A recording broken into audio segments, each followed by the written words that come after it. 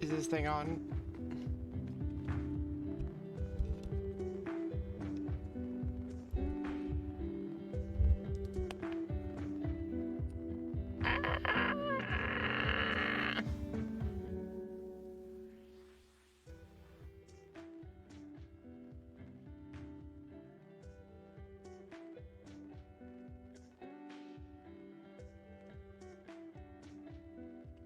Hi, welcome to the stream, everybody. Are you ready to get started? Well, test. 1, 2, 3. 1, 2, 3. Ah, welcome, everybody. I hope you're having a great Thursday. We had some crazy, well, not so crazy. Like, honestly, right now, the stuff that's going on in the US government right now, like that stuff right now, like the actual stuff that's happening right now, is pretty normal. I mean, this should be the new normal. We should be expediting things that if we know things to be wrong, if we know things need to be changed, if we know something with ample evidence, like we should not have to go through all this red tape, all these like, oh, we're going to convene at, in 3 weeks to do this, and we're going to put it on the agenda, and then it never actually goes on the agenda, and so it goes like another month or 2 or 3 or 4 or 5 before somebody actually, like, no, we should just like, there's a new something happens, something develops, somebody brings up, like introduces a resolution, or in the House, or anything like that. Anything happens, or we get new information, something unprecedented happens. There's a new, there's a virus. There's there's anything, like it should just go straight to like being talked about. People can, these people in the House and in the Senate, and in the, all these people, they should just be doing their jobs instead of like, oh, well, we need to talk about it and filibuster it because I actually don't want to make it pass because my voters don't want this. And it's like, dude, like, why does it matter what your voters want? Your voters voted you. Do we really want to exist in a government that is run on the basis of being reelected? Like, seriously, like if people elect you just so that you, like, we should not set that precedent anymore. We should not be like, you elect me, so I'm going to say do whatever you want in order for you to vote for me. Like, if people don't support you, they shouldn't vote for you. Like, if you actually want to like make positive change in the government and do all that kind of stuff, and people vote for you, like, that's one thing, because that's a different kind of want. But if people want you to do like take away LGBT protections, or, further discriminate against anybody of color or anything like that. I hate saying, people, I'm weird about the language because I don't quite understand. I've heard people say, people of color. I've heard people say black, but you don't want to say blacks. Like, don't do that. Okay, I already know that. Like I would say black people or white people, or, but then we say like people of Asian descent, and then we say like, Hispanic or Latin origin. Like, there's a whole bunch of different people on this planet, okay? Like, there is no one catch all. And also, in the end of the day, like, the people who you're talking about should be the one who decide it. It's like, if Native Americans decide, hey, like, stop calling us Native Americans, just call us natives. Like, okay. Don't, like, why would you listen to any other ethnicity about that? Like, that's the literal group that wants to just be called natives or indigenous people, like, you know, whatever you want, or just call them by their tribe, like Cherokee or Muskegee or whatever, like yeah, like Navajo, you know, like whatever the people want to be called, you know, of their ethnic group. Like why is there somebody else deciding that? So it's like I don't understand. Like honestly, I don't understand why people are so obsessed with like claiming other people's you know, like I've been guilty of this too.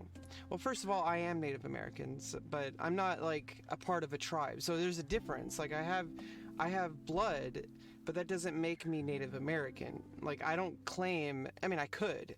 Like and I've been told by natives that like it's actually like I totally should claim it. Like that it's important because it's like this is strong blood. You know, I have Cherokee blood.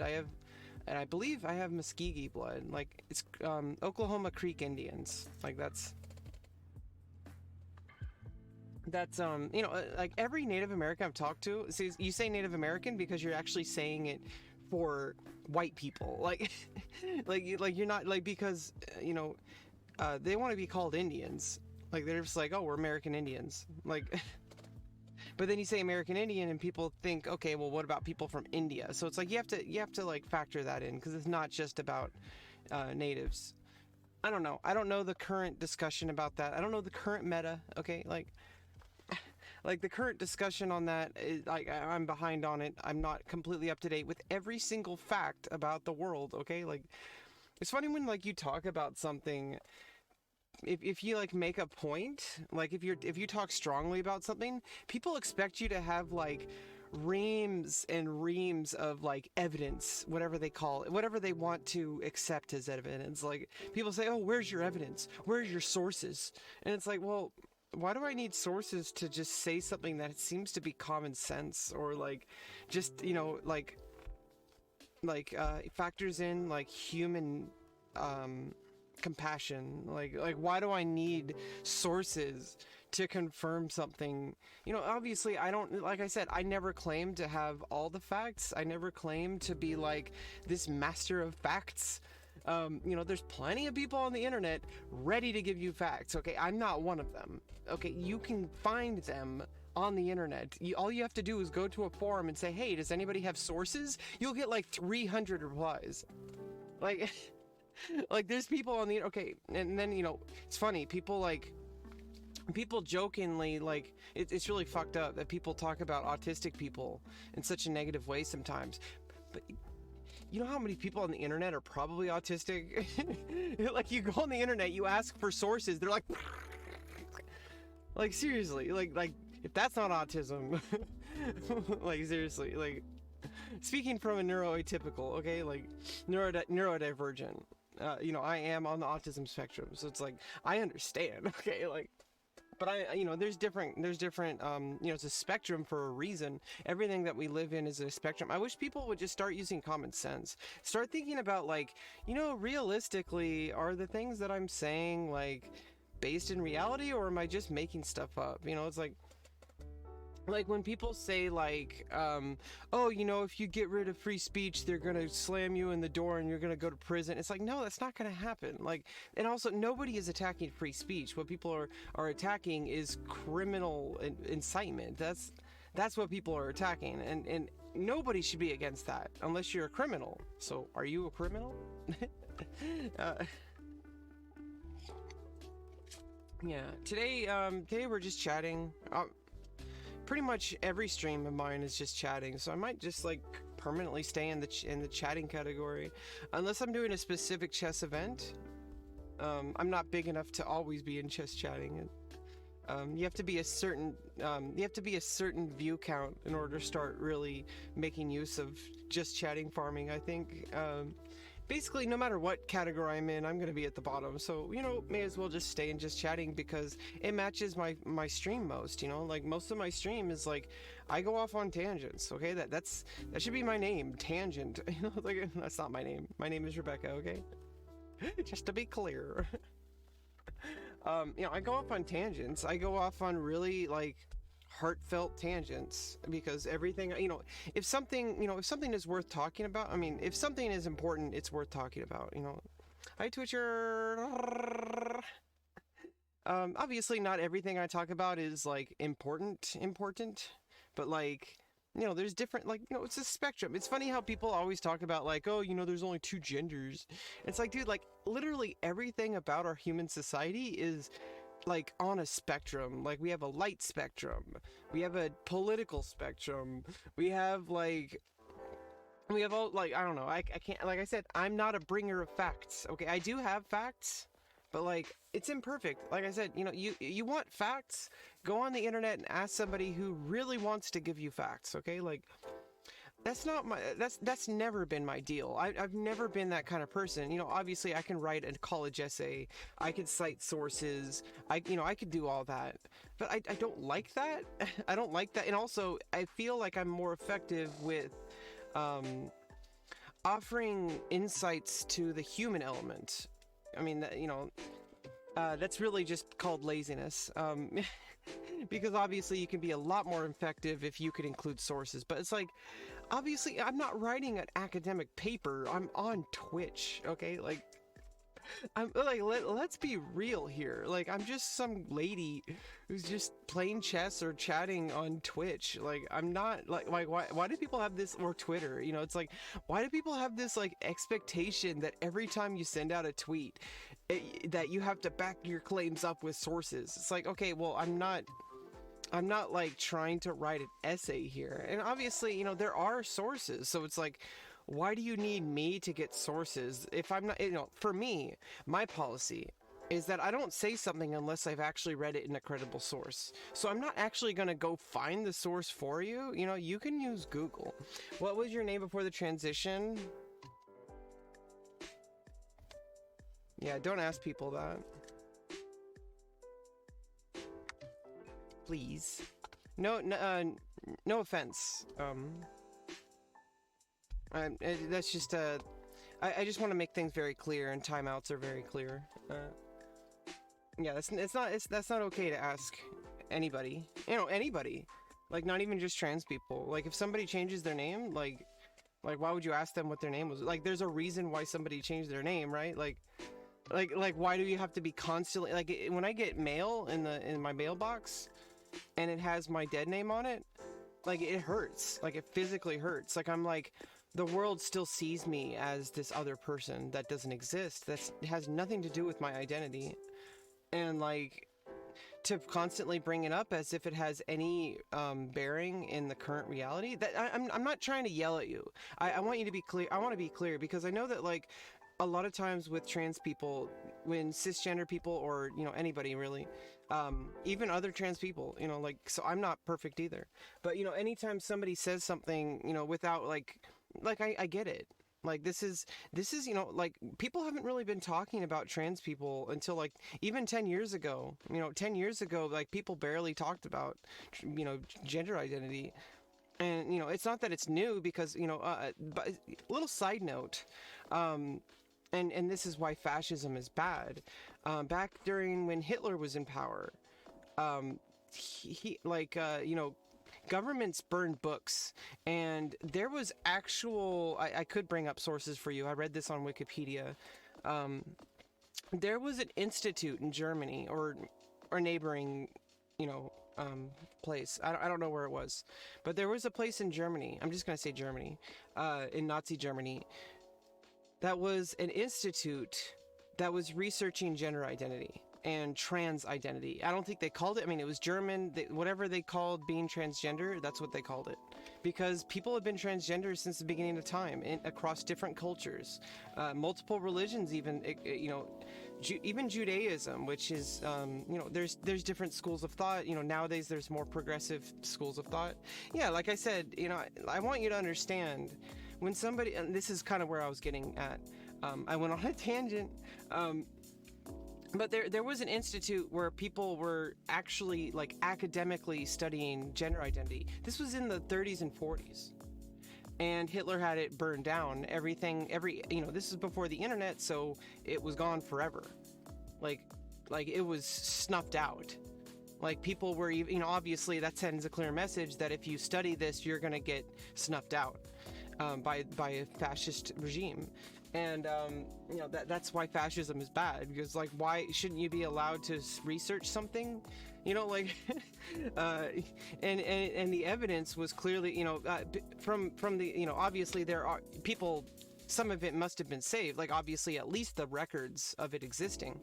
And you're not gonna like snuff something out if it's meaningless, because if it didn't have credibility, you wouldn't have to snuff it out, because it wouldn't be taken seriously. So they knew that this was legitimate. They knew, like, not like Nazis wouldn't have burned it down if it wasn't legitimate.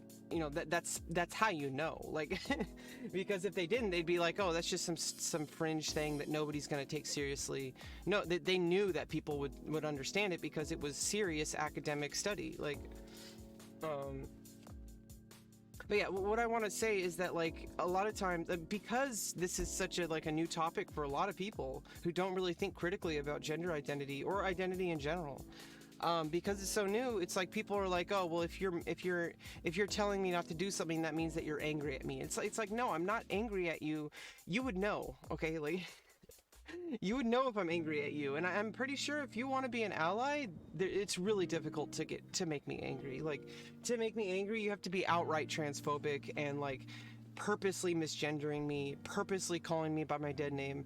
Like all sorts of, like, there's all sorts of things that, if you consider yourself an ally, you would never do. Like, it's really, I mean, maybe there's some people who get set off a little bit easier. I don't blame them. I also don't think that they should, but I don't blame them, because I understand. I understand that, like, because I have to live with it. I know what the feeling is. I know what the feeling is when people care more about a piece of paper that says who you are. People care more about some random assortment of biology as defining you. Like whatever biology you were born with, that, like, why is that what makes you who you are? Especially since, as time goes on, we've already come up with like so much advances in medicine and science. I can imagine a day where people, Elon Musk already working on like neurochips, which people jump to conclusions. They're like, oh, this is scary, this is dangerous. Like, well, we don't have proof of it being dangerous yet, and also it could help a lot of people, because it's specifically being designed to help people with neurological problems, like people with autism. Like, imagine if I had something in me that would, like, obviously it's not going to change me, but like, imagine if I could have a chip in my brain that would take away this like twisting pain every time I think about something that's difficult, which for me is, some specific things that cause me, that basically make me disabled. In effect, in all serious, like, in all, like, let's get real here. Like the things that make me writhe in pain are the things that I need to be doing in order to have a successful career, in order to actually be able to go out and look for a job and get, like, those are the things that hurt me, because it's like, it's too much pressure. It's too much like fitting into a box. And obviously, society should change, and I don't think that should stop. I think that society should stop trying to force people into boxes they can't fit into. At the same time, though, if there was a way for at least, obviously it wouldn't change me fundamentally, but if you could take away the part of my brain that causes me pain, and not take it away, but like, treat it in a way, like, it, obviously if it could be done safely. I would never volunteer to be experimented on. Then that's a matter of ethics. Whatever has to happen, people would have to straight up volunteer. And I honestly, I don't want to be one of those volunteers. And, like, I'm pretty sure Elon Musk would pay people large amounts of money for that.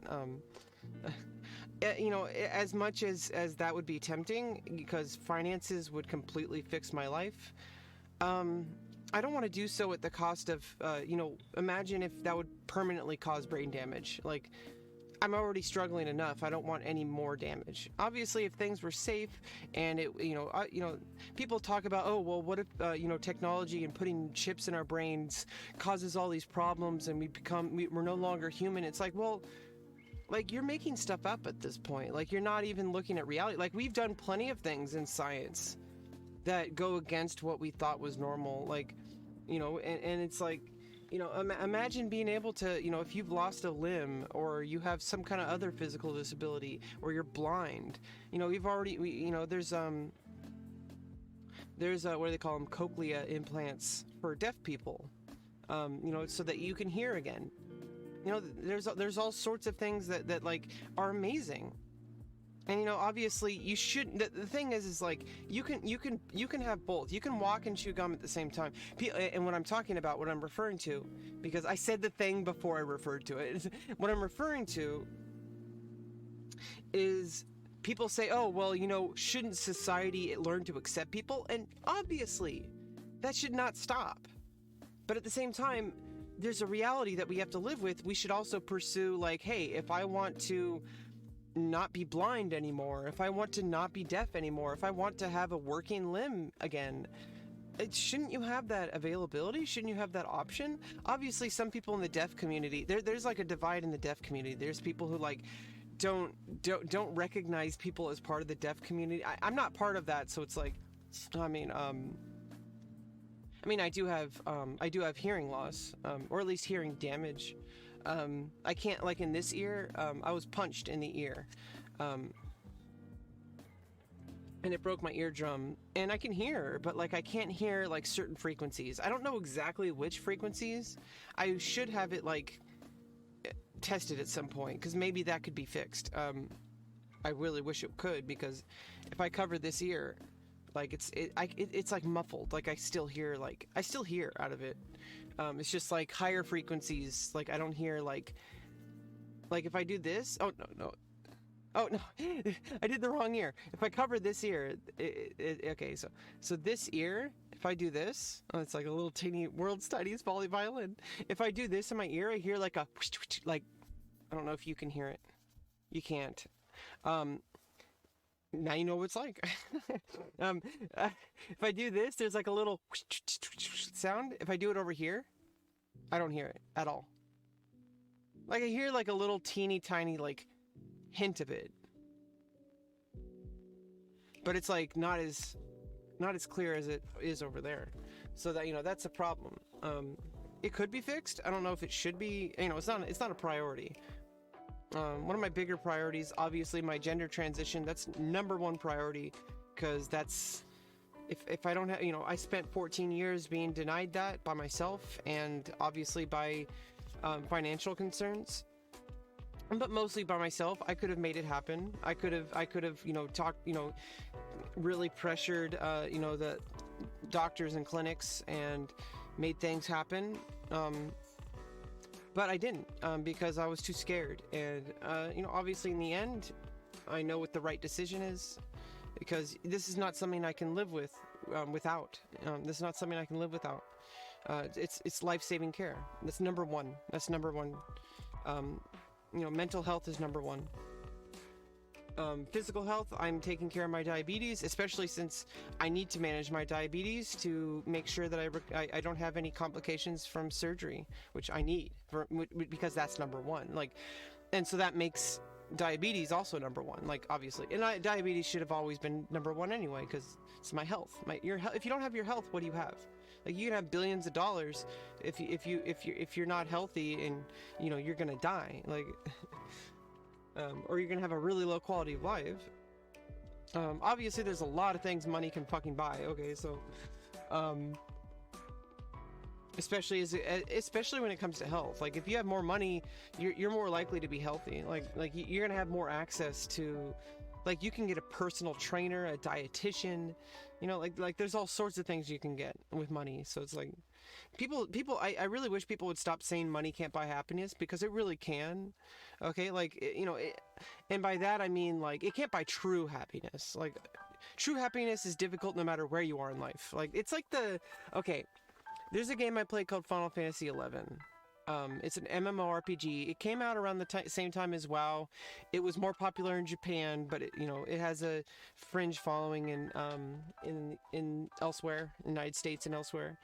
But it's basically a Japanese game. it was basically like Japanese, as far as popularity. It's completely different play style than WoW, but even today, after all the changes in current retail, but back then it was more like EverQuest, and it still wasn't like EverQuest. It had like a very Final Fantasy feel to it, and it still does. Even today, which is more based on solo, like it's more like one player game now. Basically, it's and so is WoW. Like WoW is, I mean, unless you're even doing raids, because it still feels like one player, because you can just pick up and play with anybody. Like obviously, the best content is always going to be done with your closest guild or friends, and it's like obviously that's always going to be the case, no matter what game you play. Like, but it's even in of course in Final Fantasy 11, the very most difficult content can only be done with other people. But it's just like when you create the majority of gameplay designed to be soloable, even the team content will start to feel solo, especially when it's like in WoW you have like automatic pairing. Like that's still like, it still feels like one player, because it's like you don't really feel connected to the other players in the same way as if you had to organize it with your guild, which obviously I don't know much about WoW as far as going that deep to the point where you're at total like guild level, like that's whatever. But like in Final Fantasy 11, there was items that you could buy off of the auction house, and sometimes you could only have one of them. But there was another kind of item called exclusive. So we called them rare. So if an item had there's like a yellow and a green little circle in your item, in your equipment or item, it said rare. If it was, there was a yellow circle and a green circle. The yellow circle was rare, which means that you can only have one item. And you could sell it, and you could put multiple versions of it up on the auction house, but you can only have one on your inventory, or in any slot of your inventory, whether it's in on your character or in the storage.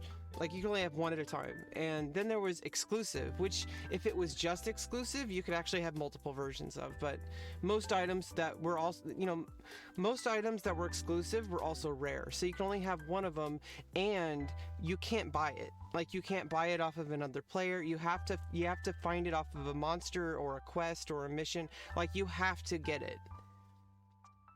And to me, that's what true happiness is. And those are almost always the best items in Final Fantasy 11. Like the very best items you have to get for yourself. Like you can't just buy them with gil, which is gold. Like you can't just buy them with currency. Like you can't just like, oh well, I'm just gonna farm for like 30 months or whatever, and then just buy it. Like and the way you farm can just be like some automatic thing that you could potentially even like cheat with a bot. That to me, being able to buy an item takes away the preciousness of the item. Because if you actually have to fight a really tough monster for it, and it's a rare drop, and it's also like you have to wait like 24 hours before the next time it has a chance of spawning, and then you have to camp it for like 5 hours potentially. It might pop on the first window, but it could be like 5 windows or whatever. And like that's, to me, that's like you earned it. Like if you get that drop, it's like, wow, I went there with my entire guild. They're called link shells in Final Fantasy 11. You went there with your entire guild, and you really put that time in, and it wasn't just you. Like 17 other people put the time in, and this is mostly classical era Final Fantasy 11. So it's not like that anymore. But there used to be a time where you had to have 18 people to fight the very toughest monsters in the game, and you had to camp them and compete them with other link shells. So there would be competing link shells that would try to be getting the same item, because the monster, it was PvE. So the monster would spawn in the world map, like regardless, even if nobody was there. And so it's like you had to find that time of death, and you had to count you had to time it, and you'd be competing with other people who want that item. And it was like it wasn't just you. If you wanted that item, your entire guild was working to get that item. And obviously different guilds, and I say guild because most people understand guilds, and most people do not understand what link shell means, so it's like I say guild. So you would go there with your guild, and you would say, and it's like some guilds would run differently. Like the one I'm in my classical server, because there's a classical server for FF11, but it's you know, but you know, it's like the one I'm in, they call themselves bid 5, and so it's like you have, you know, you have to bid, you know, you can bid for drops.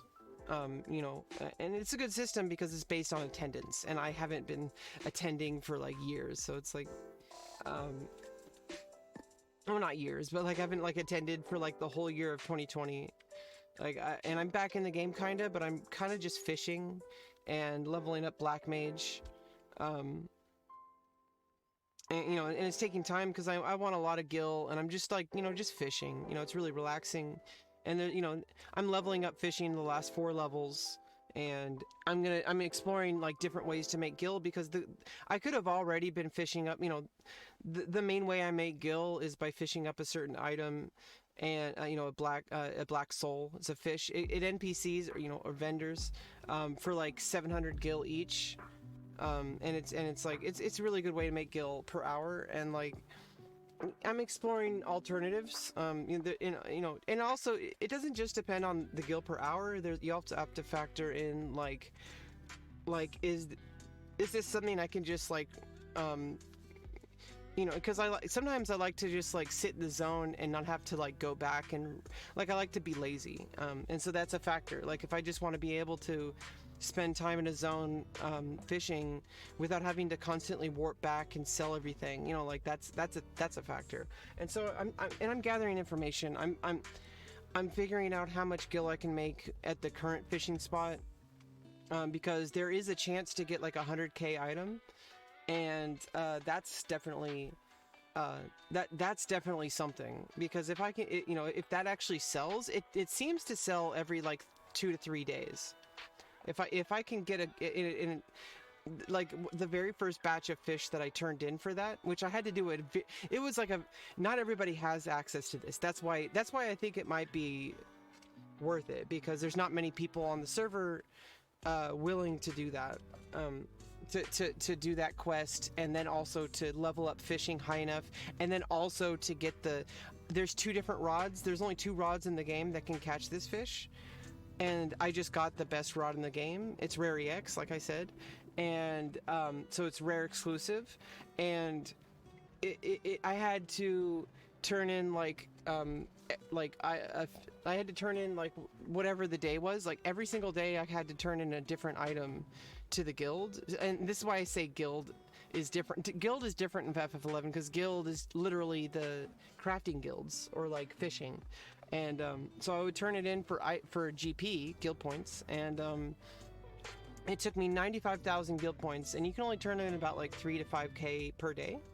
And a lot of the times it was, like I said, it was just laziness. Like I didn't even log in.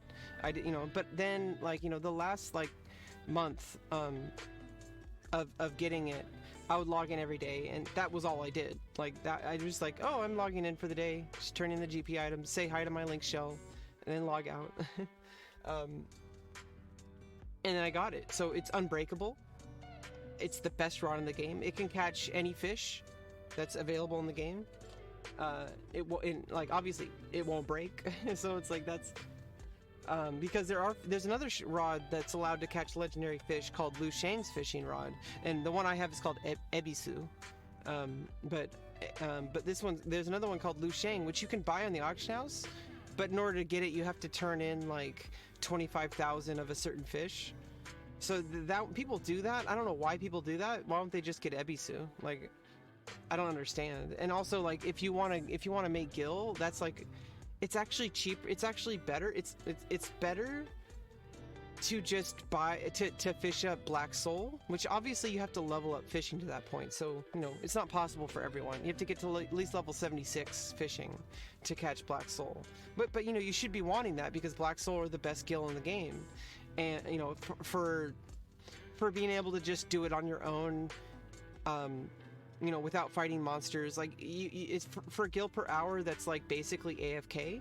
Like that's the best gil in the game. And if you really want the Lu Shang fishing rod instead of getting Ebisu, why not just sell those? Because in the time that it takes to fish up the moat carp, you could be fishing up black soul and then just sell the black soul and then buy the moat carp. Like, it's actually cheaper. Like, I mean, you're making more like, it's gonna be better. Like, you're gonna make more moat carp. Like, you can buy more moat carp than you would from fishing them up. So but I mean, I understand that some people just like the challenge. They're like, oh, I you know, they want to achieve, like I said, and I understand that because that's a real part of the game. Like, to like role play that, to like say like, I want to fish 25,000 moat carp, like that's one thing. But like, if you actually want the item, like, there's better ways to get it, and there's also a better item that doesn't break, because Liu Shang's fishing rod can actually break. So it's like, why would you want that? Like, why would you spend all that time getting that fishing rod when it can break? And obviously once it breaks, you can have it crafted to repair it. But it's like, why even risk it? You know, like, why not just get the Ebisu, which is a better rod? Like, I don't understand. But yeah, it's definitely like, I forgot where I was going with that. I was basically only trying to talk about Rare EX items. And then I went on a tangent because it's a game that it's really close to my heart. You know, I played, you know, a lot of people were playing WoW, and you know, WoW definitely won out as far as popularity. And you know, as far as Final Fantasy goes, Final Fantasy is never going anywhere. Even FF11 is still having new content coming out this year for the anniversary. It's like a, I don't know. Oh wait, yeah, it's like the 20th year anniversary. I think that's what it is. Because it came out, I think the beta version came out in like 2001. No, it's the 23 year, because it came out in 1999. Let me Google it really quick.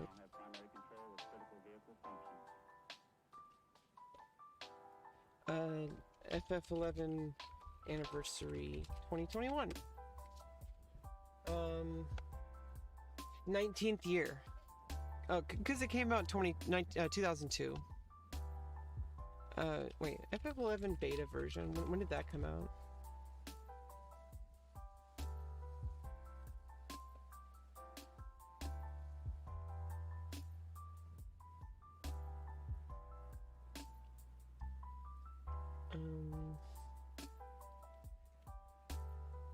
So the pre-release and beta came out in 2000 to 2001.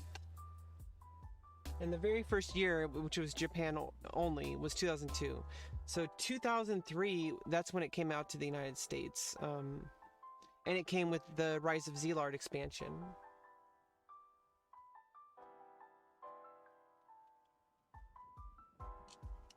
Oh, and during the pre-release, the entire user interface, like the way the chat box looked, I think I don't know if they just made mock-ups of it for the like the promo. Maybe it was cheaper than actually programming it. But like, I don't know, it's just like it completely changed when the game was actually released in Japan. And it was only released on PS2. Yeah, it was very different back then. You know, we will never get back there. I don't think.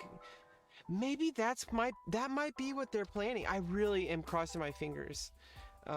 As much as I would like to continue playing Nozomi, I would much rather play on whatever official classical server. And yeah, like, Nozomi's been around for a while. He doesn't plan to stop. He has never been told to take it down by Square Enix. So it's a little different. It's you know, it's like, you know, there's certain other servers online that people like to play. Like, you know, there's certain things that you can just never get content for otherwise. You know, it's like, You know, like there's Diablo 2, Meridian, like Median. Sorry, I keep calling it Meridian. It's called Median. Like there's Median for Diablo 2, which is a mod, and it's like sometimes you can only sometimes mods are worth playing. Like, you know, people do like Ocarina of Time mods or Metroid mods or whatever. Super Mario has like the biggest mod. Like Super Mario has like the most mods played on Twitch, I think. So it's like playing game mods. Sometimes there's only one way to access it, and they're not official. So it's like, I really don't think it's there's like lines that you can't cross. Like I'm not gonna play on an unofficial server for like Rust. You know, like you know, there's plenty of options that you can go with. But when it's a game that's like 20 years old, and you can't possibly play it without playing a mod or a private server, like. You know, it's like, and if it's like completely legal, like it's not like it's a gray area, you know, it's weird, because like technically like it's not allowed, but it's definitely allowed because other servers have been taken down because they weren't following, they were doing sketchy stuff, and this guy is just a good-hearted player, and it's the only real way to experience classical. There's some other servers, but they're not worth it. People on Twitch do play on the private servers, so it's like, you know, they only play on the actual, like, safe ones. You know, there's ones that you do not want to play on. Like, it's just too risky. Like, there's places where they try to make money off of it. That's definitely not okay. Like, those will get cease and desist immediately. Oh, they're not even gonna get this. They're just gonna be taken down. Like, but it's just like, I don't know. It's a weird gray area. There's plenty of people on Twitch playing on Nozomi, so it's like. It's the only way to play classical, and honestly, Nozomi himself has said he would take it down as soon as Square Enix issued a classical server, which I don't know how long I don't know if I would want to start playing from scratch again, but it would be interesting to see what Square Enix, after 20 years of development, how they would go about making their own classical server, just like WoW did. I would love it. I would love to see how they would do it, and also if they plan to make new content for that style of gameplay. Like, that would be amazing. Like, so many people would come back. Like, I'm pretty sure everybody in Nozomi would come back, because people have been searching for that same gameplay, you know, forever. Like, because to me that was the best MMO experience ever. Out of every MMO I've ever played, Final Fantasy XI back in like 2003 to 2009, like that was like the best video game. Like, I'd never played another video game longer than that, like 6 years. And then I came back to Nozomi, which was similar. It's almost 1-to-1. It's basically 1-to-1 with how it was, with some minor changes, just because of like bugginess, and also because of you know, there's some quality of life changes, which are obviously very appreciated, but it's not so much that it completely changes the game. You know, extra storage, and it makes sense because like it's actually really difficult to have mules in you know, currently in the way the server is set up. So it's like, it's better that, you know, because you can't just like deliver items to people. So I think having the extra storage space that's probably his reasoning. That's probably why he allows it. Because what you could do before is you could just send items to yourself, and it would just hang out in limbo. You could just send them to yourself, and you'd be like, okay, well, I'll keep that there until I need it. Or you could just like send them to your mule and keep them on another character. And obviously you can do that in Nozomi as well, but like you'd have to trade manually. You can't just send it. Anyway, yeah, people do stream on Nozomi. It's very niche. It's very small. It's and Nozomi himself said if Square Enix ever contacted him, he would take it down without question. But they haven't, and I'm pretty sure they actually play on the server. Like, I don't think they would ever admit it, but I'm pretty sure that's probably why they haven't developed a classic server, is because they're just like, oh, let's just play on Nozomi. Like I mean, let's get real here. Like because, you know, obviously, you know, there's, you know, retail is great. I play on retail, so I have a retail account. I'm paying for a retail account, and I just consider Nozomi as like the classic server, just in the same way as WoW has a classic server. so you can play on either or, and I play on both. So it's like, you know, I consider that the price. You know, I don't like, you know, obviously you can play for free on Nasomi, but I feel like I should, if I'm gonna play on it, I should buy an account. And also that's how I get access to the level 99 content. Like otherwise I would never get access to it. So you know, Rebecca Lauren on Asura server, and I'm focusing on Dragoon first. It's a really easy melee. It has, you know, a really good TP. You know, obviously you can play whatever you want. They're all very balanced, and they can all do pretty much anything you want in the game. But it's like I'm gonna focus on Dragoon first, just get it like mastered and get like get at least some best in slot gear pieces, or at least start a huge list of upgrades, because that would make any other job I would want to focus on easier, that, you know, because I would be able to do certain content to, like, you know, get stuff on Dragoon and then slap it on like Black Mage or Red Mage or whatever, and then upgrade those slowly once I get them like to a point. And, you know, obviously there's certain, you know, anyway, there's a lot of stuff involved in that. You know, like you have to farm capacity points, which you have to do on that job. So it's, you know, compared to classical era, which, you know, merit points were the main thing, and which you could farm on any job. You could do, you could form together a party on Bard, for example, and you could use the merit points that you get on any job other than Bard. So it's like, that was actually really good, because some jobs were terrible for merit point farming. Like, you know, there's jobs like Beastmaster, which is a solo job, which is very strong, and it's good for like doing like soloable stuff and like farming other stuff. Like you could like, because you have like a little beast friend, you could like, it could tank for you and stuff like, you know, you could do stuff. And if you get a whole bunch of Beastmasters together, they could do some really cool stuff in a small group, which otherwise you'd have to get like a lot more people for. And or, you know, it would just be less efficient. You know, being able to just summon your own little pet and do really good damage for relatively cheap is, you know, because you just have to buy the pet items, and, you know, like that's really cheap, and you just melee. But anyway, like, those aren't really good for merit point farming, you know, unless you're like willing to put in the time to solo, which sometimes that's actually worth it, especially if you have like, if you already have like a group that you do merit points for on your Bard or something that you like static with. And then like in between you'd be like, okay, well, I can also get merit points slower on Beastmaster, but I could also farm like an item that could make me gil. Then it's like, well, now you're doing two things, and you might not be making that much gil, and obviously you're not making as much merit points, but you're kind of like, it kind of makes up for it because you're doing two things at once. So sometimes that's what you want to do. Like, you're like, okay, well, I can make some gil and merit points just by farming, and, you know, like on Beastmaster. So that's one thing you can do.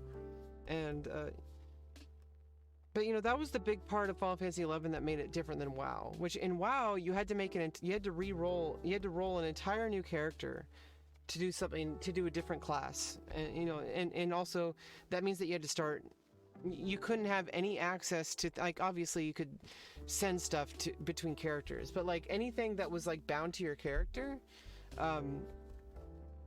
like, you won't have those, you know, like so it's like it's kind of different in Final Fantasy XI. You're playing the character, not the job, and you just have different jobs. You have different roles that you can fulfill depending on what content you've unlocked, like depending on what you've leveled, depending on what missions you've done. Like, you do all these missions to unlock content, and then you could get content for, you know, whatever jobs you've leveled up. It's like the best MMO experience. Like, it's the best PvE I've ever experienced. I could not get into EverQuest. It just felt too much like World of Warcraft, honestly. Like, it didn't feel like Final Fantasy XI. Like, I tried getting into EverQuest. To be fair, I never played back in like 1990s era EverQuest, so there's that. I also never really, the only one I played was EverQuest Online Adventures. And I'm like, yeah, this is interesting, but it's not Final Fantasy XI. Like, it just wasn't the same. It felt like World of Warcraft. and I just didn't particularly enjoy that kind of like, you know, it's just like it's too much autonomy.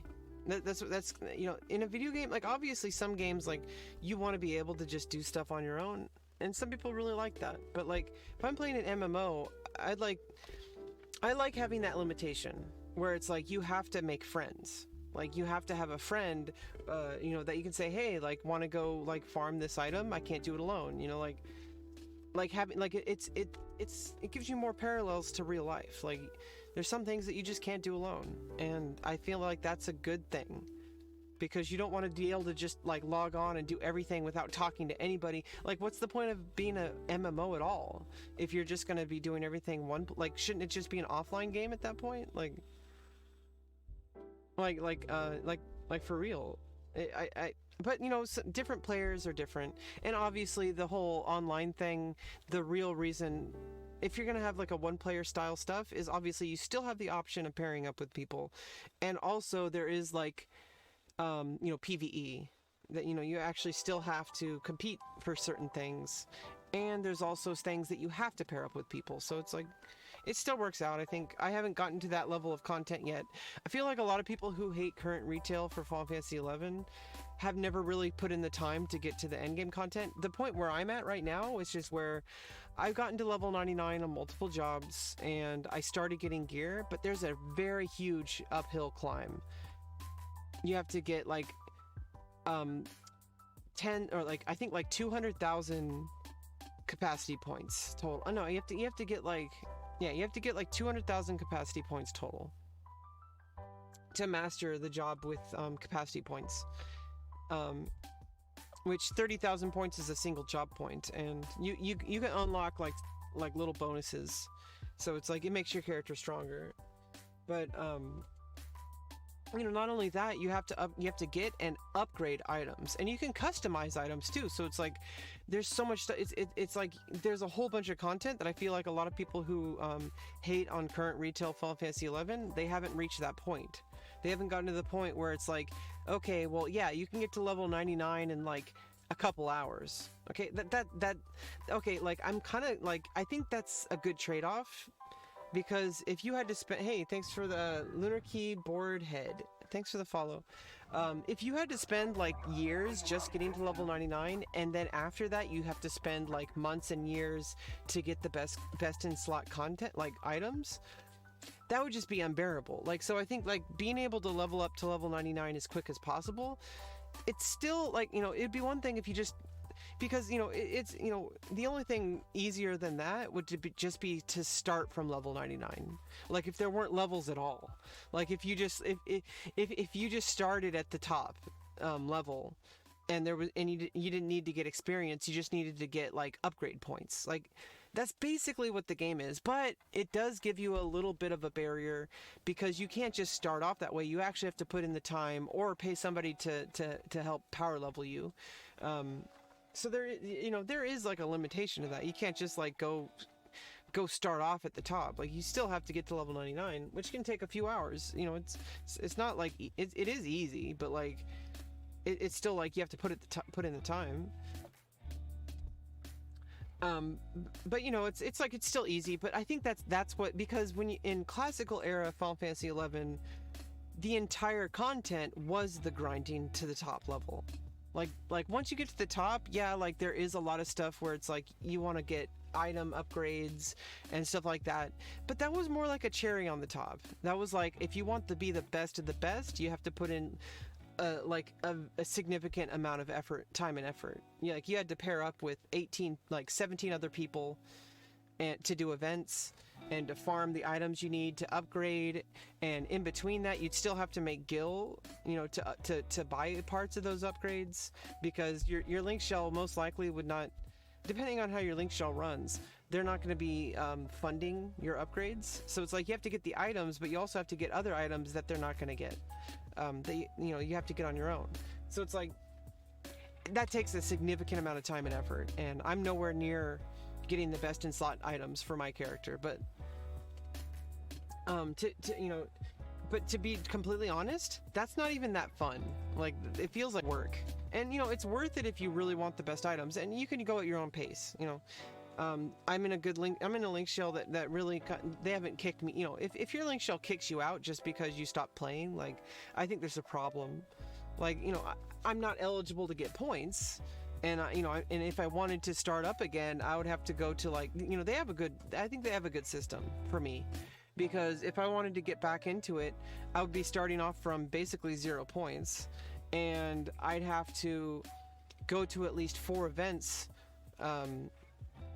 Before I would start gaining points again, and people would obviously, I think people would be willing to compromise to help me with points.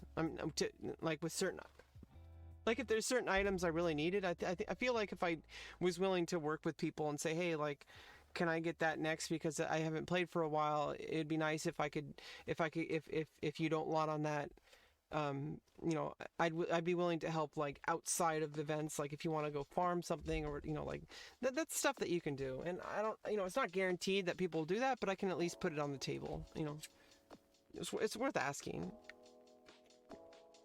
I would never expect anybody to favor me, like that. I never expect favors in video games. Like, I always like to be fair. This is why I never lend out items. I tend to not accept. I mean, obviously, if somebody's going to let me use an item, I'm like, I'm just like, obviously I'll be 100% like honest with them, and also I'll give it back, when they need it. But I don't like it. I don't like I don't like being, like, responsible for somebody else's item.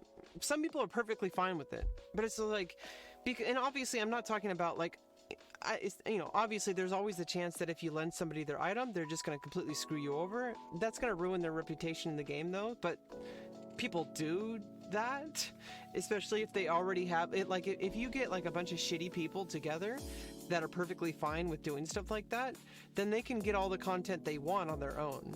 It's not a bannable offense. Like, if you trade an item, you put the risk on yourself. Like, it's a contract. Like, like you're basically saying, I'm okay with trading you this item, and if they don't trade it back to you, they did a shitty thing, but, like, you didn't have to trade them the item, and there's actually no recourse for that. It's your risk. Most of the time you can trust people, but at the same time, like, if you're not willing to lose that item, just don't trade it to people. Like, honestly, that's my policy. I don't lend people gear. And I usually don't accept lends. I'm like, no, it's fine. Unless somebody doesn't care. Like, they say, like, yeah, I don't care. You can, but I'll give it back to them. I'm not going to take it. But I think most people who are willing to trade items accept that they could lose it. And, obviously I don't want to ruin my reputation in the game. So it's like, I'm not going to do that. But I like the idea of being in charge of myself. Like, I like being able to be like, I earned this item. I bought these items, or I farmed this item, or whatever, and I like that, because it makes you feel like, okay, well, I didn't have to rely on somebody else to lend me the item. And also the thing is like, the problem with only using gear, or mostly using gear that people lended you, is that if you have to give it back, you're screwed, because now you don't have a backup.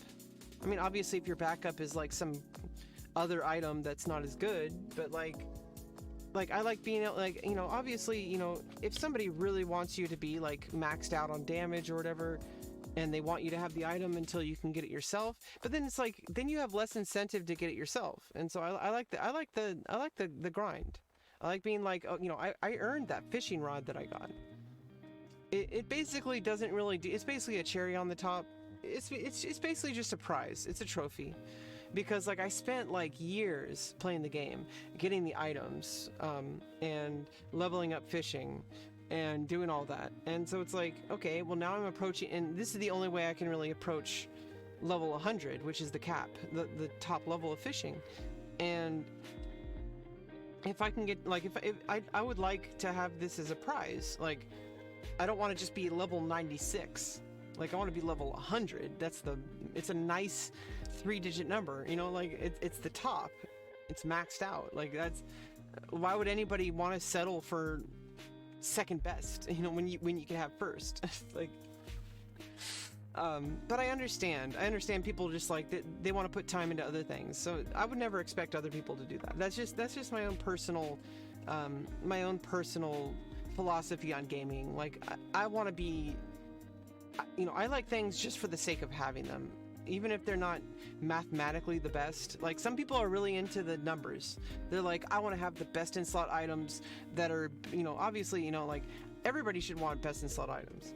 But if getting those items takes away my enjoyment of the game, I'm going to put less, like obviously I still want them, but I'm going to put less effort into it. Because obviously, my enjoyment of the game, like what's the point of playing the game if you're not enjoying it?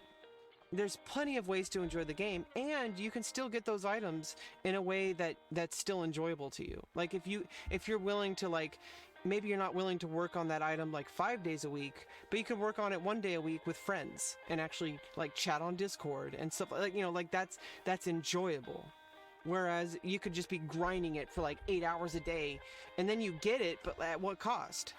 Like why? Just because you got it faster? And then you just feel like you just wanted to get it done with. Like, I just want to get it over with. And it's like, what's the point of playing at all? Because there's going to be another item. There's always another item. It's like this dragon that you're trying to chase. Like, if you had all the best items in the game, you'd be done with the game. What would be the point of playing other than just logging on to just mess around and socialize? Like, obviously that's fun, but... And also the trophy. Having these trophies, and other players are like, wow, like this player got all these items, and they like look at you and they say like, wow, that's amazing. Like that's one of the few people on the server who has that item.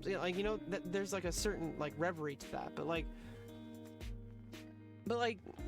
shouldn't like the journey be enjoyable? Like if you're like waking up and you're like, oh, I have to farm that stupid item, and you're logging in, you're like, and you're complaining to your guild or whatever. And you're like, like every single time you play, like why are you doing this to yourself? Like, and especially if you're paying a subscription every month to do that, like, I don't understand. Like, there's always going to be another item. If you get that item, there's just going to be another one you have to get, or you're going to have to upgrade that item, or it's like, dude, like, slow down. Go at your own pace. And if you like that grind, then that's your enjoyment. Like, if you love grinding, then that's the reason. Like, if you hate it, then try to go about it a different way. Like, you don't have to get it tomorrow. You can get it like a month from now, or, it's even longer. Like, why, like, shouldn't the whole point of the game be like, you're in control? Like... And also, yeah, I understand that like sometimes certain items you have to commit something. There is like a commitment, and that's what makes MMOs a lot different than most games. Obviously it's a lot of people complain about like WoW and stuff like that because a lot of the gameplay has been changed to allow people to just pick up and play whenever they want. And that's useful in the sense that like, yeah, it's good if you have a busy life, you want to be able to play, but, and there's a big but, you do that at the cost of removing a very specific part of the game that makes it worth playing, which is the commitment, which makes it a lot like the whole reason, to me, the whole appeal of MMOs is that they're not like other games, is that they're closer to real life. That's the whole idea of playing an MMO, is that you log on to a fantasy world that parallels life. Obviously it's never going to be like life, and good thing, because it's a game. But like at the same time, like you have to earn things and you have to work together with people. Like that's what makes it good. And for a lot of us, like people like me who have trouble with social, I use it to improve my own life, because it's a place that it's like a sandbox. I can log into my video game and say, oh, I have to work with these people. I have to talk to these people. I can't just be a jerk. I can't just say whatever I want. Like I have to earn these things much in the way I would have to earn them in real life. And I know it's hard for a lot of people, especially non-gamers, to understand, but it's a very real thing. And if you take that away from an MMO, you basically like kind of cheapen the game, because now it's just like, okay, well, basically anybody can get that item, and you can do it without like a group. You can do it on your own. Like, or you can get it alternate, or there's alternative methods to get it. Like, it takes away there's a thing called illusion of progress, which, if you read like fantasy or sci-fi or any fiction, the illusion of progress is really important in storytelling. And the illusion of progress just means that you feel like you made progress, and that's really what you're aiming at in a video game or in a story that you're writing, or whatever. That's really what you're aiming at, because like you could have like obviously in real life there's actual progress, and like that's important, but like in a video game or a story, like you want to feel like satisfied that like there's like this like juicy part of it where it's like you get that like if you just like logged on and like fought like a really easy monster that takes like 3 hits, and then you got like the best item in the game, like you'd have the item, but like what would be the point? Like okay, well, it cheapened the value. But if you had to like spend like months grinding away some special item that only drops 0.003%, and in order to fight that monster, you had to fight like 100 different monsters that took a whole bunch of teamwork with like 17 people, and then you could only do that once a week. And then you spent all that time in between, like, okay guys, we need to get all these items. In order to do those fights, you had to farm these items in between that you could only use for entry. And then like during the fight, you would need medicine that you would pop to make you stronger and to heal you. And there's a chance you could lose, because it's a war, it's a battle. Like that, you're in the battle and you're with your team and you're on Discord and you're chatting. Aw, thanks for the happy birthday bits. Thank you, Set W. But if you have to spend all that, and like that's gameplay. Like that's what gaming means to me. And this concludes my essay, What Gaming Means to Me. Oh, thank you, Rebecca.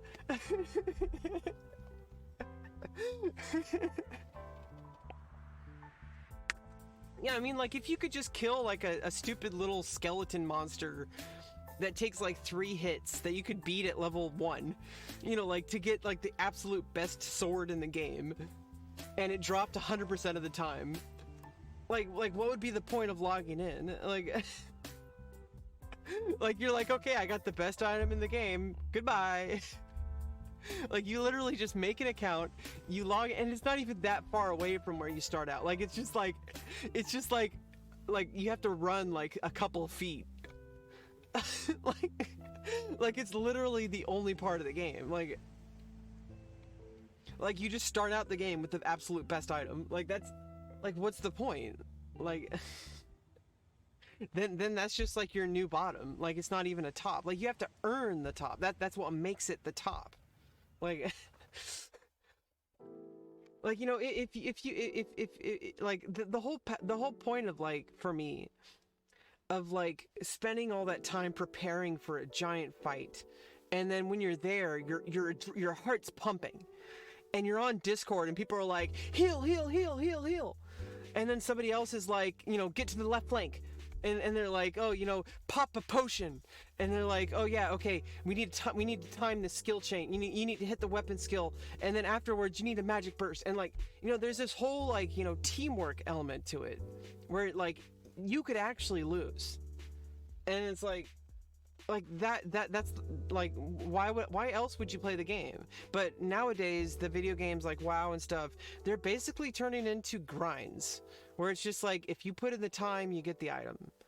And it's like, I understand, like, because it can be fun, like, obviously people play it for a reason, but like it takes away that element of the game to me. And maybe I'm missing a lot. I've never gotten to the end game in WoW. I've never gotten to like that point where, like, and then there's other things like getting transmogs, like Asmongold stuff. Okay, like, I understand that there's a lot of appeal and there's stuff that I'm missing out on, so I don't have all the facts. Like I said at the beginning of the stream, I do not have all the facts, okay? Like, but I do have strong opinions, and just because I don't have all the facts doesn't mean I can at least state how I feel about something. And obviously, the difference a lot of people might confuse, like, the difference is I'm willing to change my beliefs based on facts, or at least reanalyze them.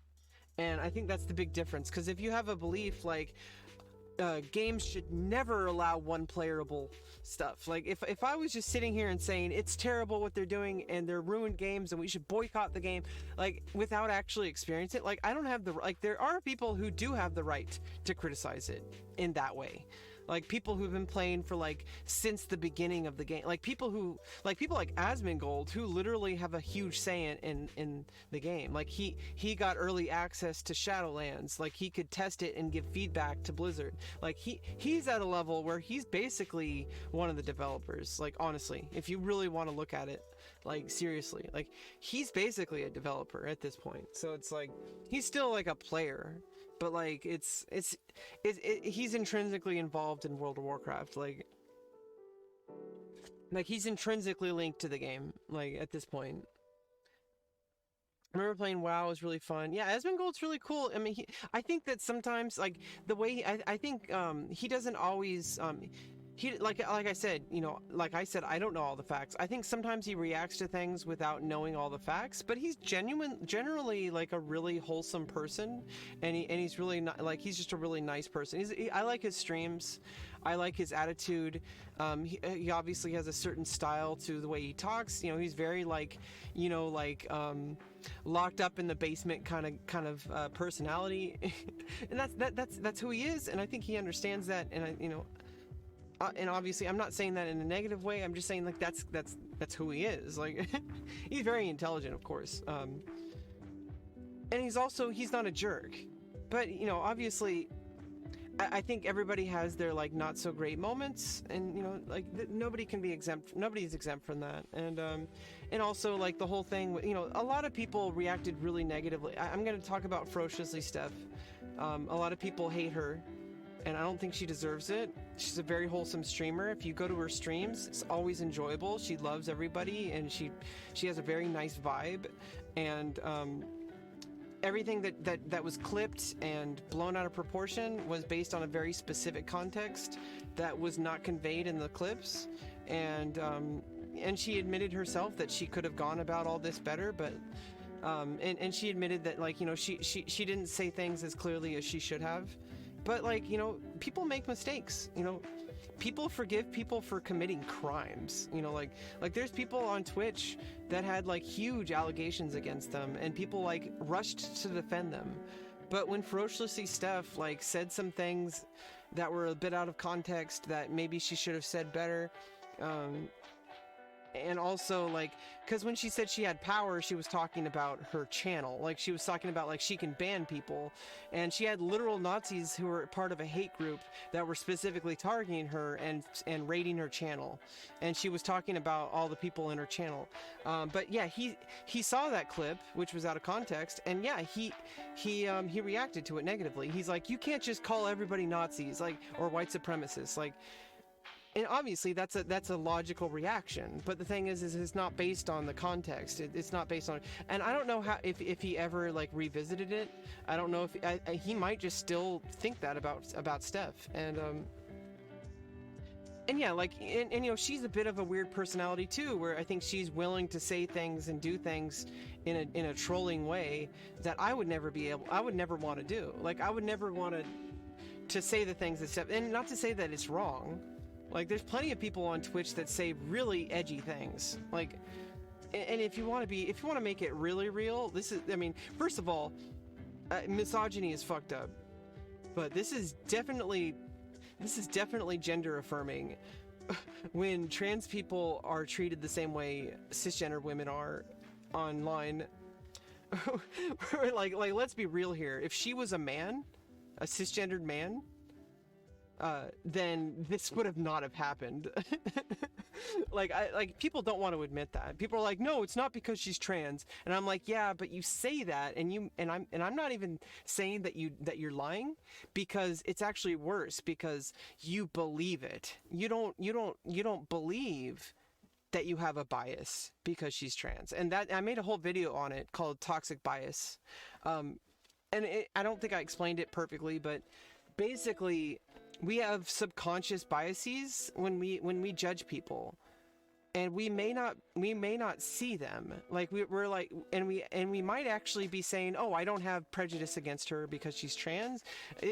I'm saying this because she's just weird, and you know, she's a furry, and like, and first of all, why are you judging furries? Okay, like furries are freaking awesome. Okay, I'm not a furry, but like, why are you judging people? Like people do all sorts of weird stuff, and being a furry is not 100% sexual. Sometimes it's not sexual at all. Like, but even if it was just sexual, like, why are you kink shaming, bro? But but like, you know, there's so many other weird kinks out there, like getting peed on. Okay, like some people are into that. Okay, like, geez. What are you trying to say, Rebecca? You like to get peed on? No, but yeah, like, but then people are like, oh, you know, it's because she like is trying to abuse her power as Twitch safety counsel, blah blah blah blah blah. You know, it's like, yeah, you're saying that, but ask yourself, like, be real with yourself. If she was a he and was just like Ms. Kiff, or you know, like a straight up like just cisgender white male, straight up like the very stereotype of Twitch nerd. Like, if she was a he and was just like everybody else on Twitch, would this have happened? In the way, I mean, it may have happened, but in the way that it did.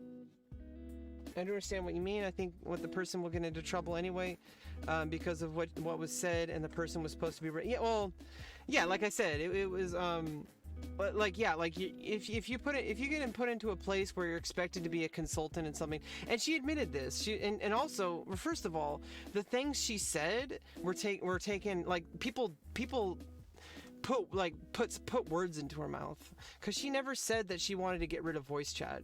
She said that there should be there should be steps taken so that people have the option to not use voice chat, but because if you completely, because obviously we can all just mute our mics, but the thing is if you're playing in competitive play where you're trying to be like at the very top, like in like even maybe in an esports, like a professional esports setting, you should have the option to not use voice chat.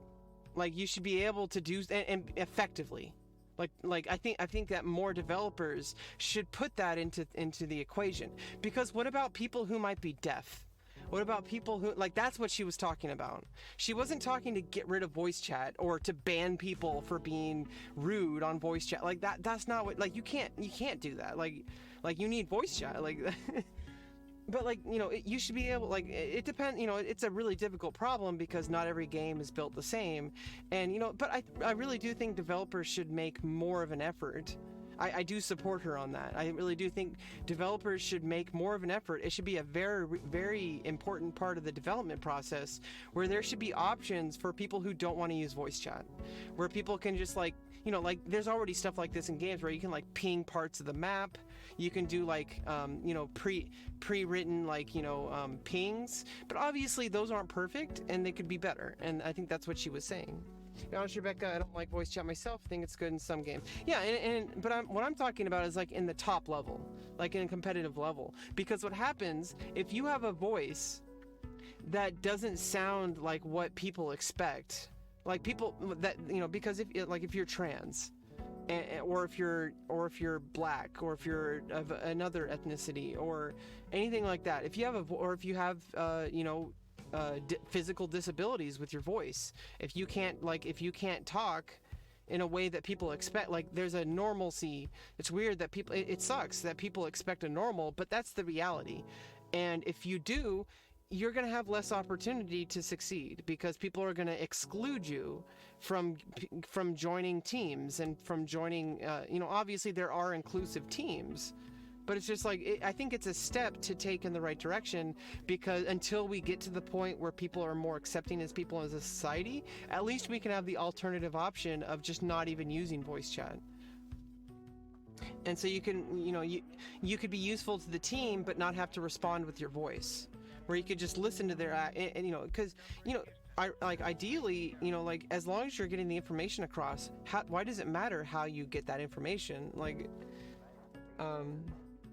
yeah, people can be super toxic. Yeah, and a lot of people I've talked to on voice chat are nice, but sometimes I jump into Discords and I just get a really bad vibe. There was a Discord, and I've talked about this on stream before. I'm not going to name names. I'm not going to name the Discord. I'm not going to name the people involved. And it's a person I really liked, and and I really do think the people in the Discord wanted to be a trans ally and all that kind of stuff. But I really do think that upbringing and physical location on the planet, like I think that really does have a very negative impact on how people treat people. And even though they wanted to be allies, the stuff that they said to me and the way they treated me, I felt really uncomfortable in their voice chats. I felt like I was being talked over. I felt like people were saying rude comments and disregarding my concerns with them, because I would voice those concerns. And they would just say, "Oh, well, I'm not being transphobic. You're just being like, you like," they were saying like, "You need to react better." And I'm like, "Are you gaslighting me, bro? Like really? Would it be possible to use the chat in competitive play?" And that's what I'm talking about. Is there should be more of an effort to work, because that's a problem. And if you know a problem, you can work on it. And it might not be perfect, and I don't know if it's possible, but at least we could like make more of an effort to make it better for competitive play. Because right now it's just like you have some access to some pre-written commands and pings on the map and stuff like that, and depending on the game that's not always going to be an option, but it's definitely something that could be improved upon. And I think that's all she was she's made it very clear multiple times. I mean, her tweets made it clear. I read the tweets. I didn't get any confusion from it, but people just blew it out of proportion because people get really emotional. They're like, "Why are you trying to take away voice chat? Why are you trying to take away voice chat?" And it's like, she's not trying to take away voice chat. Like what the fuck, dude? Yeah, people, you know how people are on the internet. It's a giant game of telephone. Somebody screenshots a tweet, and then they retweet, "This is why," like, and this is how it works. And it's not, but because, and I do think that there was some bias specifically because she's trans, because there is ingrained transphobia in all of us, including myself, because I grew up in a transphobic world.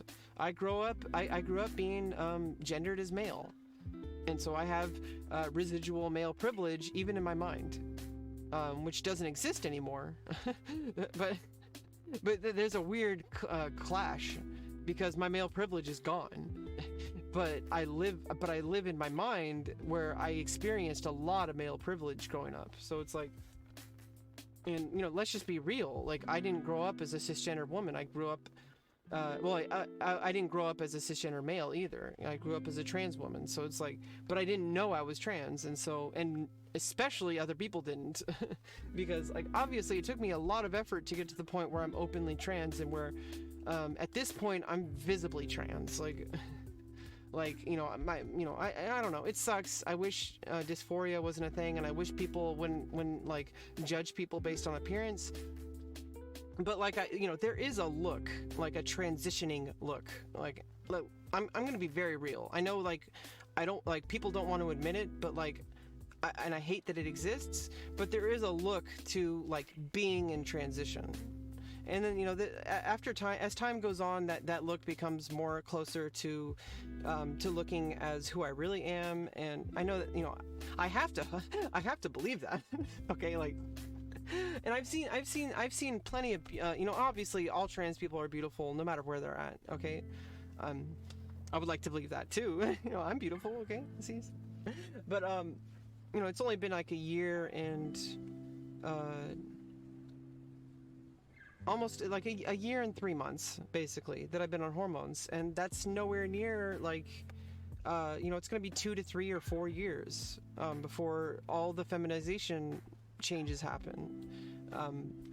It takes time, and that there's real, that's why they call it transitioning. It's like my boobs are smaller than they could be, and like obviously and fat distribution, it does change things. Like, it's changed things in my face, in my cheeks, my eyes. It definitely changes your eyes, because my eyes look so different. They look a lot bigger than they did before I started hormones. Yeah, people take drama. A lot of the time, drama can be a useful tool, because then it's like people are talking about the people involved, and sometimes some really bad things can happen, but sometimes like it's just temporary, and sometimes it could be lasting. I really wish that people did not treat Steph the way they did, because she's still, I mean, I don't think she's struggling. I think she has a very, the way she runs her channel is the way she runs her channel, and she gets a lot of hate, and I understand, because I get that kind of hate too, and I ban people too. It just sucks that like people, like she could be a lot bigger on Twitch than she is. Like she was in the spotlight for so long. Like, every big streamer was talking about her, and yet there's this like campaign to cancel her, and she doesn't deserve it. She's an amazing person, and I love her streams. She does not deserve that level of cancel.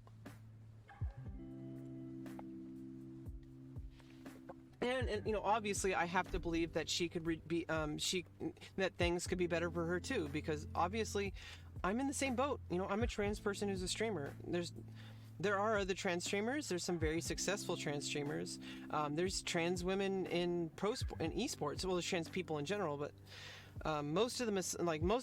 it's because of misogyny. Like it's doubled down, because it's not just that I'm trans, but I'm also a trans woman. So it's like I have two different things against me, and being a woman on Twitch or in esports is already pretty bad. And then also being trans means that people are just going to not even accept you for who you are. People are going to call you a monster. People are going to call you an abomination. People are going to refuse to accept you as a person and actively attack you. So it's like, people do this to women too. And honestly, people do this to men as well. Like this, it's not like it only happens to trans women. It's not like it only happens to cis women or all women, because when I say women, it's cis women and trans women. Because like it's not just cis women that misogyny affects everybody, including men. Because if you support women, then you're looked at as a beta or whatever. Like it's fucked up. It's fucked up that if you support women, you're seen as less of a man. It's ridiculous.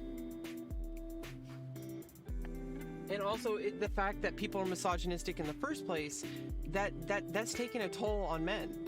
Like the fact that you live in a world where you're expected, or like, basically in a society that grooms you to be a toxic person, like that you basically didn't ask for. I mean, you're born into a world, like I was raised around this world, I was raised in toxic masculinity. I was toxic masculinity. Like I was toxic before I knew, and even when I knew I was trans, I was toxic. When I was trying to force myself to identify as male, around 2015 to 2019, I was toxic as fuck. So like misogyny affects everybody, but it definitely affects women. But it's like, it's almost, there's a weird conflict, because as a trans woman, it's gender affirming when misogyny happens. Because it's like, oh, well, I must be a woman because I'm affected by misogyny. Like, wish that everyone would respect each other, but I know that it's a dream. Yeah, I mean, we want these dreams, but, we have to work within the realm of possibilities. And, there's a lot of things that might be possible. We didn't know that we could land on the moon, and now we're thinking about Mars. Like there's all sorts of things that can happen that we never believed, that we never thought possible. So it's like there's a lot that we have to hold out hope. We can't just say this will never happen. We're never gonna have equality. We're never gonna have acceptance. Like you can't do that. Like you have to have hope, but also you have to be able to work within the realm of your current situation and to have the best situation, the best outcome. By the way, I haven't asked. This is the first time I asked this since starting the stream. Is my volume okay? Can you hear me okay? Is the music too loud? Do I need to raise the input? Do I need to raise the volume for my mic? Is everything perfectly fine? It's hard to tell with just the levels. Good. Okay. Yeah, for some reason I see the levels on my mic and it doesn't look like it's high enough. Even though it's not peaking, it's not going into the yellow and everything like that. Like I don't know why. It's at the top of where it should be. Like it's almost at peaking, but it's not. See, a lot of the times I bring it up too high, where it's starting to go into yellow, but it's still too high. And so it's like just before that. So I don't know. But you can hear the music okay. It's not too quiet. And music's really not supposed to be. I mean, it's just like, DMCA free lo-fi. So it's like it's more supposed to be like just something to have in the background anyway. So yeah, it's just it's definitely a problem, and I did cover a video on Steph, and she went on Healthy Gamer GG, and Dr. K, I think I think he's evolving with his understanding of trans identity. I think there is a lot of transphobia inside of him. Just because somebody has transphobia, like I said, I have transphobia, and I'm trans. Okay, like there's always, there's ingrained transphobia within everybody on this planet, and I really do think that he's learning, because I think he's equipped to be able to be more compassionate, and he's coming from a place of healing and from understanding. But he did say some things on his interview that I don't think he should have said. Like I think what he was saying would apply to cisgender people maybe, but like, cause he was saying, why do we even attach to our gender? Shouldn't we just be thinking about our spiritual? And, because he's coming from a place of his religion, and, I understand that, but I think it's also really insensitive to start talking about, to basically insinuate that a transgender person's identity doesn't have meaning, because it has meaning to me. It's my personal identity. It's my own personal spirituality, like, as well. But I think he went a little too hard on that point. And he also, he has beliefs where I think it's just like nomenclature, because I really do think. Hi, Annie Pro, welcome back. Because he says, like, in the interview, he was saying, like, I really don't think that we should pursue happiness. And I think what he means is like empty happiness, like just buying fast food or doing drugs, or, like doing all these things that like make us think that we're happy, but actually are just like dopamine hits. And I think what Steph was talking about was true happiness. And that's really what Dr. K was talking about as well. He was talking about true happiness, which is earned through, commitment and responsibility and true, like, actual connection with people and true accomplishments, and like having pride in yourself and your work. Like that's what happiness is. And that's what Steph was talking about too. But also, it's like, if something makes you happy, why is that a bad thing? As long as you're not hurting yourself. But like, obviously, people get drunk. It doesn't make it healthy, but sometimes it's good for your mental health, just to go out and get drunk. Okay, like sometimes you need to do that. And I don't, some people have a personal choice where they want to be abstained from alcohol or for drugs. And obviously there's a lot of drugs that are very poisonous, and shouldn't be taken, but sometimes people, have chemical dependencies. And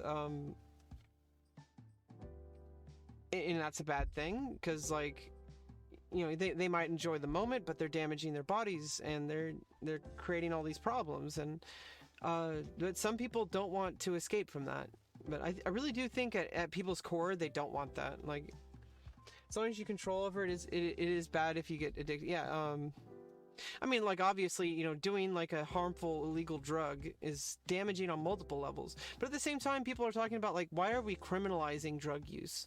Like, it only encourages illegal drug trafficking, which also enables human trafficking. So it's like, there's all sorts of problems. It's just like when we had prohibition of alcohol. I talked about this the other day. I think yesterday even. When there was prohibition of alcohol, like, it invited mobsters to bootleg alcohol and sell it under, and even police officers and lawmakers, like, even the people who were charged with upholding the law were committing a crime by going to speakeasies or accepting payments and bribes, like, from the mafia and like from the mob. And like, it's just insane. Like it's like, you can say, like, I make a stand, we're not going to allow alcohol, and then but like in reality they were accepting it completely. Like why don't we just work with reality instead of like arbitrary statements of morality? Like, I'll leave the view, I have homework. Oh yeah, no problem. Yeah, any pro. Never watch my stream in favor of something that will help you. You know, like if you want to do your homework, that's a responsibility. You know, like I don't want to be responsible for you avoiding your homework, but sometimes we do need to take a break, and that's why, you know, I'm never going to judge somebody for taking the time to support me. But if you know you need to do something, I'm gonna put trust in you, because you're in charge of you. You're capable of making your own decisions, and I respect whatever you do, whether you stay or whether you go. But if you know you want to go, you have control over that. You can close the app, you can close the browser, whatever. As for me, I struggle with being overweight. I need to stop eating healthy foods. Yeah, I need to start exercising for real. That's a problem too, because sometimes like I really just want to eat. You know, I'm diabetic as well, so it's like I need to eat healthy. But sometimes I'm not. You know, I don't eat healthy all the time, and it's just frustrating sometimes when it's like you really want something and you can't really make it happen. But I try. You know, I try to, and especially with my depression lately, it's been really hard for me to leave the house. And a couple days ago, I went like on like a 15-minute walk, and that was the first time I've left the house for that long, besides to like for exercising, in like months. And I just feel so sluggish. I really wish but it's really hard for me to get out of the house and to get out of bed, even to get up to this chair, like to sit in this chair and talk to you on stream. It's a huge deal. Like, yeah. I'm like, you know, I'm gonna switch more into like a multitasking. I'm gonna be doing some chess puzzles while I'm chatting. Sometimes you know, I like to focus on I like to kind of shift gears throughout my stream. Like sometimes I just chat, sometimes I chess and chat, sometimes I just chess. So it's like, you know, I don't know. I'm not going to change categories. I really don't think I need to. I don't think I should, because I don't like the commitment of only having to focus on chess. I really, honestly, multiple people have confirmed this. It really doesn't matter what category you want on Twitch, because in the end of the day, Twitch isn't built for discovery. So I stream for the people who already discovered me. That's what it should be. Twitch is a platform to stream to your audience, not to find. And obviously, once you start growing, it's like the rich get richer. Like if you're at the top 100 people are more likely to see your stream than the bottom 100 people. Or actually, no, I think it's actually worse if you're in the middle percentage, because then it's like, if you're at the bottom percentage, people could like sort the view by lowest views, and they could see you on the bottom. But if you're at the top, people can sort by highest viewers, and they can sort. But if you're in the middle, like if there's like the top people have 10,000 and then the bottom people have like 0 to 3, but then like anybody who's like 4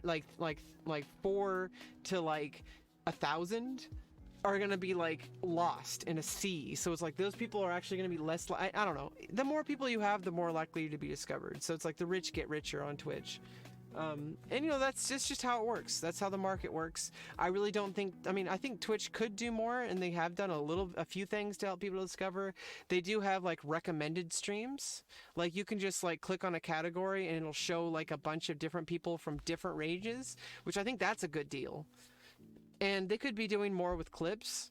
I think they could be curating clips a little bit better, because right now, like most people, you know, they should do it within the platform, because there are sites that like curate clips, but like LSF is generally like that's only top people, you know, like I really think that there should be like a randomized clip viewer where you could just start like you know, and also customize it by category. Like imagine if Twitch made a clip viewer where you could just go in and say, I want to see everything in Jump King, and but also you only want to see things that are by like I don't know, like you could set criteria like by tag or by whatever, because you want to like see only ASMR Jump King clips. And that might be like only like 3 or 4 streamers that you would have never found if you didn't do that. So it's like, imagine being able to find unique, interesting streamers just by watching random clips. Streaming games that you enjoy is the most. Yeah, I mean, obviously, I enjoy playing chess. I also enjoy talking about issues that are important to me. One of the huge reasons why I'm trying to grow, obviously, to become a stronger chess player and to become a more well-known chess player and to be a, pun intended, a mover in the chess community. It's very important to me. I want to be involved with the chess community so I can make the chess community a better place and a more accepting place. Because it's been a locker room, it's been a boys club, forever, and that's changing. Because it should be, because chess is not just for men. People are like, oh, chess is supposed to be something that men can go to escape women. It's like the whole idea, the whole concept that men should escape women, like... But, obviously there should be men-only spaces. Like, honestly, like, there are women-only spaces. There should be men-only spaces, but not when it comes to, like, things that men and women can perform at. When it comes to, like sports... like chess, like there should not be separate, or also in the workplace, like those are not the places those should be happening. There should be other places where only men can go. Like if men want boys club, they should make boys club, but it should be like, it shouldn't be like things that it should be like, I mean, like a bath, like a public, like the gym, like like if you only want to work out with men, there's options, like, because if you don't feel comfortable working out around women, like, you should have that option. But obviously it doesn't exclude open all gender spaces, like, but if you want to be like a boys club, like, do that in places that don't harm other genders, like chess, like pressuring women to not play chess, because it's not really, like, obviously legally anybody can play chess in the open section. It's not limited, like, officially, but like there's this mindset that a lot of these men have, where it's like, if you see a woman in the chess hall, like, you're gonna, like, either people are gonna flirt with her, or because they're like, oh, well, I'm attracted to women, so that makes it okay for me to just go up and talk to her as if she's a target. It's like, it's so disgusting, like, that men don't see a problem with that. Like, there should be like more respect and understanding that, like, just because you're attracted to someone does not give you a right to automatically assume that they want to date you. Like, control your feelings, okay? Like, that should be normalized for men, because it's not acceptable. That's not acceptable behavior. But besides that, there's also, like, and this is true, this is what I'm saying, toxic masculinity isn't just about how men treat women, it's also about how men treat other men, especially younger men.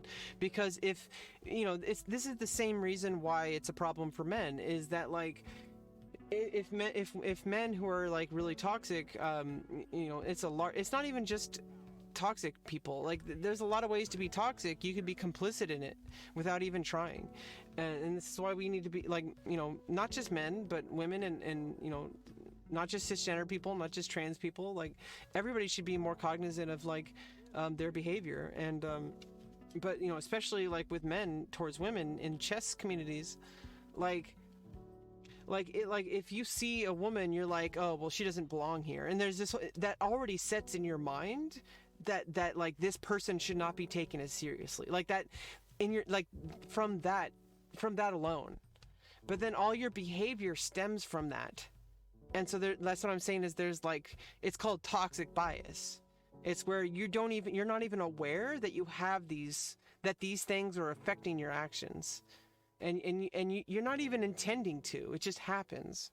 But I mean, sometimes it's very deliberate. Like, people will see a woman or a kind of more effeminate male, or, like, this usually happens. Like, this used to happen where it's like, it still happens. I think like if you're like a really skinny guy and you wear glasses, or you're like like not as like muscular or whatever, like men say, hey, you're a girl, and like the whole idea that being a girl is something to be ashamed of, like that alone. But like people call it like, oh, you're being a bitch, or you're being a pussy, or you're being like, they're all gendered.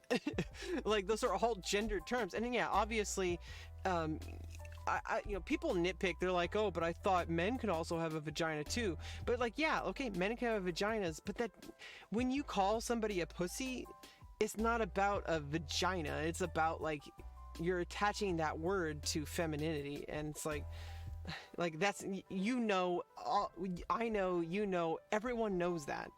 And it sucks when debate lords start to like say, oh, they're all like, but you said blah, technically, well, technically. And it's like, yeah, technically yes, but in effect no. Like because there's a very clear reason what men mean when they call somebody a bitch or call somebody a pussy. Like there's a very clear meaning, is that basically the meaning when they say that is that being anything other than manly, whatever arbitrary attributes you attach to being manly, it really is arbitrary.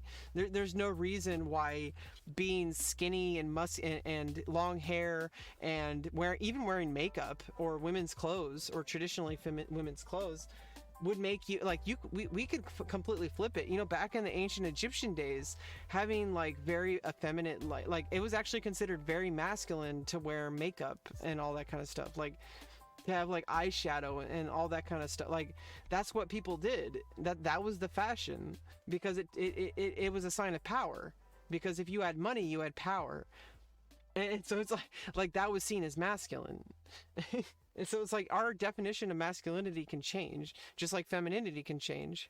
But like, it's like it's like it creates all these subconscious cues inside your brain. And I know this because I grew up with these subconscious cues, because I was, regardless of who I am as a person, because I am a woman, and I always was inside, even though I didn't know it, like I still existed in male society. I was accepted as male. I was like, I was hazed in society. I was bullied, as a male. So it was like,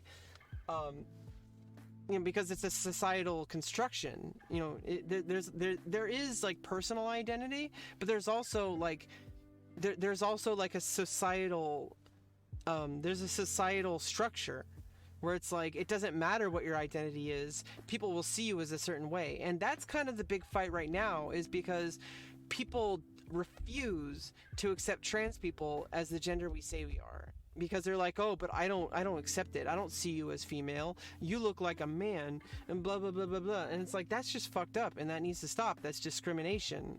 That's openly refusing to accept somebody's identity. That's an issue that people don't see sometimes. That we judge people all the time. That's what I've talked to a friend about, that we judge people all the time, even if we don't want to. Yeah, it's subconscious bias or toxic bias. I call it toxic bias when it's something that specifically, because we all have subconscious biases about many different things. But if we want to dive in deeper and make it more specific, toxic bias is when those subconscious biases create a toxic environment for yourself or others, or allow more toxic behavior to happen as an enabler.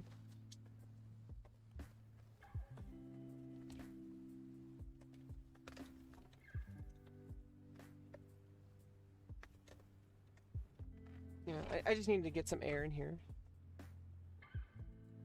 I need to be careful unplugging the heater, because if I unplug the main power line, it unplugs my computer.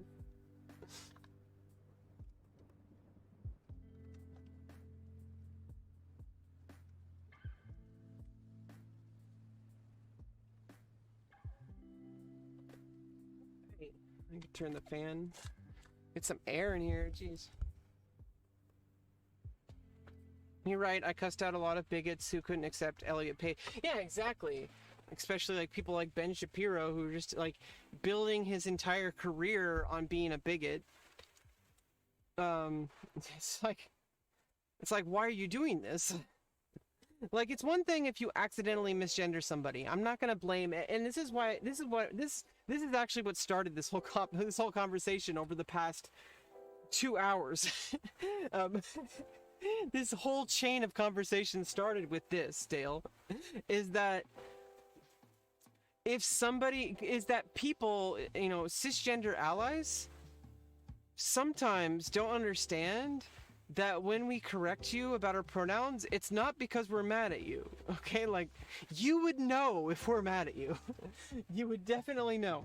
But it's just like, it's because, but the problem is that there's this stereotype of the angry trans person.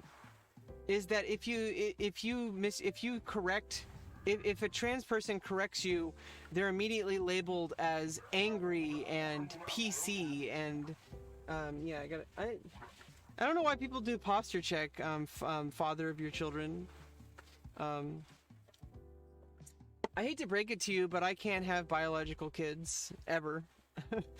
So, I mean, technically, before I get my surgery, it's possible, but I would have to go off hormones for a long time, which I'm not going to do.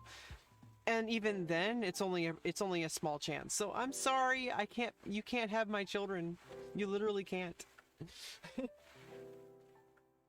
And and even then, you would have to have ovaries in order to be the father of my children.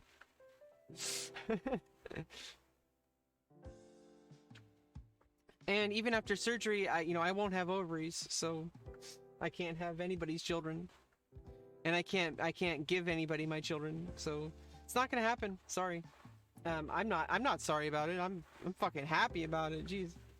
That means that, like, I mean, obviously you need to practice safe sex, but like, it also means that there's absolutely 0% chance that I'll have kids. Like, obviously now, there's a chance, even though I'm on hormones, which after a week of hormones, it's been like a year and 3 months, but even after a week, your sperm count like dies. So can I use channel points to make you brush your teeth? Hey, fuck you, man.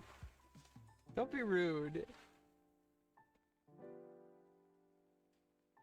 I'm literally drinking coffee. Why would I brush my teeth before I finish my coffee?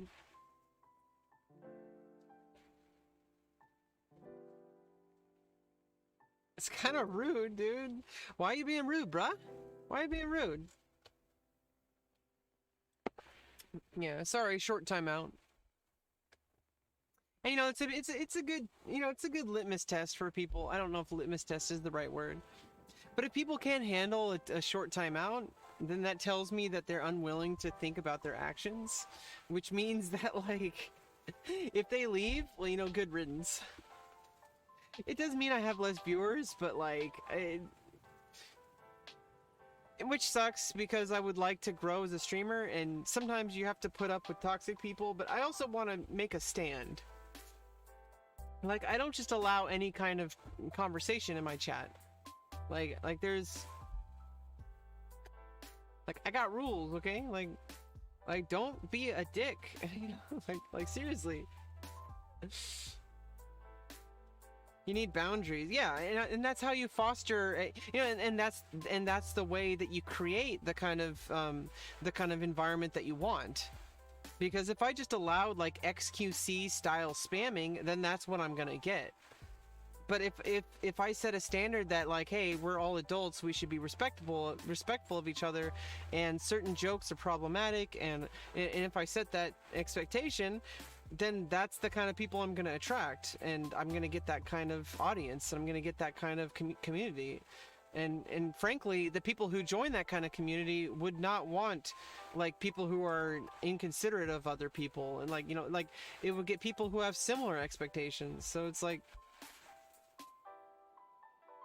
yeah, it means that, like, and obviously no matter what kind of community you build, it's almost impossible to grow on Twitch. So it's like, not like it really matters, like, no matter what, like, and if it doesn't matter, then I may as well build the community I want to build, right? Like, isn't that the whole point? Like, I'm setting my flag on the land of Twitch that says, you know, if you build it, they will come. And you know, there's a lot of people online, and there's a lot of people in the world in general. And in fact, I'm not simply only on like I'm not solely on Twitch. Like I exist outside of Twitch. So it's like this Twitch stream is just a single part of my identity and of my social presence. And I'm trying to build something that's bigger than just Twitch. I'm trying to build something that's bigger than just my local community. Because I could be a member of my local community, and be a part of a newspaper or whatever. And you know, public speaking and all that kind of stuff. Hey, thanks for the follow, Lunar. Who's Lunar? I don't know. This is like the third person I've seen with Lunar in their username.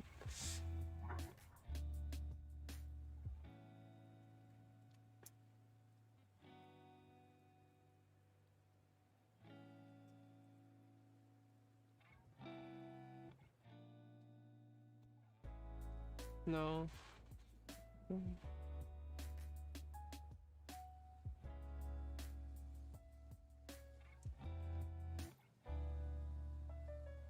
Bishop and a queen for... I mean, a bishop and a rook for a queen.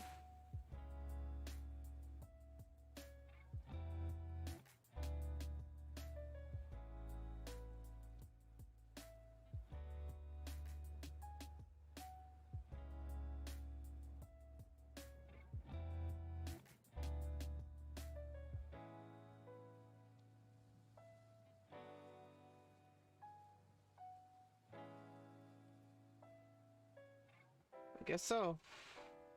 I guess in that position, that's a good trade. It's just like a bishop and a rook and a queen. A rook and a bishop is like, that's like 8 points, but it's 2 pieces. So it's like, it's 1 point less than a queen. So I don't know if that's actually a fair trade. Like, honestly, it must be in that position. You know, at least according to the engine. Otherwise, it wouldn't be in the puzzles. But it must be in that situation, because I guess maybe I could do something with the queen and oh, because I'm gonna take the rook. Okay, never mind. It's because after that I'm oh no, because I just traded the bishop. Let me look at it again. Okay.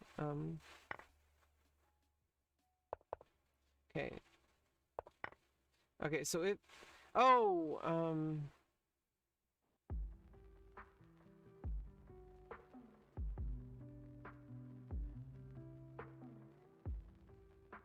there's something I can do after that? Check. Because you're still going to be able to defend the rook. And the rook's already defended by another rook. What am I going to pick up after you take? Because I just lost 2 pieces for the price of a queen. Oh no! Because I got, yeah, I just lost I'm going to lose 2 pieces for a queen. There's still rooks in a battery. And you know, there's 2 pieces and 2 rooks. Those could potentially be stronger, but like there must be something. I need to look for something in this position. Because after rook takes queen, now I only have a rook and a queen and a bishop versus 2 rooks, a bishop, and a knight. And I guess I could try to create a passed pawn. I could check. King can move to protect the rook.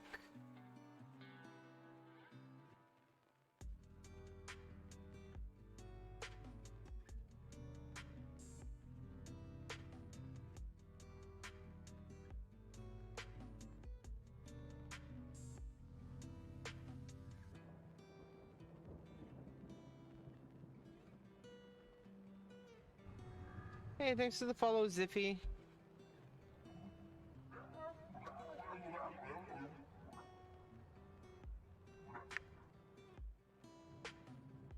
It's just, what am I going to do with that bishop at that point?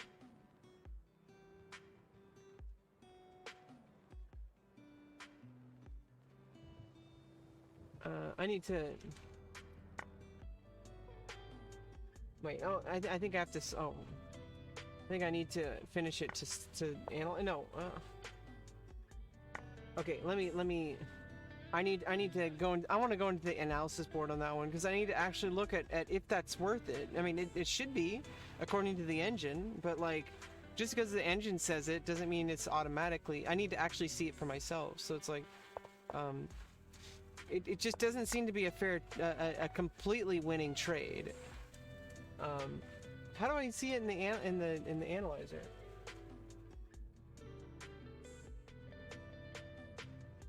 Oh, let me look at the game. There we go.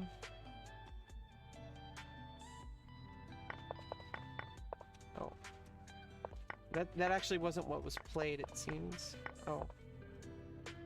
That wasn't what was played. They didn't play the, Oh, wait.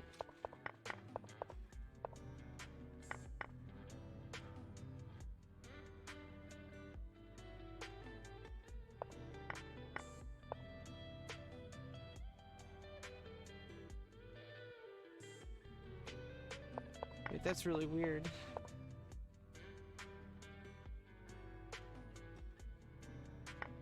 Okay. And then you check. Oh. Yeah, it leads to checkmate. Okay. I didn't see the checkmate pattern. Okay, so you just check. That's really hard to see though. So I don't blame myself for not seeing it too much. Hi Zippy. How you doing? Yeah, just kind of taking a break from talking about. I talk about topics all the time, like different topics. I was talking about like, well, first I was talking about Final Fantasy XI and MMOs in general, and how like there's like a big divide between people who want really good PvE content and, you know, content that takes like teamwork and hard work, and people who just want to play pick up and play. What is your favorite game? Chess.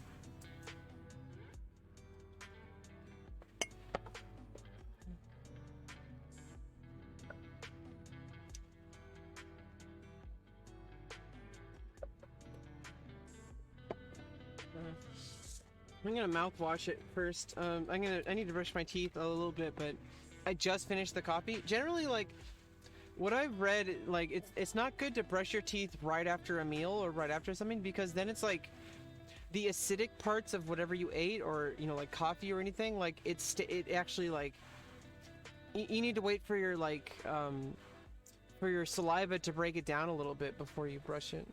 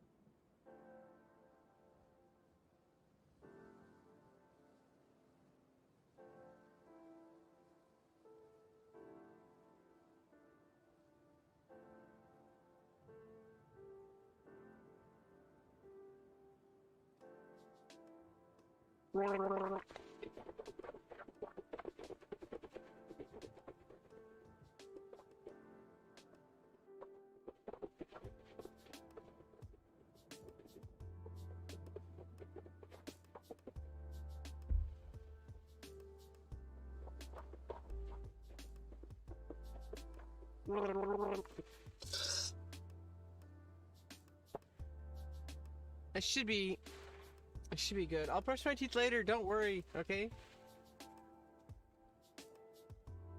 I know you're just trying to look out for me.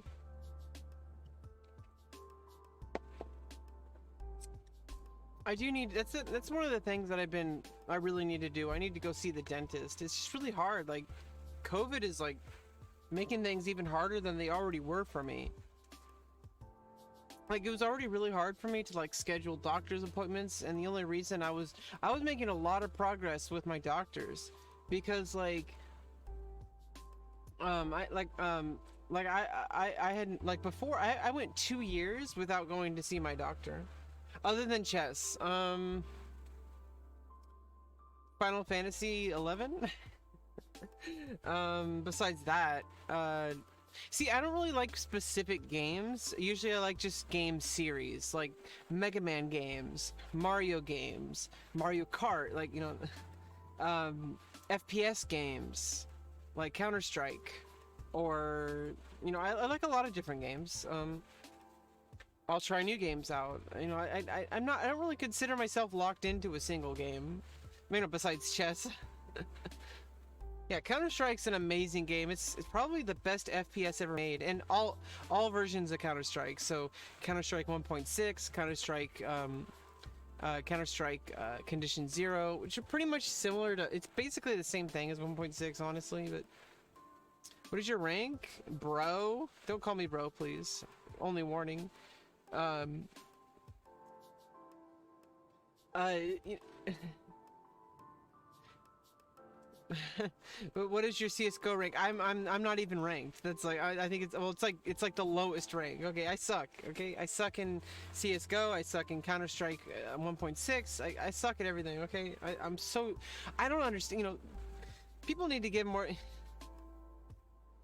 People need to give more respect. Um, People need to give more respect to people who get to a very like high level at sports. Like at esports, like Counter-Strike, FPS games, like stuff like that, because it's extremely difficult to get good at these games. I played Counter-Strike over the, like, obviously not in a very dedicated manner, otherwise I'd be better, but like I played Counter-Strike over the course of my life, like since I was like 13, okay? And I'm turning 33 tomorrow, okay? Like I used to play Counter-Strike. I used to come home and like play Counter-Strike for hours, and like I would stay up like till like 4 in the morning or 2 in the morning or whatever playing Counter-Strike. I shouldn't have. I should have been going to bed, but that's how it works sometimes. That's how it goes. Um, but it's like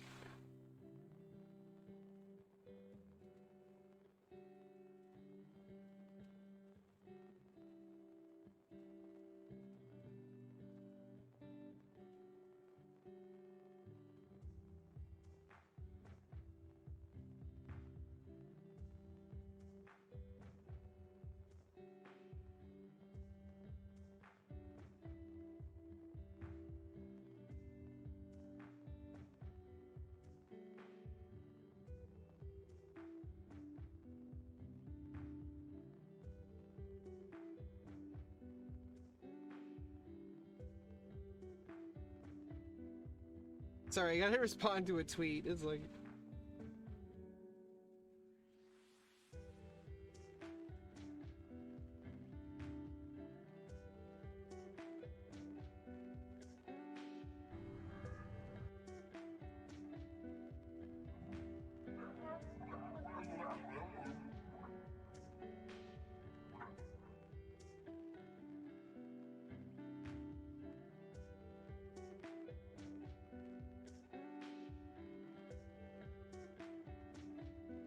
thanks to the follow 23. I'm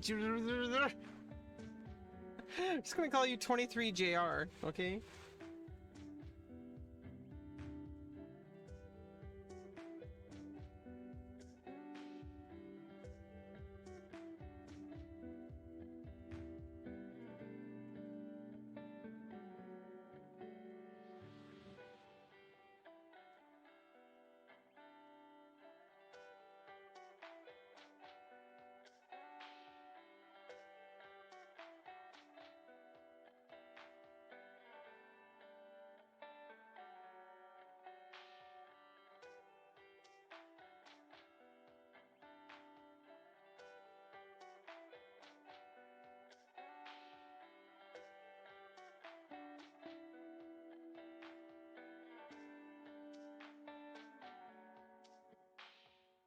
Yeah, so there, uh, yeah. There was a tweet about cryptocurrency, and I'm like, I'm now able to withdraw from Binance and delete. It was Mike McDonald. I don't know what's going on with Binance. I don't really know what's going on. Maybe there's some kind of political idea, or maybe it's just a joke, or maybe it's just about like crypto in general. But now able to withdraw from Binance and have deleted my prior tweets, not at their request or anything like that. So I said, people so obsessed with crypto, like, yeah, I get it, that it's got to be invested in to work toward a future where it's a currency for multiple reasons, and I believe it will be better over time. It will be better over time as a main international currency.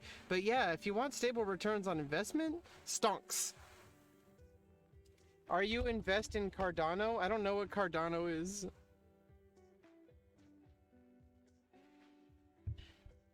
I need to I need to delete and resend that tweet because I had some typos.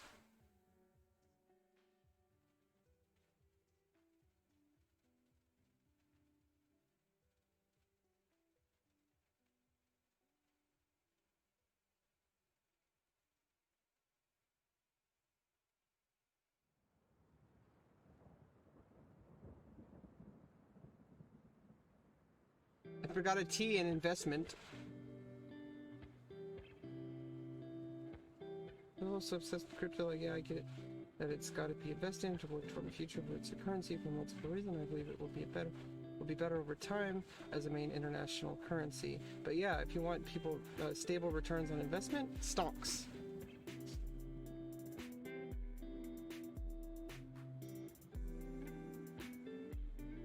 I hate doing a typo on a tweet, and like I need to fix this. I need to like proofread my tweets before I click send, because I hate like copy pasting, like copy delete paste and edit a tweet. Like, I want to send a tweet.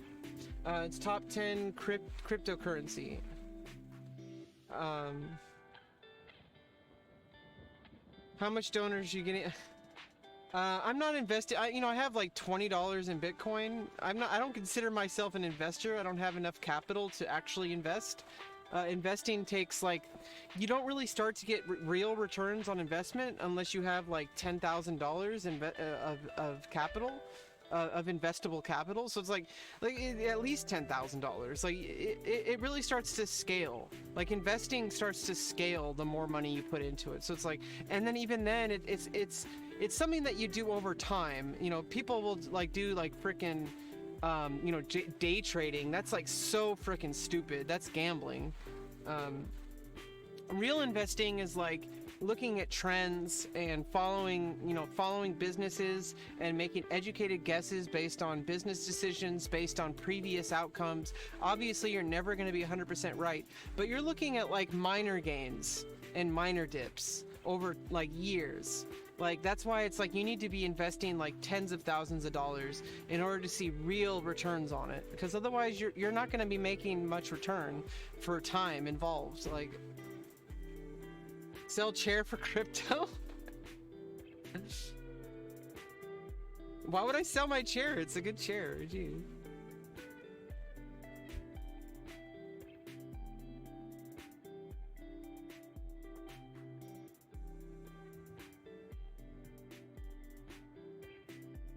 Can't go there because of the bishop.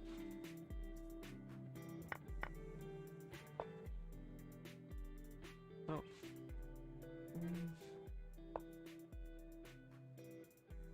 You have a beautiful home. Thanks. I'm not sure if that's sarcastic or not. Jeez. It's ugly as fuck.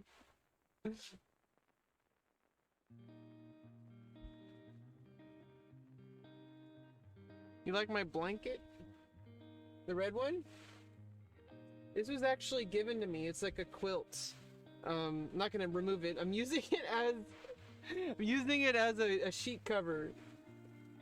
But it was a quilt given to me by my doctor.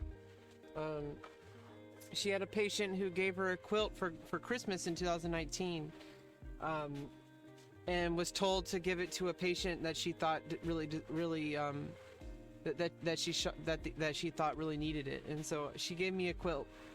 It was handmade. and I held it like a baby. I remember I was leaving the clinic office, and this woman thought I was holding a baby.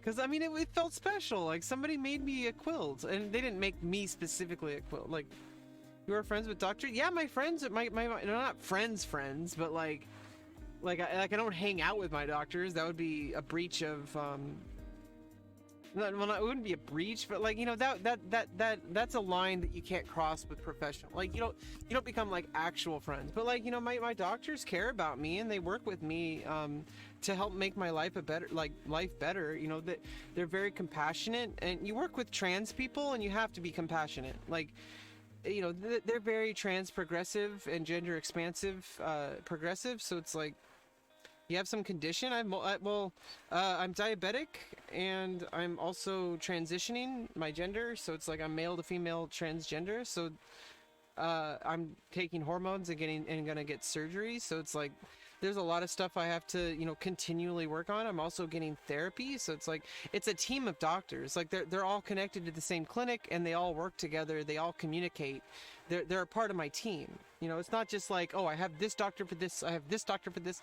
Like, no, like these are people who genuinely care about me. Like, you know, that's what a doctor should be. Like, a doctor should genuinely care about your life. I'm a girl.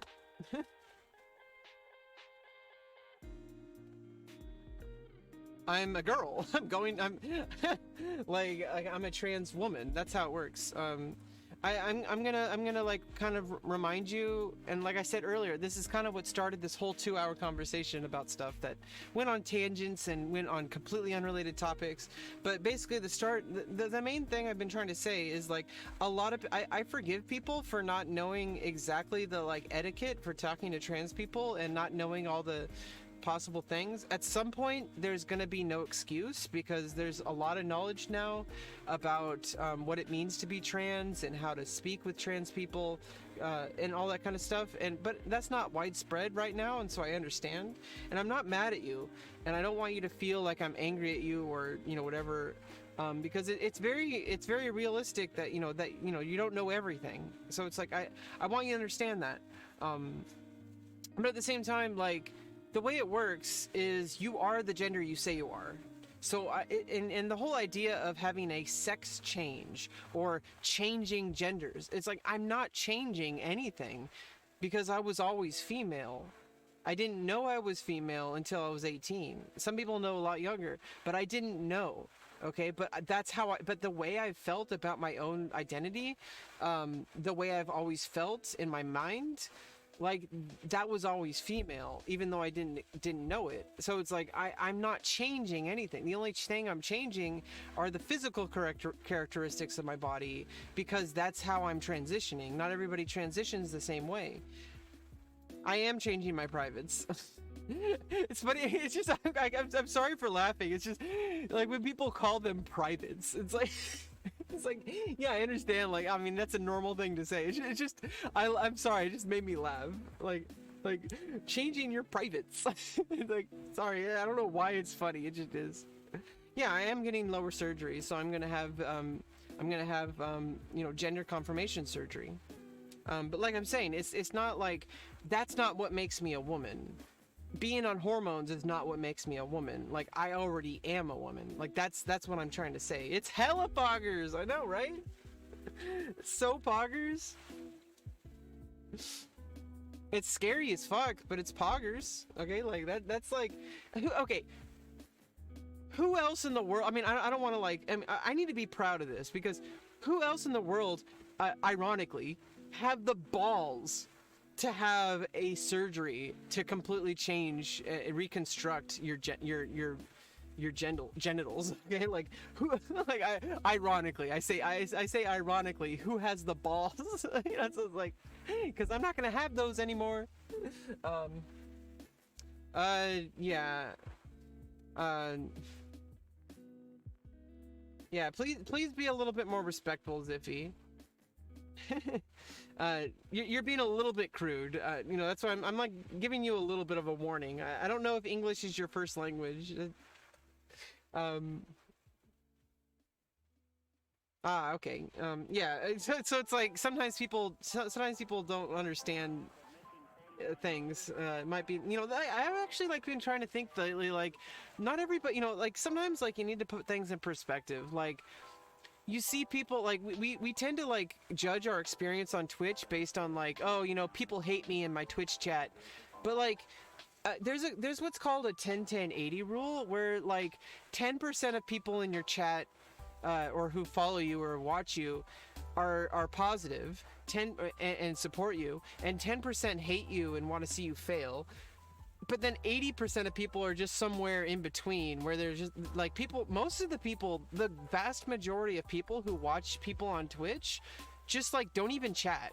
Like they just load up the stream and watch because it's entertainment. And like I was even thinking the other day, I don't hear many people even mention this fact, that there's a very good chance that there's a very large percentage of people who watch your stream who don't even understand the language you're speaking. So people are watching your stream just to try to learn English or learn French or whatever language you speak. So it's like I think it puts things in a lot of perspective when it's like, yeah, like the people, like, it's really like when people say like very hateful things sometimes, and I'm not saying you are, you're nowhere near. Like I said, to other people, you will know if you're being rude, like if you're being like if you're making me angry. Like I don't understand much when will happen. Well, I'm okay to answer those questions, but I want you to understand this is kind of where I was going earlier. Whereas like people don't generally know like etiquette with talking to trans people. But think about it this way. I know like it's generally not very polite to ask somebody about the details of their transition. And like I said, I'm your souling side. I don't know what that means. I don't know what you're trying to say. Your suing side? What? Oh.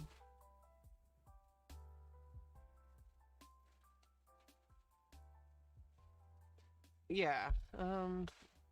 Never mind. You did make me angry. You're one of those people. Yeah, generally, like, I don't know why people do this. But like it doesn't make any sense to me. Like, if you hate me, why are you coming to my channel? Like like they must like me. I mean, jeez. Like if you hate me and you hate seeing me, then why do you keep coming to my Twitch chat? I don't understand. Like really, like you're spending all this time and energy to talk to me. That must mean you like me. Haters are actually toxic. Yeah, exactly. And I was told by my, I've talked about this before with my, because I have a case manager who's basically like a second therapist. But not really an official, like not an official. It's a different kind of thing. It's more of like a compassionate counselor and like somebody to counsel me on things, because she's helping me with my life, and that's a huge part of my life. And she knows about, all my doctors know about like my efforts for Twitch and stuff like that. And I'm very open with my doctors and my therapist, because how else can they help you? They need to know about what's going on in your life. I can't just say, oh, I'm just gonna leave out details. Like, no, I tell my doctors everything. But it's like, if people are listening, then there's a chance that maybe, obviously, there's people that you will never change. There's some people who never change, but at least other people will be listening, and there's a chance that other people can change. Sometimes people are toxic just because that's all they know, and it doesn't necessarily mean that they want to be toxic. And I really do think that people have the capacity to grow and change. Hey, thanks for the follow, Biffy. And so it's like, if somebody is here, obviously if they completely hated me, they would just avoid me. And so obviously they're here for some kind of subconscious reason. Maybe they want to change. Maybe they don't want to be toxic anymore. So it's like, at least they're here and they're able to hear, like, what I have to say. Obviously, sometimes I just ban people and just ignore them. Sometimes I feel like I really do, like, I need to choose my battles. Because if you focus on every single negative, toxic comment, like, you're just going to enable that behavior. But like, there's certain behavior where it's like, you kind of have a chance to like address an issue. And I think that's I think all streamers face this, where it's like you have people come into your chat and they say something and you're like, should I respond to this? And then like in certain contexts, it'll be actually really beneficial to respond to it. Like if it's a teachable moment or something like that. But like, I'm not going to do that all the time. You know, like it's just a waste of energy. It's so much easier just to like time people out and ban them, and and sometimes it's even more effective to just ignore them. You know, like I mean, obviously I can't just let them, you know, be toxic in my chat. Like, I'm not just going to let people just say whatever they want, you know, because then that tells other people that that's okay. So that's the difference. Is, you know, just because I'm not going to... Ignoring is not ignoring. It's like a very, like, specific action. Yeah, I mean, it wasn't drama. It was just a troll. That's not drama. Drama is... Like, trolls are not drama. Trolls are like... They're like,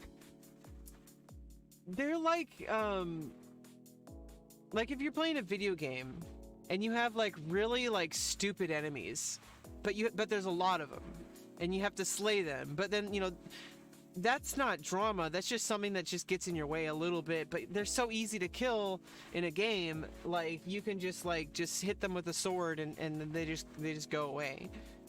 But then there's the big mega boss, the raid boss. And the raid boss is when there's somebody that actually cares about you. These are the worst. See, it's the worst because these are people you care about.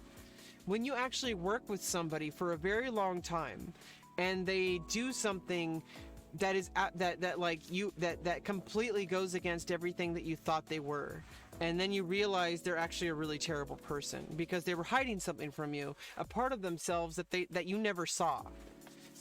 And when it's deliberate. And when you call them on it, they make no effort to change it, and then it just gets worse. That's the raid boss. Because that's upsetting, because that's a person that you know that you care about, especially if it's like a family member or something like that. But you can't have them in your life anymore because it's too problematic. And, you know, obviously you can always try to work with people, but sometimes you have to make a choice where you can just say, you know what, I could just put in all this effort to try to just, you know, go back and forth and battle with this person and try to get them on my side. But most likely that's not going to happen. There's like too big of a difference, and maybe you could sway them, but at what cost? You know, at the cost of your mental health, at the cost of, you know, sometimes even financial success. Like if you let, and also it sets a precedence if you let, hey, thanks for the follow, Ricola Sklin. But yeah, if you let this certain behavior slide, then it tells other people that they can do it. And if you don't, and if it's behavior that you don't want, then you kind of have to like nip it in the bud. Do you have any methods? I don't know what you mean by methods. Methods of what? Methods of playing chess?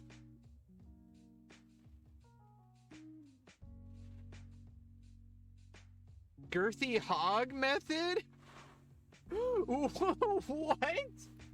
I'm gonna regret this, but I'm gonna Google girthy hog method. I might regret this. It's not gonna be on stream. Well, I don't know what you're talking about. Jugging infinite. What? What are you talking about? I have no idea what you're even trying to get at. Like, that's what? What the heck, dude? I can't even translate what you're saying. What are you trying to say? Massive girthy hog. Yeah, exactly. I can't even translate what you're saying. I don't even know what these things are. What are these words you're saying? What's a Pistol P project? And now I need to Google that. What the?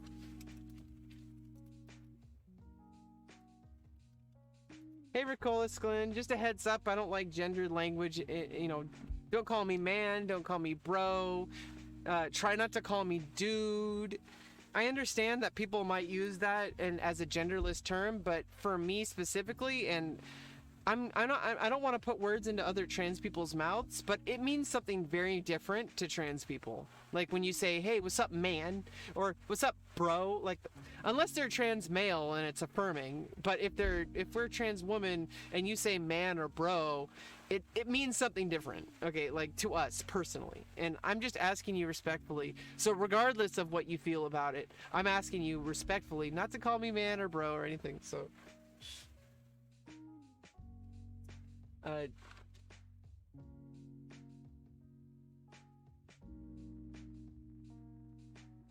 Pistol P project? Oh, it's an artist? Pistol P project is the second mixtape by American rapper G Herbo, and was released on December 26, 2014. I don't know this music. No, I can't. There's DMCA.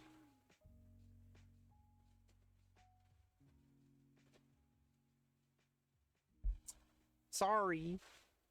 Rock Block, Kobe Squad, Kappa. Yeah, I mean, I'm sure you really enjoy the music. I'm sure he's a great artist. There's a lot of good artists out there. But it's really hard, you know, especially when people put me on the spot like that. Please don't take it personally. It's just when people ask me, "Hey, watch this video," or "Hey, listen to this song." Hey, thanks for the follow, friends of Kirby. Friends of Kirby. Thank you. It isn't DMCA. Well, I don't know if it's true or not. That sure looks like a smell of shit. I want to whiff. What the fuck, dude? You're into like, I mean, I'm not gonna judge, but like, dude, like, please don't be rude like that. I mean, that's funny, but like, not funny. Like, geez, it's so rude.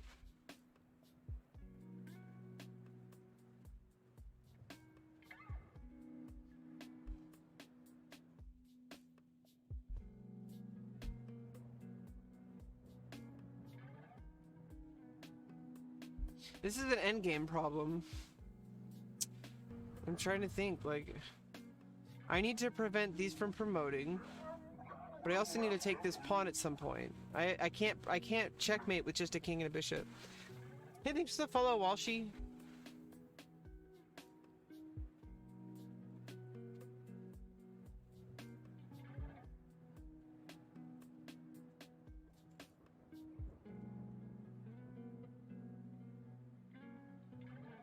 I don't know what to do here. I mean, I could. Okay, so if you, okay, so if I go here, you start attacking this pawn. So, bing, bang,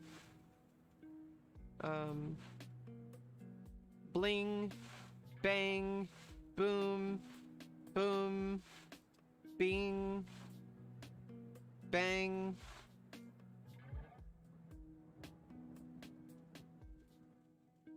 Blip. Hi, friends of Kirby.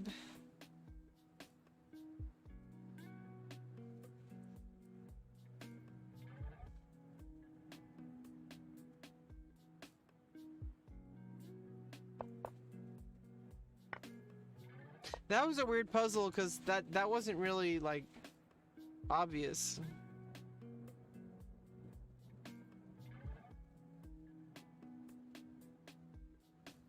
Do you have a P.O. box? No, unfortunately. I need to get a P.O. box at some point. It was really cool V-neck, thanks. Hey, thanks for the sub, said W. Welcome to the Rebecca fan club. I don't have a song yet, sorry. There's no song. I don't know if there ever will be a song. I can't, yeah, somebody, okay, so Annie Pro, I need to tell you what happened. So I had a mod who I modded back in like December or something of 2019, or like January or February of 2019 or 2020, who came back a couple weeks ago and like acted really nice and then started talking about some serious stuff. And I was like, I felt like I was really connecting with this person and talking about serious stuff. And then suddenly they just spammed really transphobic, you know, bigotry. And I banned them. Oh, you know, I didn't just unmod them, I banned them. But right before I was able to do that, he just like unblocked all these words, and I'm like, oh god, I don't want to take the time to reblock all those. And I'm just gonna do it as it comes up. Okay, so I'm so sorry, AnyPro. It's gonna make things a little harder, but you know, I don't expect anything from my mods right now. Like, honestly, I pretty much expect only myself to do 100% of the modding, so I'm not quite at a point where I need. I mean, I really appreciate. You've been really helpful over this time. I really hope you're not like that person and then suddenly, after all this time, you played the long con and suddenly you're just gonna spam transphobic things at me. Like, can I send you a new shirt or a Justo pack? Well, I don't have a P.O. box.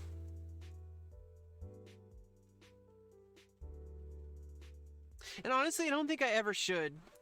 I would have to have, because, you know, there's people out there who will send you, like, dangerous things.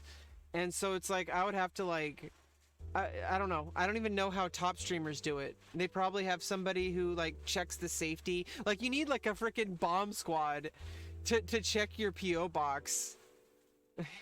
like, and before, but, you know, to guarantee that you get, like, safe deliveries, or just not even do it at all. I don't think I would ever want to do that, because there's actual Nazis out there, you know?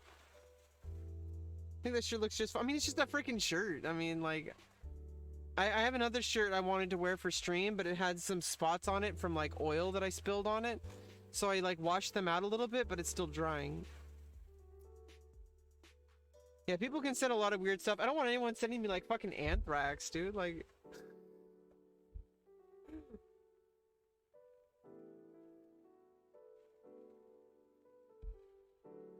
Okay, it's another endgamey puzzle here.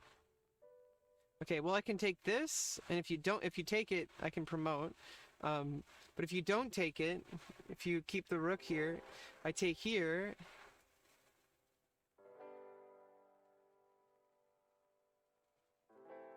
And then I'm going to be able to promote, and if rook takes, bishop takes. No? Oh, just promote. And then the king takes. Oh, no.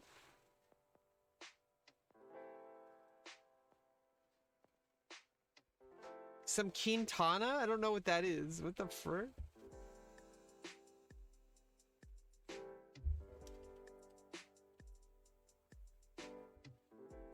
Yeah, we don't talk about that here, friends of Kirby. So just a warning. Quintana pack? What the fuck? Are you talking about marijuana? It's legal here. I don't smoke marijuana anymore. He got put into a pack. The father of your children, you are one of the most, like, entertaining Twitch chatters here. I don't know a word you're saying. Okay, and I don't know how you're pulling that off, but whatever you're doing, keep doing it. I mean, well, whatever you're doing, good on you, man. Okay, oh, there you go. Never mind, don't do that. Now I understand what you're saying, and I don't like it.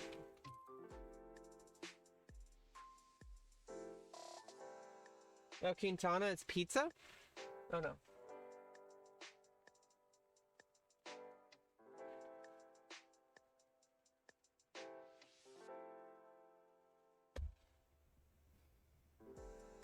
Yeah, I saw it, AnyPro. Please don't repeat it. I have it blacklisted for a reason. But yeah, I see it on my chat. I didn't. You know, the thing is when Nightbot blacklists it, it actually doesn't finish the sentence. But like I said, you know, like, but like, you know, I don't want people talking about that on my stream. How do I delete, like, a single comment? Because I don't want to purge you. Because I want to delete what you said. Because I don't want it. I don't want that on the VOD. Sorry, AnyPro, I'm gonna purge you. Even though you said stuff before, I'm gonna purge you. Because not because you did anything wrong. I just don't want that on the VOD. Yeah, I have that blacklisted for a reason. I don't want anybody talking about it. But like I said, whatever, you know, I am gonna say that, like, I've addressed that before on my YouTube, and that should be the end of it. Because honestly, like, I don't know why people judge people based on something that happened a long time ago, but also based on something that was like one of my worst moments, and also somebody who took clips from my channel of my content and painted me as a monster and spread it to a hate. I don't know. See, this is why I don't like people mentioning it. I don't want to think about it. It's terrible. And then people just like see the worst in me because of it. It's fucked up. I love my dad, and so now I have to talk about it. So that's what I'm saying. We opened up a can of worms. I just have to make it very clear that I'm glad that you see me for who I am. But there's the people who they're very toxic people. This is why I don't care about them. They're freaking idiots. They're freaking I can't say it anymore because it's against terms of service, but they're like 4chan assholes. You know what I mean? You know the word I'm gonna say. But it sucks. Like they're basically like right-wing, conservative, fundamentalist, Christian, bigoted assholes. Like that's all there is to it. Like they're basically the people who would have. There's probably many of them who actually did participate in the insurrection. Act of terror. Like there's some of the people who actually this is a good thing. No, it's not a good thing. Sorry, but there is like some like silver lining. Is that these people are being persecuted? By the full extent of the law. The people who participated in an act of terrorism against the United States government last week. There's a good chance. There were people who supported. Who are part of that Rebecca controversy that this person started, that are no longer gonna have access to personal freedom. Yeah, well, I thank you, friends of Kirby. If I knew I wouldn't talk about it, yeah, exactly. Like, yeah, I have a list. I can send you a list. Yeah, if Nightbot bans something, there's a reason. So and obviously you saw it. So it's like, just try to understand that from moving forward from now on. Oh, it took away your mod. Let me. Yeah, it just sucks because I wish there was a way to just delete single comments. I don't know if there is. Let's talk about FF11. Oh, you play FF11? So right now I'm basically just like, I got to a point, I finished Rhapsodies of Vana'diel, and I'm working on my Dragoon, and so I basically just been like really lightly farming capacity points. I got some bailed gear. I have like bare minimum gear. I'm trying to like do at least like one like Dominion invasion a day. I'm really bad about it. Like I've only done one Dominion invasion yesterday, and then I should do one today. But like I need to get Esha beads because I want to get my Aeonic weapon for Dragoon. How's the population of that game? There's like 3,000 people on Asura, which is like the biggest server on FF11. So if you play on Asura, we could play sometime, even on stream. We could play now if you'd like. I don't really feel like it now, but like it's pretty much dead when I started. Well, if you play on Asura, yeah, FF1. Yeah, FF1 was like brand new. Like I didn't play FF1 until way later, until after I played FF7 and FF8, because I started on FF7, and then I went back and played after FF7 and 8. I went back and played like 5 and 6, and I played 1 and 3. Never really finished 2. 4, 5, and 6. I haven't played in years and years. Wouldn't even remember my login. Yeah, exactly. You'd probably have to. You know, honestly. Oh, you started on Final Fantasy. Oh, FF11. Yeah, it used to be. See, classic. Change the game from. No, I'm not changing it. No, no, we're mainly a chatting stream. I've already decided.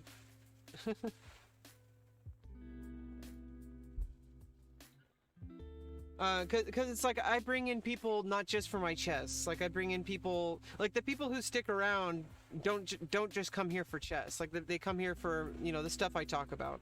So that's why I'm like, and honestly, like I don't think there's any real difference. Unless I'm doing like a very specific chess only stream. Like if it's like a tournament or something, like then I'll do it. That makes it more special in my opinion. Yeah, I know you were. Just, you know, I appreciate everything you do, Annie Pro. You never have to do anything. Everything that you do is appreciated, but I don't expect it. I'm not going to get mad at you if you don't mod. Whatever you do out of the kindness of your heart is very much appreciated. And yeah, I think your stream is informative and chill. Yeah, I mean, when I started out, I had a really big anger problem. Honestly, when I started out, it was pre-transition. And so a lot of the problems I had before, you know, I didn't even really have a webcam. I didn't even have a microphone for like a month when I started in July of 2019. I would just play chess, and I eventually, like, after like a few weeks, I got a microphone. But then I didn't even have a webcam for a while. I tried using my laptop and Discord. It was really laggy and terrible. I didn't really have too many issues at that point. But then when I started my transition, well, I got a webcam after it was basically to start my transition, because I was, you know, it's kind of funny how my stream almost perfectly matches the stages of my transition, because I was barely visible when I was pre-transition on stream. Like I had no webcam. I didn't even have a mic for a while. Then when I came out for the second time in my life, but the first time on Twitch as Rebecca, and started living 100% socially transitioned, I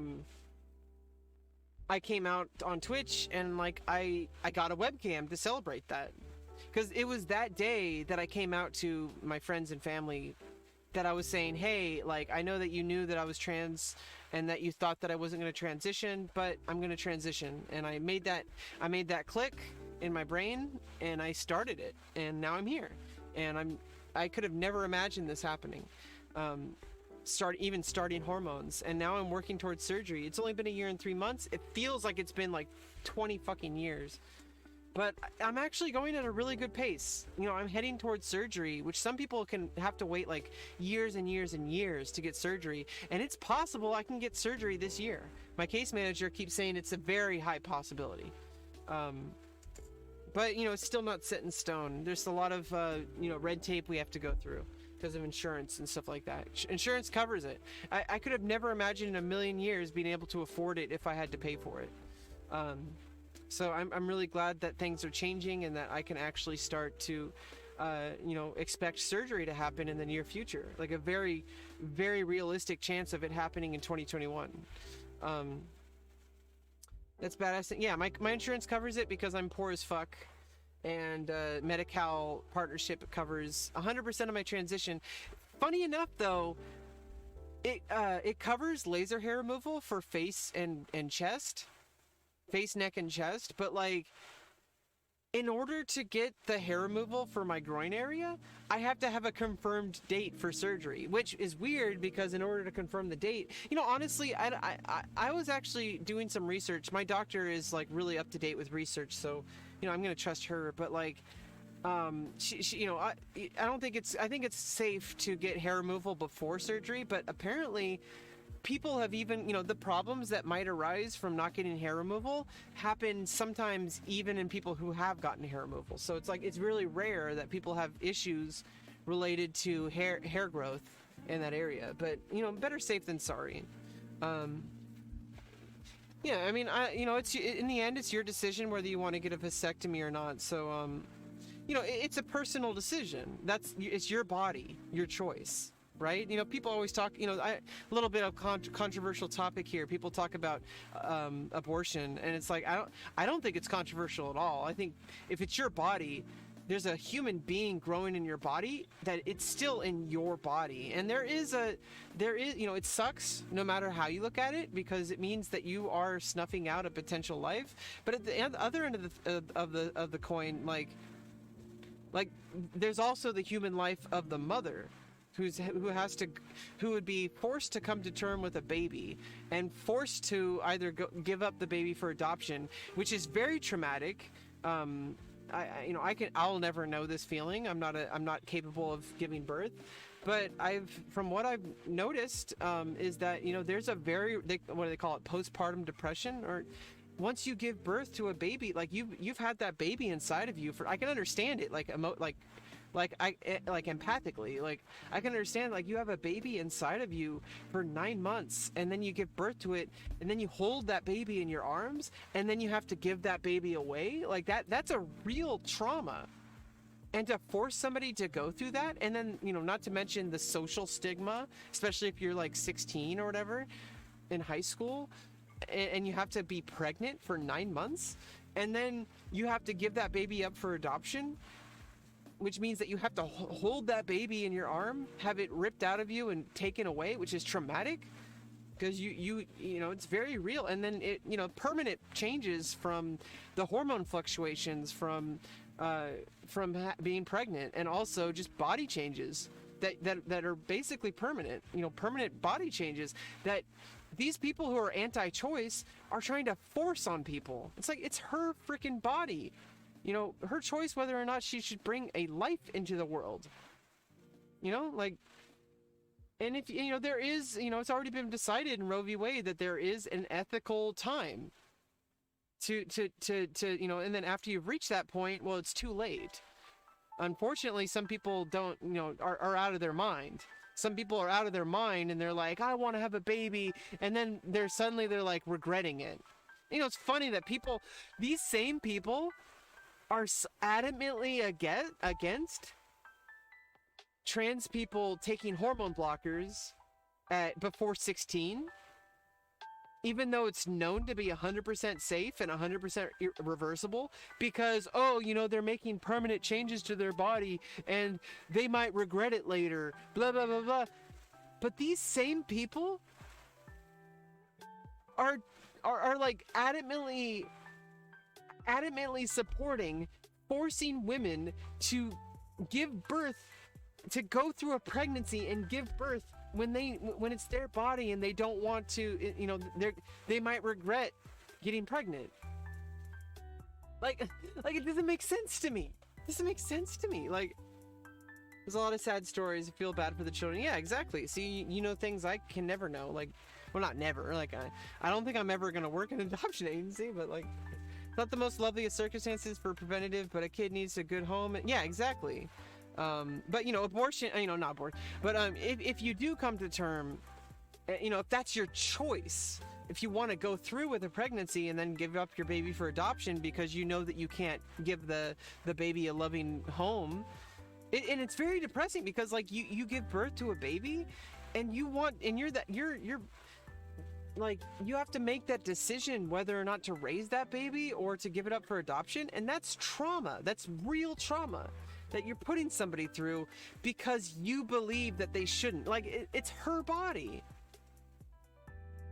Or the person giving birth, because, it might not, the person might be trans male, because there have been trans men who have given birth. So, it's that person's body who has to come to term and give birth. Like, shouldn't it be their decision, like whether or not they, like, early enough can like abort, so that, which is also traumatic, because you have to live with the fact that you either made a mistake or an accident happened, or something even more traumatic happened, and then you have to like go to a clinic and you have to be doing with all this stuff. Like, imagine like put yourself in that person's shoes.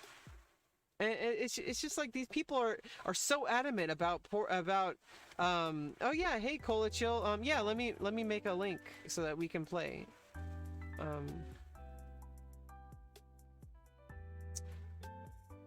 It's like people are trying to force permanent changes to people getting pregnant, and like, it's just the irony that these are the same people. You can't stream with me, sorry. That takes a lot more trust. Sorry. Yeah, children can't be their consent to be born. We didn't choose to live. Choosing to have children is a selfish choice. Yeah, like we have to make the decision to have children. And just like that, shouldn't we have the decision not to have children? Like, it's a very permanent choice. And so is transitioning. Transitioning is basically permanent. Like, I started hormones, there's permanent changes that I can never go back on, and I don't want to. It's a good thing that they're permanent. Like, but people do sometimes no, we're not going to Discord, sorry. And please stop asking. There's a very minimal chance that people regret it, and I don't want to like take away the real life experiences of people who have detransition and who go through regret, because that is a very real problem for them, and it's not an incident, it's not an insignificant, yeah, please stop asking about it, Cola Chill. That's my final warning. Before I time you out. There's like, now I lost track of what I was talking about.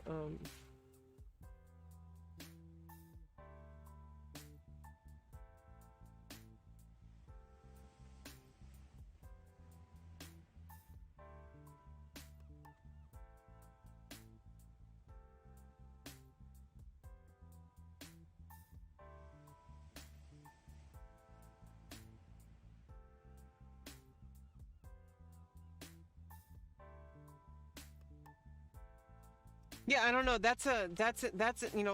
Obviously, there's yeah, that is a bit of an ethical dilemma, because it's like, but at the same time, like, there should, your reasoning for not having a child, like, I mean, that's something that can only be decided between the person giving birth and medical professionals and all that kind of stuff. Like, sometimes there are cases where it is ethical to allow somebody to abort a fetus before, even when it's there are cases. That's why we have, that's why we have, like, systems in place for deciding things like that. Sometimes it is ethical. Like, if giving birth to a baby will kill the mother, like if having the baby means that you face death, like, shouldn't your own life, like, you have the capability of doing a lot, like, either you have, and then it's also a chance that the baby might not survive. Like, I mean, come on, like, there's an adult human being who already has a life, and honestly, like, it's just fucked up that these people constantly complain about, like, oh, the sanctity of life, but then these same people, because they're honestly, like, I'm just gonna be real here. The vast majority of these anti-choice people are also, like, religious evangelicists, like religious evangelicals, who are like traditional, like, fundamentalist religious people who push hateful beliefs and stuff like that. But, like, I'm just gonna be real with that. But these same people make LGBTQ plus lives miserable. People who are literally alive. People who are already alive. Not to mention just, the fact of their abortion beliefs alone, completely disregarding the mother's life and her well-being and her life over, like, being forced to come to term with a baby and then forced to go through with either raising the child or putting the child up for adoption. That should be a personal choice, whether somebody wants to, just like if you want to climb a mountain, nobody should force you to climb a mountain. Like, if you go climb K9 or whatever the fuck, Kilimanjaro or whatever, like that's a personal choice, whether or not you want to subject yourself to that amount of physical strain. Like, that's a personal choice. It's spiritual. Like, whether or not somebody wants to come to terms with pregnancy, that's a personal choice. It's just like some things, like, we talk about how being gay or being trans is not a choice. Technically, like, and I say technically in the sense that it doesn't really matter, but technically it's a choice, because I can choose not to transition, but I really can't, because I tried that, and that leads to depression and possible death. Most likely death, actually. So it's like, that's not life. That's not living. That's like forcing myself to be somebody that goes completely against who I am. But obviously nobody is stopping you from forcing yourself to be tortured. Like you could pursue your, you know, religious morality and say, hey, you know, I know that I, like, you know, there are people who are gay and who say, oh well, but I'd rather be Christian, and then they force themselves to like be celibate, and you know, that's a personal choice whether or not they want to be celibate or not and act on their core, you know, that's their choice. Okay, but to hurt other people for not making that same choice, you're a conservative. I mean, nothing wrong with that. It's just the only thing wrong with something is if your actions are deplorable. That's it doesn't matter if you're conservative or not, because like, if your actions are deplorable and you do terrible things, then it's not because you're a conservative, it's because you're doing terrible things. So it's like, I don't know you, I'm not saying you're a bad person, Cole, I just can't get with the ideology.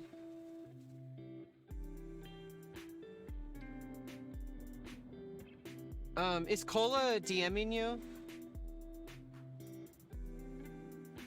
I'm more than welcome to talk about it. I'm not gonna let you on stream, buddy. Okay, you know, yeah, I'm just gonna give you a real fucking warning, okay? Just stop asking to come on my stream. I don't know you. I don't want you on my stream. Like, honestly, you have to earn that. I don't know how long that's gonna be. I don't know if that's ever gonna happen. Most likely never will.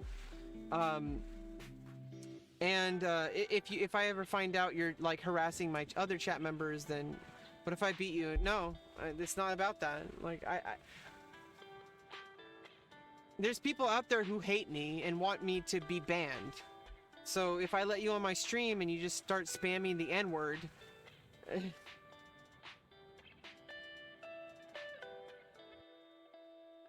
not that I don't know if they're violent. I just know that Cola is like really adamant about being on my stream, and I don't appreciate it. So, I really appreciate it if you stop pushing this. Yeah.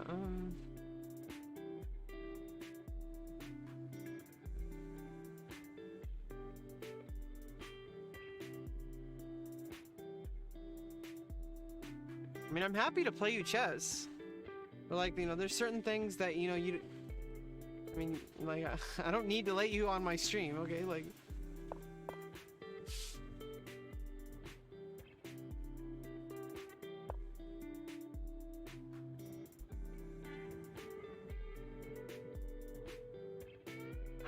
but yeah, I mean, it's kind of frustrating. It's just the audacity these people have of like trying to of claiming the sanctity of life, and then you know, the irony of denying people the choice to come to term with a baby when it's their body, their choice, and then having the audacity to force trans youth to go through permanent changes from their puberty instead of taking 100% safe puberty blockers that are known to be safe, that are reversible, because the only thing they do is they prevent you from going through puberty until you start your hormone, until you're old enough. You know, it's kind of messed up that you have to wait till you're 18 for hormones, but I understand the reasoning, and it's a good I think for now it's a good trade-off that youth can take puberty blockers, and then when they're 18 they can start hormones. And no matter what, they should be getting supportive, affirming care that's based on knowledge, and you know, any decision like starting hormones should be based on knowledge and risk assessment. Like, you know, if you just start hormones, like, there's a high chance that something's gonna go wrong. Like in the sense that, like, some people they might just, like, you know, there's a very small chance, but it is a chance that somebody could be transitioning for the wrong reasons and they'll end up you know, regretting it. That does happen. It's a very small amount, so it's a very safe bet that if somebody comes to a doctor or a professional and says that they're trans, or they think they're trans, and they want to start talking about it, then, you know, it's going to be like, you know, when you're young, there's a very specific course of action, and there's like, there's discussions and there's therapy, like to make sure that, because this is a big deal, okay? And you don't even make permanent decisions until you're 18. And currently that's the best choice, that's the best chance that youth have, is you take puberty blockers until you're 18 and then you can take hormones. I don't think this person is coming back. I'm going back to puzzles.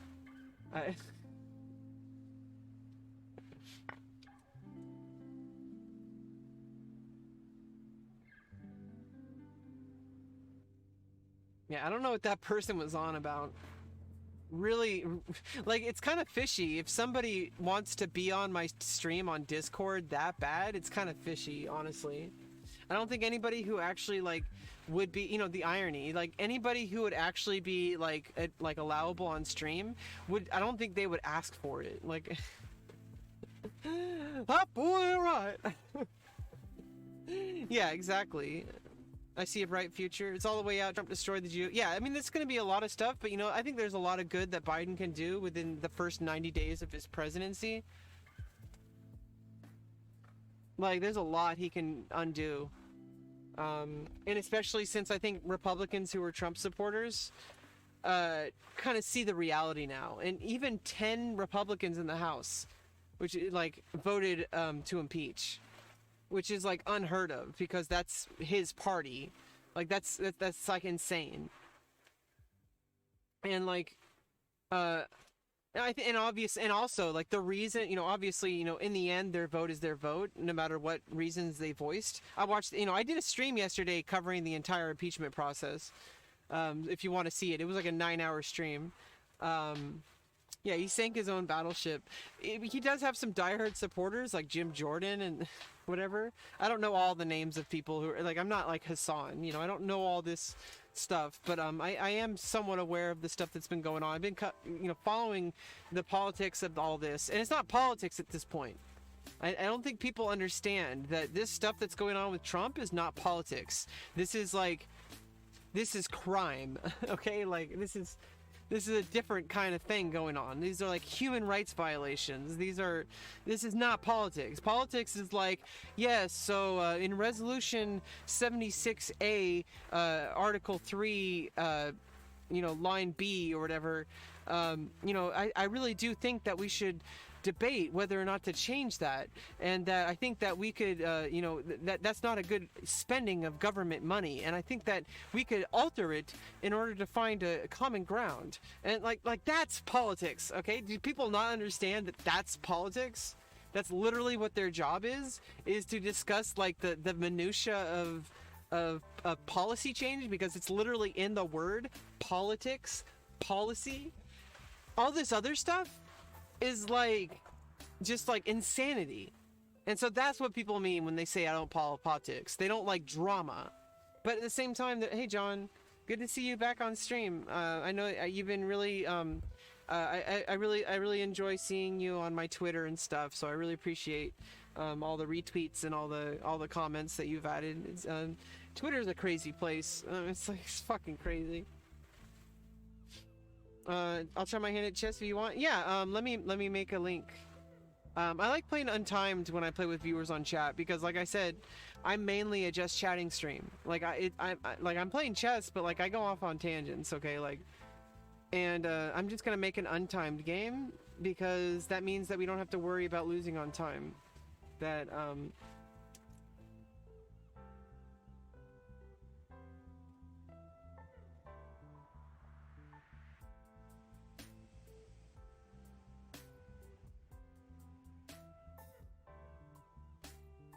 and then just confirm it's you when we start the game. So, is this you?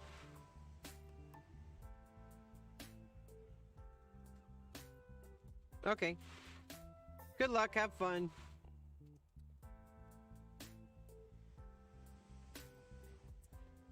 A5.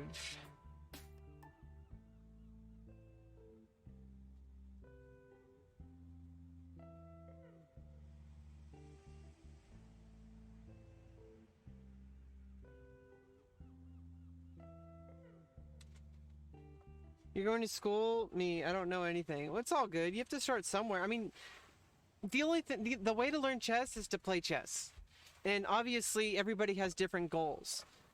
If like there's no wrong. I mean, there are wrong moves, but there's no wrong way to enjoy chess.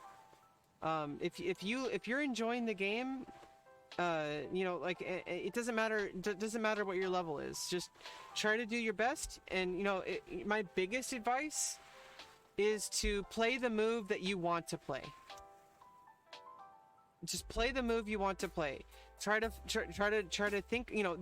That's how you learn. You think about like, okay, like what is what is the idea behind what my opponent did, and what can I do about it? And yeah, there are technically wrong answers because, well, there's actually obviously there's definitely bad moves, but like you don't have to play the best move. And the way to improve is to say, I'm going to try my hardest to find the best move in this position.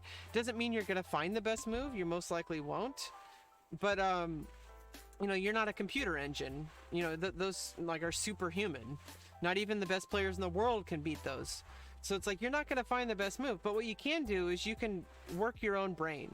And you can see, like, what's the idea. And basically, the best way to start going about this is to say, why did my opponent play that move? And do that every single turn. And then eventually what you'll find is that you'll start doing that for your own moves too. And then you start doing it for, you're able to calculate certain things longer, and you'll be able to assess positions better. So it's like, it grows as you grow. But as long as you have that algorithm, my turn to play, find the best move. Like that's the algorithm. My turn to play, find the best move. Doesn't mean you're going to find the best move, but you're going to try to find that best move. Now, whatever method you use to find that that best move is, there's some, standard stuff that you can follow. So the threat was bishop takes rook. I could also take this one, but there is a better move. So if I take that one, I get a rook for free. If I take this one, the pawn or the knight can take it. So even though I can capture a rook, either one of these, there's a good move and then there's a less good move. Both of them are good moves because a rook is worth more than a bishop. But this one is a completely free rook. So that's how I made that decision. So now I'm going to make the move, because I made that judgment. And obviously there might even be better moves than just capturing a piece, because you can find a move where it's like, there might be a checkmate pattern that you can do. And checkmate's better than any move, because checkmate wins the game. Thank you for reminding me of play. Well, anytime. I enjoy it. I enjoy playing people. I enjoy talking to people. I enjoy making friends and socializing. I don't want to be alone. In the end of the day, that's probably the biggest reasons why I'm on Twitch. Because I just don't want to be alone. I like connecting with other human beings. I like feeling like I'm a part of the universe. And like, no matter, I don't know who you are personally, but that means, like, no matter who you are, I'm a part of your life right now. And I know it doesn't seem, that's a little bit like, I'm not going to like go crazy over it, emotionally, but it is kind of emotional that like, you could literally be Donald Trump for all I know. And I'm playing you chess. And I'm like, if I were playing chess with Donald Trump, what would I say? Dude, what are you doing? Like, why? What's your goal? Why do you want to be this person? Just have some dignity and resign. Do the right thing. It doesn't have to be this way. Anyway, that's what I would tell Donald Trump. If I were playing Donald Trump chess literally right now. But most likely that's not the case. But I mean, like, do you see what I'm saying? You're just a dude working from home. Well, more power to you. I know that COVID has created a lot. There's some silver lining. It's obviously a terrible thing that COVID happened, but there are some silver linings. Is like a lot of jobs that people would say, "Oh, now you ignored the threat." So okay. So I'm going to tell you right now. So pawns if you're going to compare them to units of measurement, like you call them units or currency. Like if you want to think of pieces like currency. Pawns are the lowest currency, but you have the most of them. So you have 8 pawns, but they're like worth 1 point. And if you want to get really technical, these are like worth 1.1 these are worth 1. These are worth like 0.9 or 0.8, and these are worth like 0.7 or 0.6. Like whatever you want to say. These are worth 1. These are worth 0.9. These are worth 0.8. These are worth 0.7. Whatever you want to do. But that's really technical. You just say that like they're all worth 1 point. Next to that we have, well, obviously your king's the most important because if you get checkmated, you lose the game. So you could say like in the end game they're worth about four pawns. They're really powerful in the end game. They're very weak in the beginning of the game. There was a Russian grandmaster who once put it this way: in the beginning of the game, the king is a baby, so protect the baby. And then the baby gets older. At the end of the game, the king can actually come out towards the king can actually come out towards the center and act as a very defensive and even an attacking piece, because the king grows up and is able to fight in the war. But at the beginning of the game, the king's a baby. Next to the pawns, we have the minor pieces, which are the bishops and knights. They're worth between 2.5 to 3 pawns, depending on the situation and depending on the position and depending on what they can do. And then we have rooks, which are 5 points, and the queen. These are called major pieces. And so the rooks are worth 5 pawns, the queen's worth 9 pawns. So basically, there's a term in chess called superior force wins. It's called SFW. So if you have more power on your side of the board, you are able to force a win. Like especially right now, I'm up 7 pawns. I can force a win. Maybe not like immediately. It's not like an immediate win. But I can force a win. It's guaranteed, unless I slip up. Obviously, if I screw up, then I'm gonna ruin everything. So nothing in chess is ever guaranteed, unless you get into a position where no matter what move you play, it's a win. Like that can happen too. And so the biggest thing is you do not want to lose material. So even if you're gonna capture the pawn back, first of all, at this point you're already down 7 pawns. So, but I mean, like if you want to make an even trade, like if I captured this and you were also able to capture another knight or another bishop, that's fine. I'm sorry if I'm like, putting all this information on you. It's like, when do we get to the part when I sink your battleship? Yeah, basically you do not want to lose any of your pieces, but sometimes you have to, and sometimes it's actually good to lose certain pieces, and you don't really lose them most of the time. Sometimes you do make what's called a sacrifice, where you lose a piece but you get something else out of it. You get what's called compensation. And so sometimes you will do that, but most of the time you will get equal material. Like if you capture a pawn, you capture the pawn back, at least at some point. Maybe you get something else in between, like you make an in-between move that your opponent has to deal with. But at this point I'm up material, so I just want to trade off pieces, because I will still be up material even after I trade off pieces. Like if I capture a pawn and you capture a pawn, I'm still ahead, but now there's less pieces on the board. And like I said, superior force wins, SFW. So I have a lot more pieces that I can work with, whereas you have less. So if you have, and this is good. I know it's like, I know it sucks to be beaten on, but sometimes you have to learn these principles. And I could just take the pawn, but let me get my bishop into the game, and let me get my rooks into the game. So it's like if you're up material, sometimes even a pawn, but like if you're up material, especially if you're up by like a piece or more, okay, queen's guarding, bishop guarding. You want to trade off pieces. But I don't want to trade off, like if I traded off my queen right now, the game would be even again. Even though, I mean, I would technically, I have more stuff in the center. You want to control the center.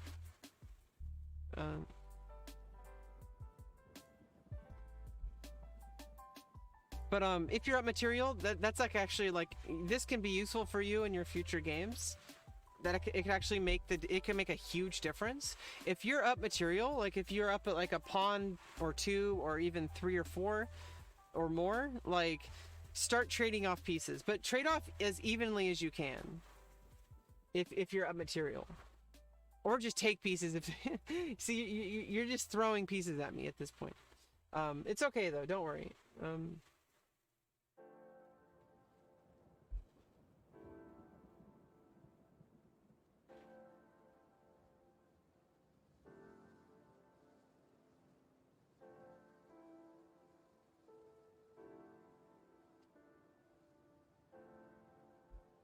And I'm threatening checkmate. GG. I can play as many games as you want. You don't have to play me, don't worry. I always join playing people of all levels. I'll play you if you're Magnus Carlsen or Hikaru Nakamura or any other Super GM. I'll play you if you've just learned the game. I don't care. Yeah, so basically the biggest thing I can say, control the center. Get your pieces activated, preferably towards like controlling the center. Because if you see that this piece here, it controls this piece, this square here, and this piece here, it controls these 2 squares, which are center squares. Your pieces have the most mobility and most attacking power in the center. Sometimes you want to control the center from the sides, but in the very end, you're still trying to control the center. And obviously situations might depend on different things, but like in general, like you want to control the center. Get your pieces activated is also important. It's called piece development. You also want to castle your king because it gets your rooks connected to each other, and it also puts your king in a safe place. A safe place. Yeah, you want to put your king in a safe space. Because like I said, at the very start of the game, your king is a baby, and you need to protect babies. You can't just bring your king out, and I mean, obviously, unless you're like a world top player and you're playing like people who are a lot less skilled than you, then yeah, you could like bring the king out to the center at the beginning of the game. But you know, that's not going to happen for most of us. Nobody here is except for Hikaru Nakamura is Hikaru Nakamura. So yeah, basically you want to try to get pawns just kind of connected and controlling squares. You don't want to move too many pawns. A lot of beginners make the mistake of just moving all their pawns. Don't be like Hikaru, who plays the Bon Cloud. Yeah, exactly. He plays the Bon Cloud as a meme. Like that's not good play. That's just a meme. Okay, so you're attacking my queen. However, if you had a queen here, or if you had a pawn here or a pawn here, then I wouldn't be able to capture it. However, I can actually just take the bishop for free. That's what's called hanging a piece. It's like you're leaving the piece hanging. Like, don't leave me hanging, bro. Don't leave me hanging. So yeah, you don't want to leave pieces hanging. I can, if you want, I can. You can request a take back. Just click on that little arrow. I can let you try again. Oh, you don't want to do a take back? I guess not. Well, let's just let's play it through then. That's another way to learn. That I'm kind of stubborn like that too. Yeah, you gotta learn from your mistakes. Sometimes you really gotta feel the consequences. And obviously, like I said, I'm still not outright winning, and you even have an opportunity to take a pawn, but I want you to ask yourself, is that, like, what'll happen if you take that pawn? Is it worth it? It might be, but it might not be. So it's like, basically just think about what your moves accomplish. Sometimes, a threat isn't, I think it was either Nimzovich or Bodvinik. I forgot who said it. Maybe it was Nimzovich. But Nimzovich said, or maybe it was Botvinnik, but one of them said, the threat is often more dangerous than the execution. Or the threat is always worse than it. The threat is worse than the execution. And what that means is, like, sometimes you can make a threat, but a threat isn't, a threat is just a threat. You can try to deal with a threat. Just because something's a threat doesn't mean that it's bad for you. Like, it could be good for you. somebody making a threat, like I can make a threat to capture your queen, but if like you did, you made a threat, like right here. So this is a threat. You threatened to capture my queen. If I ignored it, you would have captured my queen. Hopefully. If I had played another move and just said, oh, well, you know, he's probably not gonna, or they're probably not gonna capture my my queen. Oh, well, you said you were a dude. Okay, so so yeah, he's probably not gonna capture my queen. And so, but I have the opportunity. Hey, this is a hanging bishop. I can capture that bishop, so I did. And so it's not a useful threat, right? Like you can make a threat. Doesn't mean it's good. You can be like, oh no, you're attacking my queen. Oh no, what am I gonna do? Ah! Or you can just be like, wait a minute, like, is that threat really a threat? And the answer is, well, I can capture with my queen, and nothing is defending the bishop, so it's actually not a threat. And then I just move back. So that's key. And okay, so I do get a chance to save that pawn. I'm gonna develop my knight. And I'm also protecting, you know, getting my knight developed, and I'm influencing the center. And for the most part, as a beginner, you have a lot of things to learn. And so you basically want to make giant sweeping changes. They may not be the best moves, like the absolute best moves, like theoretically, but you're not at a place where you really need to, like, you have diminished returns. Like if you start studying the Open Sicilian and you start like learning all the lines, that's not going to do much for you as a beginner, as just like learning opening, like maybe like one or two moves in the opening and just playing them and just enjoying the game and trying to think the best moves, because you're going to get so much more progress from that at that level than you would from opening up an opening book that's designed for grandmasters. Like you're not going to learn as much. Obviously the grandmaster will, because they'll get more out of it because they're at a point where they're going to be able to use that. But you need to learn these fundamental principles, and in order to do that, just play like, you know, fundamental principles, which is, you know, get your pawns out and occupy or control the center. You know, get your pieces developed to useful open squares that hopefully control the center. Get your queen to a safe place that's not under attack.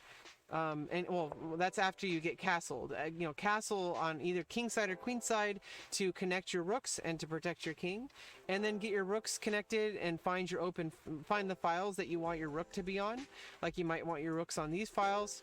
Eventually, you want to find where you're going to make a pawn break, which is usually that's usually how you decide where your rook goes. Is you want to know where you're going to make pawn breaks. And none of this means anything right now to a beginner, but I'm just telling you. So it's like, I'm going to get my bishop out developed. It could be attacked, but it's not a big deal because I can retreat my bishop because I want my bishop on this diagonal long term. And also I'm outside of the pawn chain, so I can actually move this pawn now and not worry about my bishop being limited. And you know, there's basically like, if you follow those principles, you'll do good for a very long time. And the best thing you could possibly do is just follow those basic principles the best you can. And try to think every single time you move, and just ask at the very least. In fact, like, I think this should be the only thing that you should do as a beginner, is when you make a move, you know, obviously play like the, you know, one of the four opening moves, like play E4, D4, C4, or Knight F3. Pick one of those. I would recommend just playing E4 as a beginner. Maybe D4 if you really like that style, but you know, basically E4 or D4. Like king's pawn or like pick, as white, pick a first move. Play either E4 or D4. Pick one of those.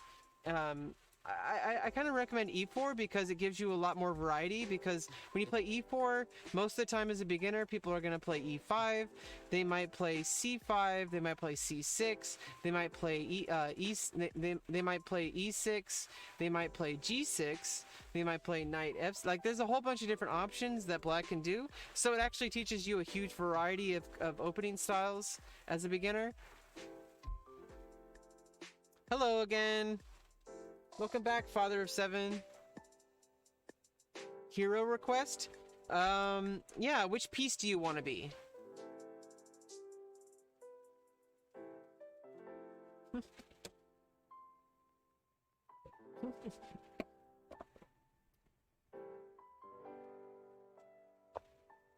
I don't know why I redeemed that. Whatever, it's all for fun.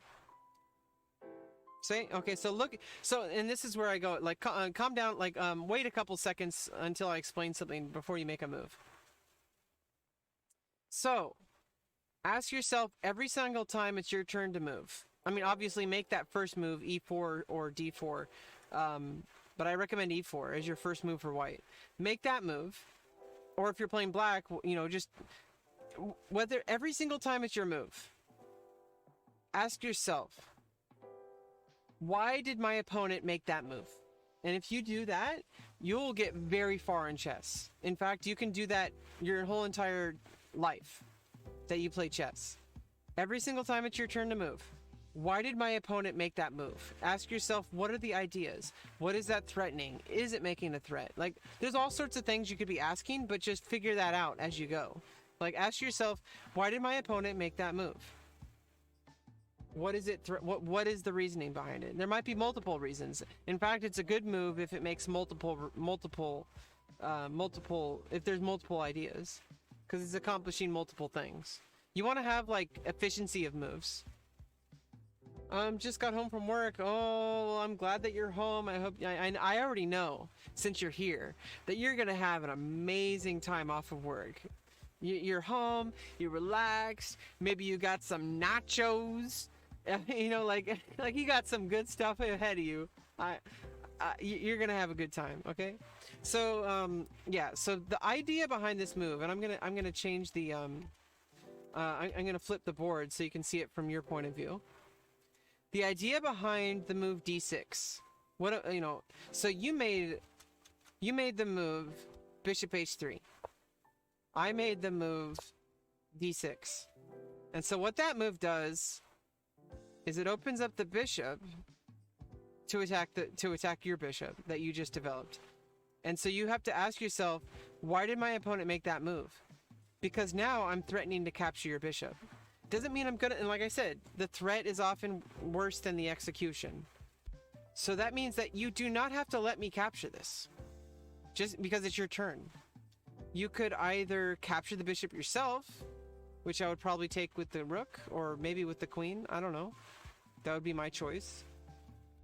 You could retreat the bishop back here, which then you can answer, well, maybe next time I won't do that. Maybe next time I would just play here. This is actually called fianchettoing. It's an actual kind of term where you move your bishop to the side of the board like that. And you control the long diagonals. These are called the long diagonals because they go across the entire board through the middle. These are the long diagonals. So if you move your bishop to the side of the board, either the G square or the B square, those are called fianchetto. It's Italian. But you could have just moved your bishop back. There's other things you could have done too. Maybe not effective at all. In fact, if you played G4, that would have prevented me from capturing it. However, I could have just captured it anyway, and then you capture with the bishop, and then I capture with the knight. And then maybe you could threaten my knight and I would move back, but I win material. But at this, as it is, you hung your bishop, and so now I can actually just capture with the bishop. Terrible boss, terrible clients, you know the drill. Yeah, exactly. Life sucks, dude. I'm so sorry, but I'm glad you're away from that for now. You're at a different place. You're at a better place in life now. You're off of work. Who let the dogs out? Who let the dogs out? Who you let the dogs out? Yeah, sorry DMCA. Ah! Deleting bot. No, I'm just kidding.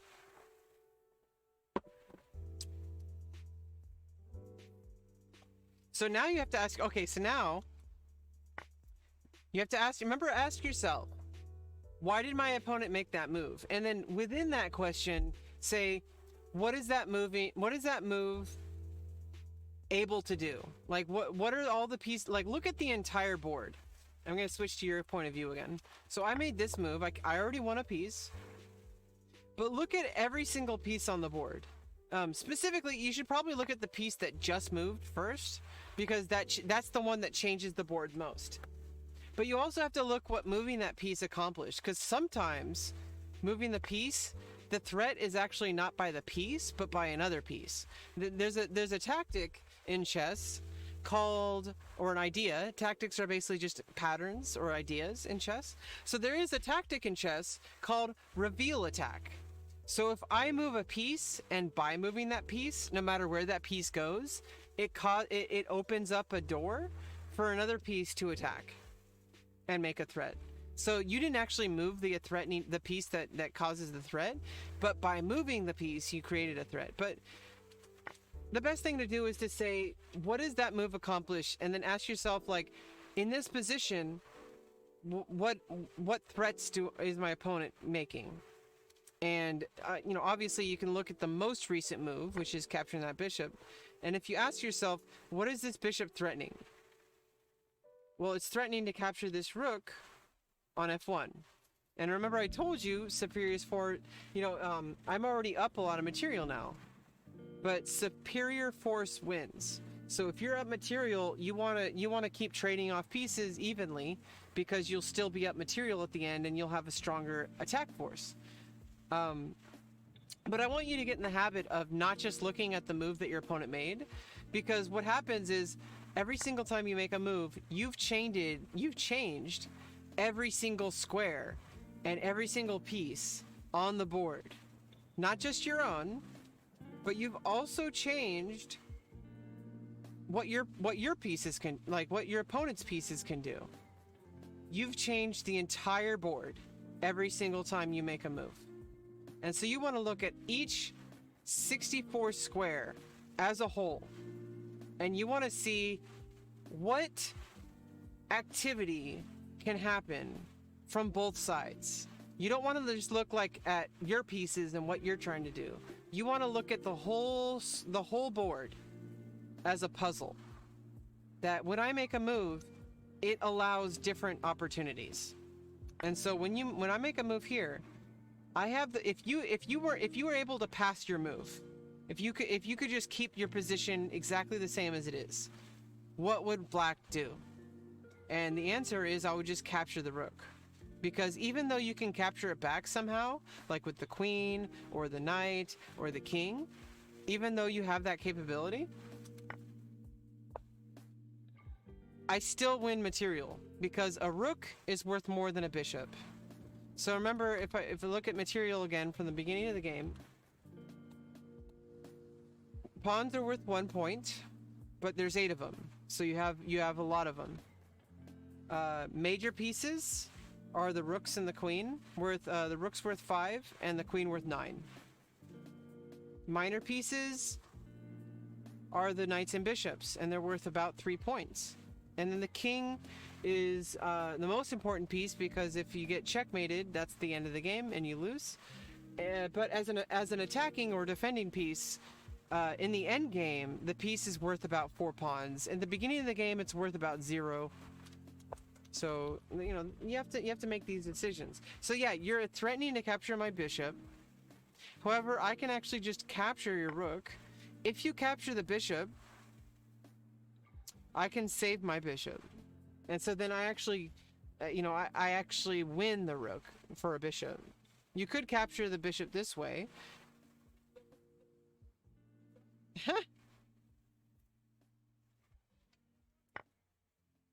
Or you can capture with the king. And then I'm going to save my bishop. So you had 2 choices, and they were both equal. At this point, I'm up so much material that it doesn't quite matter, but you could have chose to take this bishop, and it's the same material.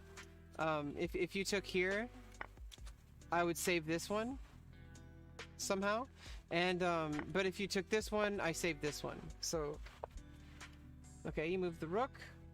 I'm just going to start trading off material, open up pawns, open up files.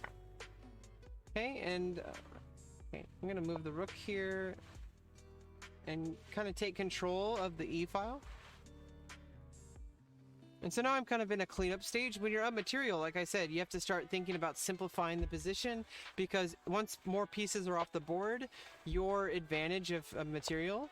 So now I'm, you know, if you move, like obviously I'm threatening, okay, so you save the rook, that's the right choice. But I made that move because I knew I would be able to trade off the bishop for a knight. Because I made that move knowing that you would save the rook. And that's basically the fundamental of chess decision making, is that I'm not making the move hoping that you miss it. I'm making the move knowing that if you make the best move, I still come out okay, or maybe even with an advantage. That's how you think in chess. You have to think, my opponent sees exactly what I'm doing. And so you have to make moves that your opponent has to respond to, so that even if they respond in the best way, you still come out okay. Because it's a game of perfect information. I can literally, it's not like poker. And even poker has like decision making that you can do with percentages and stuff like that. But with chess, it's a game of perfect information, because we can literally see the entire game board. We can see the entire battlefield. We can see everything. You can see my pieces and what they're doing, and I can see your pieces and what they're doing. So therefore, the strategy in chess does not come from tricking your opponent. Your strategy in chess comes from out-calculating your opponent. From saying, even if they have perfect information, I saw deeper than my opponent, and I made better decisions. So that's where thought process comes in chess. That's probably the most important thing to start improving at chess. A lot of people have different philosophies on how to teach beginners. I've had very good success with teaching chess to kids and to beginners by starting with a more philosophical approach, to try to get people in the right mindset. And I think mindset's a better word than philosophical. I try to teach from a mindset standpoint, because I feel like when you're an absolute beginner, the most important thing is mindset. Because if you have the wrong mindset, you're going to get stuck and you're going to get frustrated. And I really do believe that you should come towards the game as a very beginner with the right mindset, so that in the long run, you're going to be able to develop better tools and strategies to learn. But at the very beginning, you need to just get yourself started. You need to, I call it the Hulk method of learning chess for beginners, like for absolute beginners. So basically, your goal isn't to be perfect. Your goal is to get yourself started in the right direction. And as time goes on, you're going to be able to refine that and improve upon that. And it's like in the movie The Hulk, the first Hulk, where Bruce Banner was saying about himself that he can't necessarily control himself when he's the Hulk, but what he can do is he can throw himself towards the general direction of a problem. And obviously over time he basically went Super Saiyan. He basically pulled a Goku, where he was the Hulk for so long that he just adjusted to it, and he basically became the same person. This is looking really bad. Yeah, it's very bad for white. Very good for black. Checkmate.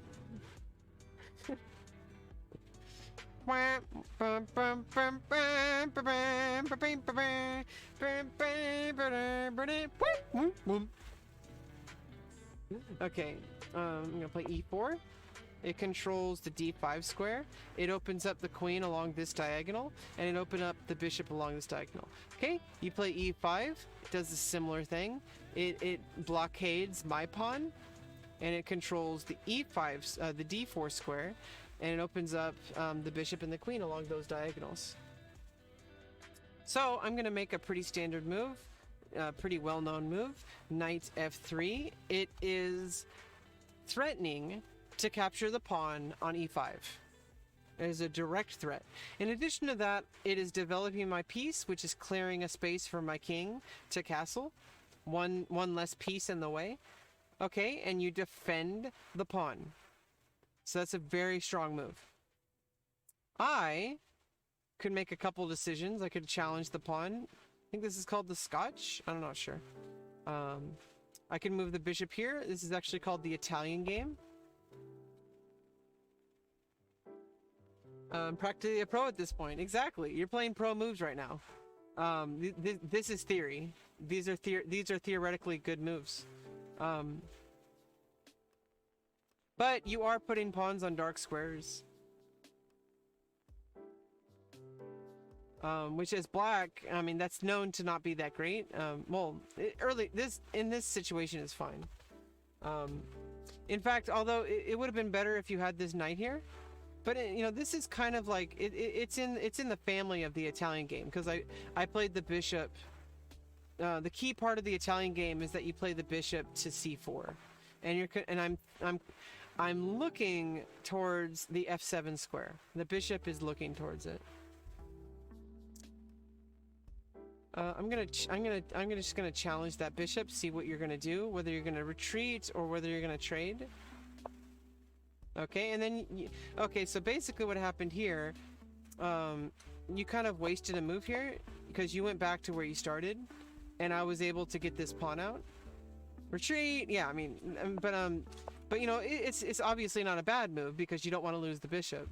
But I want you to ask yourself, if you brought this bishop out, you must have been committing to an idea, which the idea was you actually performed, maybe without knowing, maybe with knowing, you performed one of the most common and most effective chess tactics, which is called pinning a piece. So if you move this bishop here, you're basically saying, if I move this knight, I wouldn't move there. If I move this knight, no matter where I move it, you capture the queen with the bishop, the strongest piece on the board. With a bishop, you know, one of the minor pieces, which is still a very strong piece. So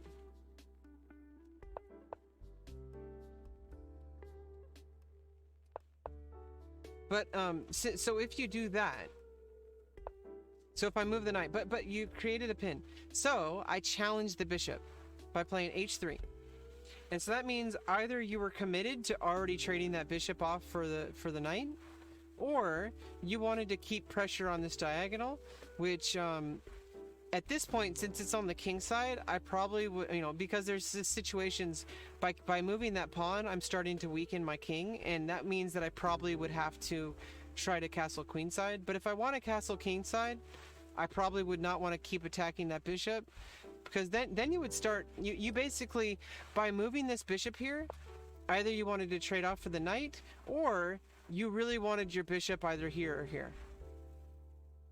Because eventually, if you had moved here and then I played here, you would have to move here to save your bishop, and so your bishop would effectively, by moving here, you were basically moving here, because that's the outcome eventually, is that I can attack it, and then you'd have to move back.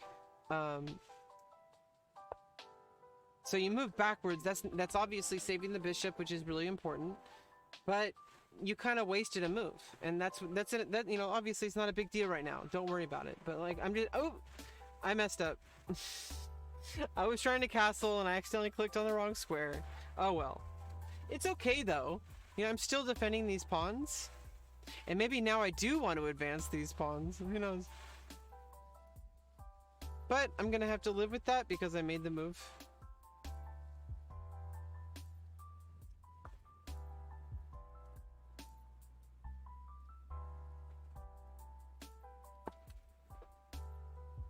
But yeah, it's not so good. I was actually playing, I wanted to castle.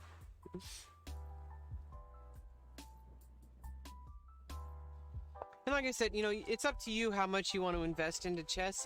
Obviously, you can tell me to stop anytime I want. Obviously, I like to talk about chess, especially since, you know, this is a stream, and I like to try to be educational if I want to, when I can. Usually I do want to. But, you know, obviously, It's up to you how much you put into the game. You know, you could just be playing for fun because that's your goal. You know, you want to have fun. You just want to move random pieces. So I can do a couple things to try to get this rook over here. I'm actually going to play g4 now because of this pawn, but now I need to play the king here, and I need to play rook. I want to play rook to e1. Oh. I'm gonna have to castle. I'm gonna have to get the king castled long now. I'm just wasting time. Probably won't play again, but try to stay away from competitive games. Appreciate you playing with me. Yeah, I mean, you know, whatever reason you have for playing is yours. I'm still gonna talk about the game because even if you're, you know, because chess is for life. You know, eventually you might play the game again, and maybe something I said might resonate with you. It's possible. I always try to treat every time I play the game. I don't know what I don't know my opponent's goals. I don't know what my opponent wants to do with chess. But what I do know is that, you know, something I say, obviously if somebody tells me to shut the fuck up, you know, I will. But I mean, obviously on stream, I'm not going to do that because this is the stream and I'm, you know, playing chess on stream. I want to make content. So it's like, but at the same time, like, you might not play chess for like another 20 years. Okay, I'm gonna make a huge threat here. And I want you to look at this really carefully before you choose your move.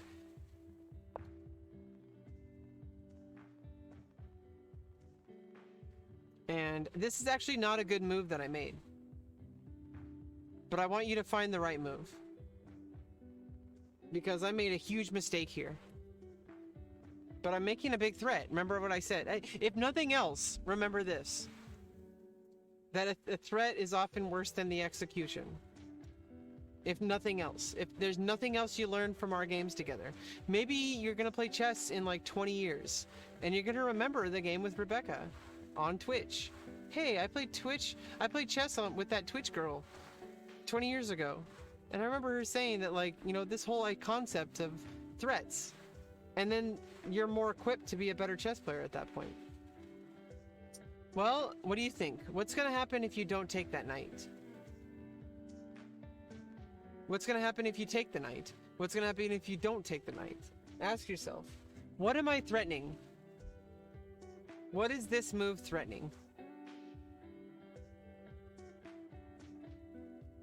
Exactly. That's a very good answer, because that's exactly what I'm threatening. I'm threatening checkmate in 1. It's called mate in 1. So this is a direct threat, and it's one you have to respond to, because if you don't, you lose the game. Okay, that's one way to deal with it. However, you could have taken my knight, because look, my knight is not defended by any pawn, not defended by a queen, and not only that, but by capturing the knight, not only are you winning material, but you're also making a threat of your own, because now I have to move my queen, because you're threatening to capture my queen with the knight after you've already captured a knight. So you would have been up material, but not only that, you're up in tempo. And tempo is a more advanced concept. But basically, if you want to think what like a one-word definition of tempo is, it's, or 2-word even, but 1-word definition would be efficiency, but move efficiency. So if a move accomplishes more than another move, then it's said to be a fast move. Like, okay, oh yeah, okay. But I'm going to, you know, celebrate that you missed the free piece. And so now I'm going to say, okay, you know what? I was planning on losing that piece already. So I'm just going to trade it off. I didn't have to. I could have moved it. But, you know, I'm just going to trade it off because I was already expecting to lose it. But I'm just going to trade it off evenly anyway because I basically got a free piece. Because you saved the checkmate, but you didn't... But there was a better move than just doing that, because you could have prevented checkmate by actually capturing the piece. Because in order to checkmate, you need multiple pieces. I mean, unless your opponent makes a huge mistake somehow, but like a back rank mate, but like, or like an Anastasia's mate. Don't worry about it, but like if you put your king in the very corner and you have like a rook here and the 2 pawns here, and I'm able to move my knight here safely, then it's checkmate, because you can't get out of check, because the only way to get out of check is to move, block, or capture. MBC. Move, block, or capture. So if your king is stuck here and you can't move to get out of check, that's checkmate. That's Anastasia's mate. There's also back rank checkmate, whereas if your king is behind these 3 pawns and I bring a rook to the back rank that you can't capture or block, and you can't move your king out of there, then that's checkmate. So in those situations you only need 1 piece. But you don't have to get into those situations. That's what's called a blunder, a huge mistake. Like this, the move I made, this is a huge mistake because it allows you to take the knight and then it threatens my queen. So I have to move my queen somewhere. But I was able to just trade and be happy about it. And yeah, I'm just gonna continue my development. I'm just gonna bring the bishop here, and I'm gonna make a threat of moving this pawn. But you could have moved it up to my king. So if you capture the knight, if I moved you to attack, like I said, you need 2 pieces to attack. This is the main point I was making. Sorry if I went on a tangent. So if you capture my knight, you removed the piece that I needed to deliver checkmate. Because there's no longer a piece here that's defending. So if I moved here, first of all, you could capture with the knight or the king. Or if I moved here with check, you could capture with the bishop or the king. So it's like, I actually can't check you now, or even, you know, I definitely can't checkmate you. Yeah, so it's like, the reason why this was a threat in the first place was because the pieces are working together. Because you can't because the king cannot put itself into check, so you cannot capture a piece where it could be attacked. So I'm defending that square with the knight, and since you can't block, you know, there's only 1 square. There's no way to block. You can't move out of the way because you're still in check, because the queen's still attacking, and you can't capture because this queen is unfortunately not a knight. It'd be interesting if you played a variant where the queen could move as either a queen or a knight. That would be an interesting variant of chess. Okay, so very good move. I made another mistake. So you found it. You found a very, very strong move. And I want you to make an important decision here. There's a good move and then there's a wrong move here. Well, no, I already found a good move for it, but you're gonna win something here.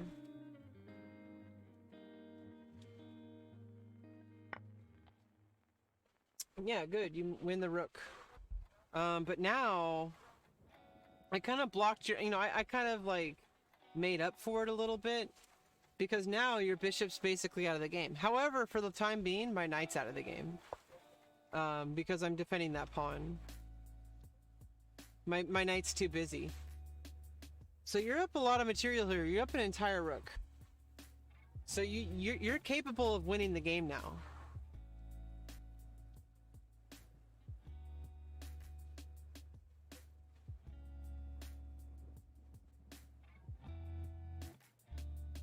So I do have some compensation in the fact that you capture my rook, but now your bishop is stuck.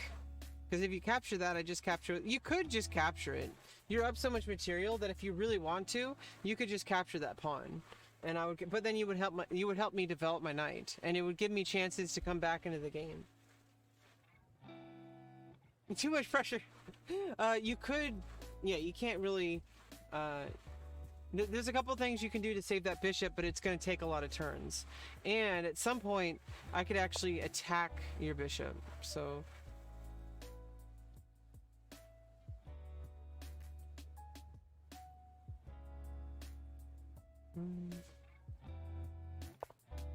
Yeah, so I'm planning to move my knight here, which is a little awkward because the knight has less. See, I'm doing really badly in this game. Sometimes I do that on purpose. to like, you know, help people. Okay, you could have moved here. You would have attacked my knight. But now I just take the bishop. That would have, because then I would have to move and then you would save your bishop. I'm still down material, so, but I mean, you could have got your bishop back into the game and maybe moved your bishop somewhere.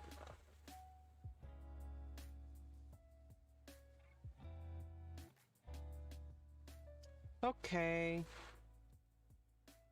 I need to make some really, like, I don't want to trade off material. So I need to make, like, I need to make the position, like, kind of favoring me. So I need to have compensation. Because you're up material, you're up 2 pawns. So yeah, because of my mistake, well, actually, no, it wasn't a mistake. You could have still been up a rook.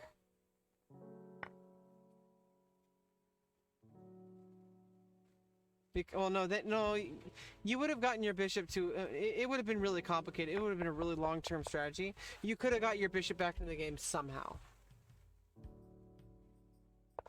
But I made a mistake, and then you kind of fed me the material. Okay, and now you're giving me material back again. So now I take the knight, and now it's back in favor of, and now it's back to perfect balance. So I'm obviously gonna look at the threat. You're threatening to capture my queen. I don't want to screw up the game even more, so I'm gonna move my queen to safety. Okay, like, just get the queen to a safe spot. Okay, I'm so glad that I am back into the game, but I can't give up. You know, I have to be extra careful. The game could go sour for me at any point. And you know, this is very likely to happen in your own games. That you might make a huge mistake, but then your opponent makes their own mistake. So it's very likely to happen in one of your games. And I'm making a threat here, and we see another pin. Where if you literally, and this is what's called an absolute pin, or a hard pin, or because there's an absolute pin and there's a relative pin, or if you want to call it a hard pin or a soft pin. So if this were a queen instead of a king, this would be a relative pin or a soft pin. You could technically move the rook, but you would lose your queen. Now, because it's your king, you literally can't move your rook. It's not a legal move because you would be putting yourself in a check.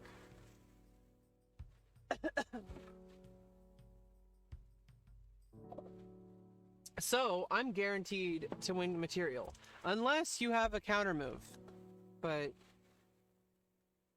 I don't see anything that black can do to make a strong counterplay. Like for example, if you attack my bishop, I still just take the rook. Okay, yeah, if you attack my bishop, I can still just take the rook. Like, I was planning moving this here because of this king position, because you have the king here on e7. Because of that king's position, I was planning to trade off the bishop for the rook. So it doesn't matter. This wasn't a wasted move per se. Like, you still, like, develop your pawn structure. So it's not a wasted move, but, like, I'm not worried about that move. It does nothing towards my plan. Like, I still just capture it. So it's a lot of stuff. It's a lot of stuff to take in, so don't pressure yourself. You know, it takes years, and I'm still not perfect. I'm a very low-rated player, okay? So I've been struggling really hard to improve, to actually get to a point. Okay, so I'm gonna make another threat, and there's also an auxiliary idea behind this move besides just attacking the rook. So that's the threat. Is I'm threatening the rook. But there's an auxiliary idea, which is I am now defending the a2 pawn, which means my rook no longer has to defend it. So I can, like, move my rook to a more, like, active location. Add time. Oh yeah, sorry, AniPro.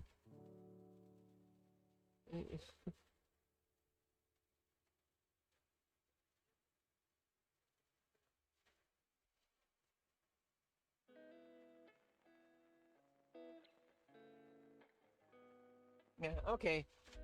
So it is top of the hour every hour. We're gonna run a 60-second ad break.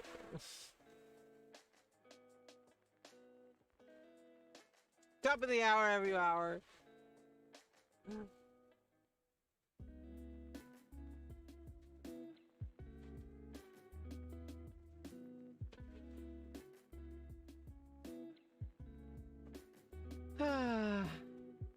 Well, I usually don't run ads. How much do they give you? It's not about money at this point. I don't have nearly enough viewers to get money from ads, really.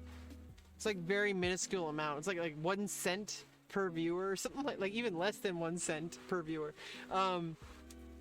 Basically, the reason to run ads is because if you run ads every hour, it means that people aren't going to get ads when they first join the channel, which means people are less likely to leave because, you know, it's human psychology. If you join a Twitch channel and the first thing you see is just some ads start playing, they're going to be like, well, screw this. Yeah, so yeah, I threatened your rook, you moved the rook away, and now my rook is actually, I mean, well, first of all, now the rook is no longer attacking the a2 pawn, but not only that, my knight's defending it. And you can actually threaten my knight at some point. But my knight can move around. You know, my knight gets around, okay? But yeah, now I can move my rook because now the pawn's safe. For now.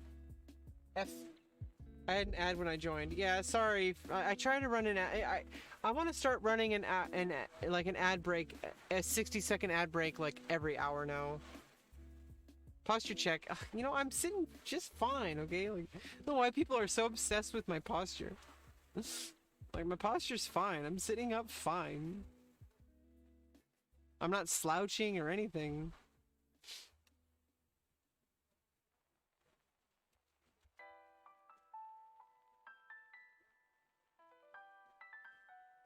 She said I changed my points. Oh.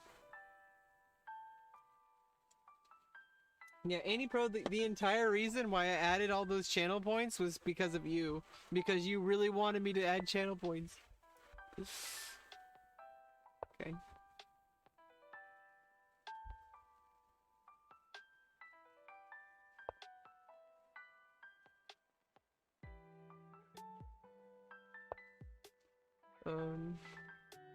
Yeah, I mean, like, obviously, I'm not always gonna, like, fulfill the channel point requests, but, you know, they're just for fun anyway, you know, like,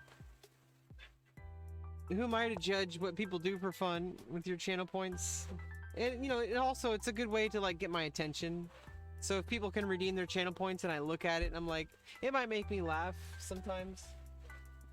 Especially if it's, like, timed in, like, a certain way, who knows? Okay, so I'm just gonna... I'm up material now. So the tides have turned. So I'm actually just gonna trade material off. I'm gonna get this... I've moved that rook a little too many times, but... I want the rook on this file now, because now I'm, like, literally threatening that pawn. You can defend it with the rook. But, I'm going to threaten to capture here. Oh, yeah, and then the queen takes. Okay, now you're threatening my queen. So because there's no longer a pawn here, I could actually pin this pawn to your king. Because the only way to attack my queen now is to, like, bring your queen in and offer a trade, which I'm fine with the trade because I'm up some material. At this point, I actually win a pawn because, like I said, this pawn is pinned.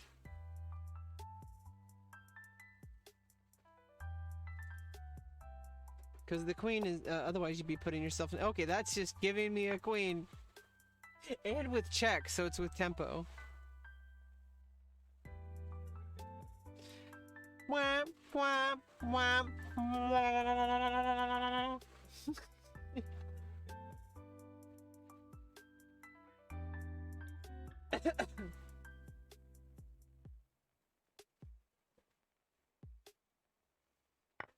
So yeah, don't Botez Gambit, okay?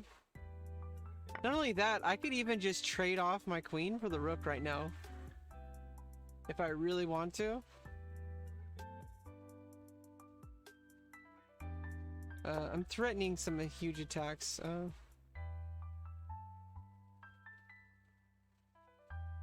Yeah, let's just completely force some things. Because I'm still up material.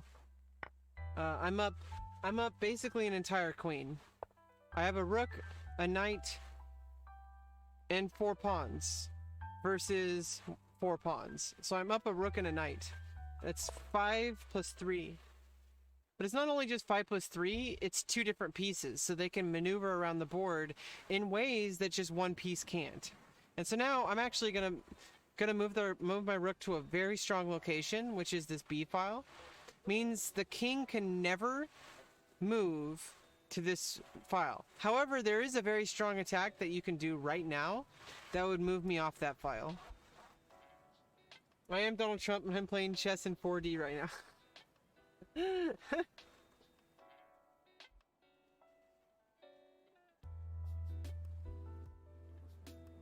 So yeah, I mean, there is a move you can do. I can't win.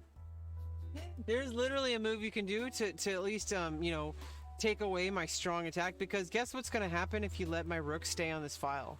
You could probably, I mean, you can't, you literally, it would take you like a, yeah, it would take you like, yeah, okay, there it is. See, now you moved my rook off the file. And actually, you can start making some threats to attack my rook. However, okay, now I just take the pawn. However, if you went to go after to attack my rook, I would have just promoted my pawn. Now I'm just going to pick off your pawns. You can't attack because the rook is defending.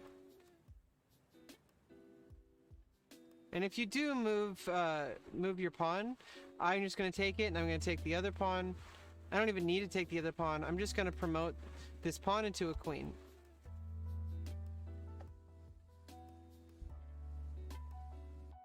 Well, technically we're all playing chess in 4D. Because apparently the fourth dimension, you know, there's actually, it's kind of a misnomer that people say the fourth dimension is time. Because like, I don't know, but like people say the fourth dimension is time, the movement of time. And so it's like, I could technically win with just the rook. So what I'm going to do is I am going to cut off all of your escape squares, and I'm going to move my king and put you into opposition. So that you literally cannot, you know, first of all, you can literally not move off of the A file.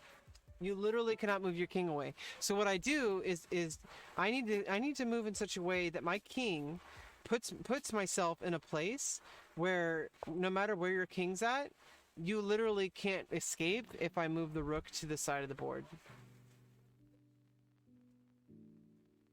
Okay.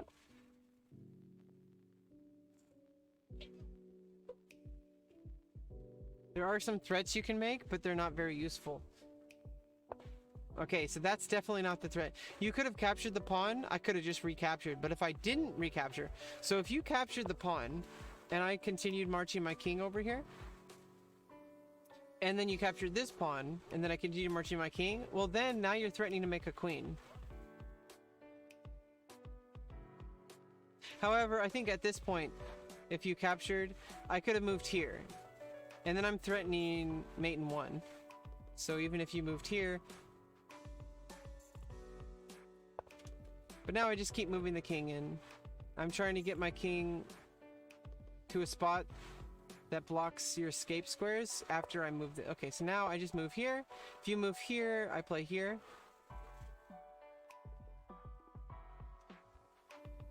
If you play here, I play here. Okay, and if you play there, that's checkmate. Because there's this is a thing called king opposition. Stop the steal! You're really rolling with that Trump thing. Stop the steal. Okay, so I want to take a little bit of a break from chess, but I have this I got this new controller. It's a PS4 controller. Got this new controller. But it came with these little kind of like decorative analog covers. And I kind of want to see what they're like, if they feel okay. Because you know, there is just like the normal analog cover. I want to compare the difference.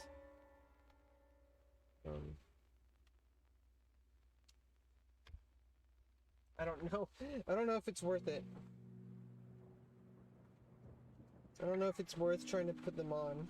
Okay, no, it's not that hard. Yeah.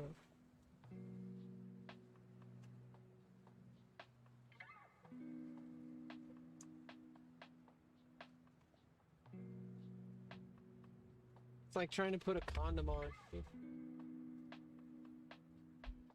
Oh, connected the controller in these.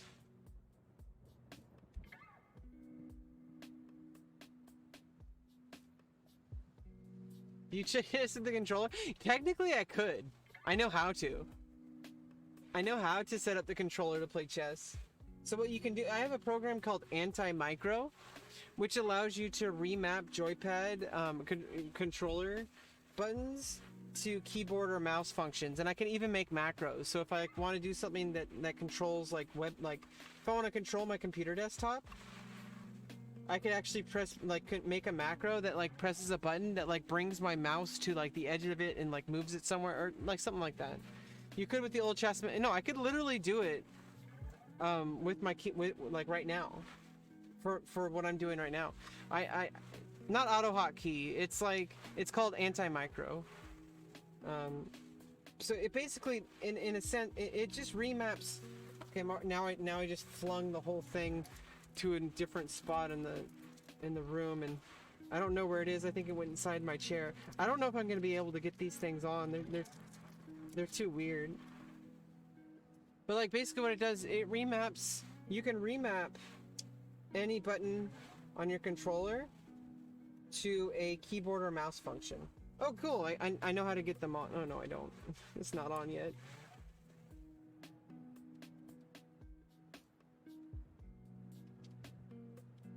It's not on all the way. Okay, I think it is now. Okay. That's kind of weird, but it's actually kind of cool. It kind of has like a little texture feel to it. I think I'm actually going to keep it that way. Let me find the other one and put it on.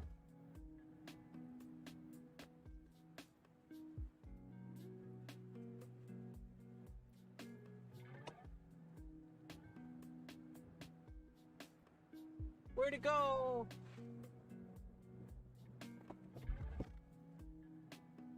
Okay, cool. I found it really quickly. Sometimes I like drop something on the floor and then it flings like 100 feet away. Like 1,000,000 feet.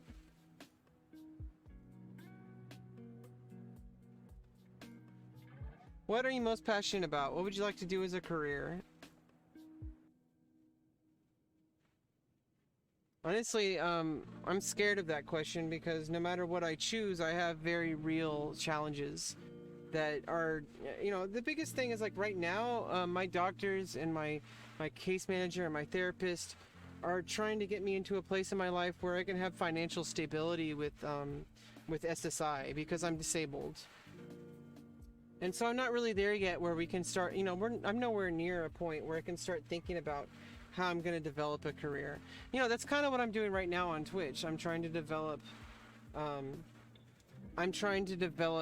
something like a kind of home base for online connections. However, I'm not very good at it. I'm not very effective at networking, not very effective at actually building clients. But, I have to try. Sorry to hear that you were disabled. Yeah, I'm permanently disabled. I'm on the autism spectrum, and I have a lifetime of abuse from society because I was undiagnosed, but also because of bullying and all that stuff. It'd be one thing. Those are already bad things, but it's because I have autism. It's like everything affected me much deeper. And it was... regardless of people's intentions, and obviously I don't blame them because they didn't know, but also, it still was really bad things. Kids bully, and that's terrible. But, it could, it's not because of the stuff that happened, it's because of what happened internally. It's because my brain my brain processed it in a way that basically permanently damaged my brain. So that's pretty much what autism is. It's a neurological thing where it's like your brain works differently, and I because of all the way my brain reacts to things, it like builds pathways that that neurotypical people wouldn't. That's pretty much how autism works. And I'm not disabled because of autism. I'm disabled because of my ineffectiveness to perform in society. That's something that we could eventually work on and fix, because we can come up with workarounds. I'm a computer nerd. I'm a programmer and computer Linux admin kind of person, And like, I know how to compute, you know, I've been working with computers since I was very young, but I don't know how to turn that into financial income. That's the problem. I don't know how to build clients. I don't know how to make money. Like, that's the big problem. You're a systems administrator. I'm getting paid right now. Nice. You shouldn't take bullying personal. I think bullies are going through. It's not about, you know, it's not about what they did. It's about how what I'm saying is my brain interpreted the data in such a way that it performed extremely negative pathways. It drilled in extremely damaging pathways into my brain. Okay, cool. Now I have little doggy paws on my controller analog sticks. Nice. Yeah, I like this controller. For a third-party controller, it has like a good feel to it and a good weight to it. I can help you with a path if you want to get into server administration from home. I mean, I appreciate it.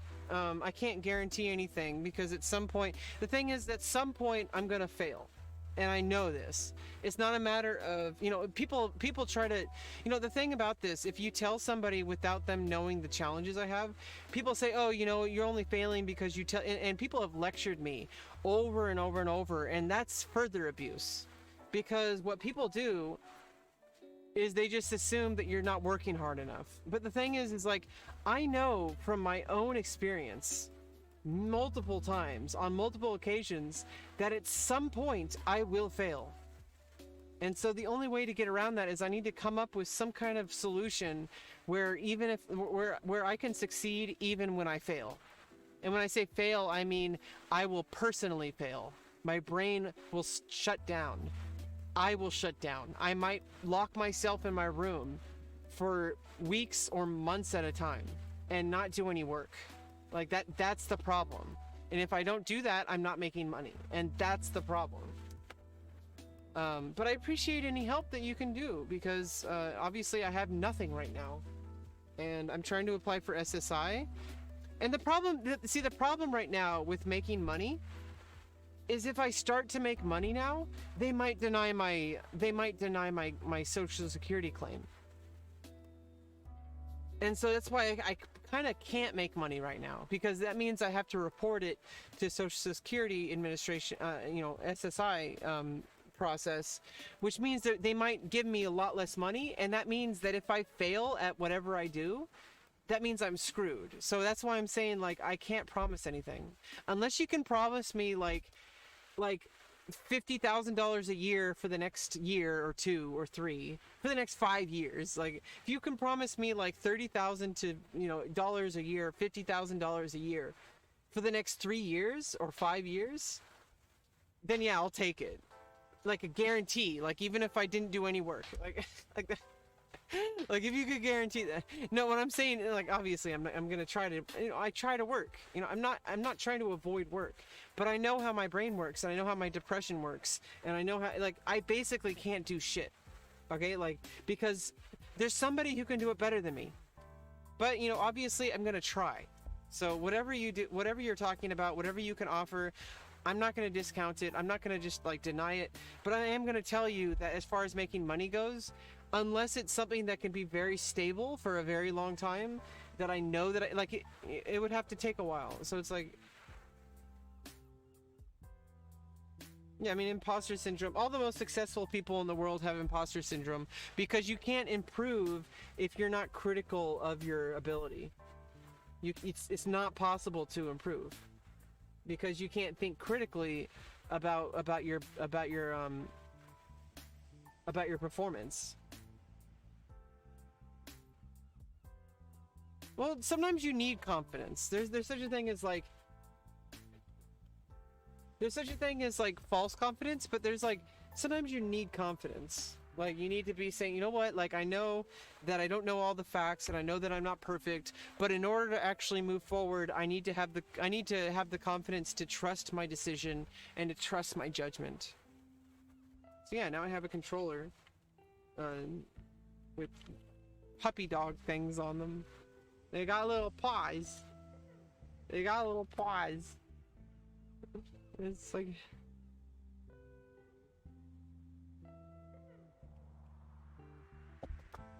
arrogance is bad, but confidence isn't bad. Yeah, exactly. It's situational, you know. Sometimes it looks like there's like some oil on the camera. Oh, Olivia's been silenced the whole time. I like had her snuffed around. Hi, Chad. I'm Olivia. I'm Rebecca's friend. Hi. I just like to hang out and watch what Olivia's doing. I mean, what Rebecca's doing? I don't care. I don't do anything else. I just watch. I literally don't do anything but watch, and it doesn't get, and I don't ever get bored.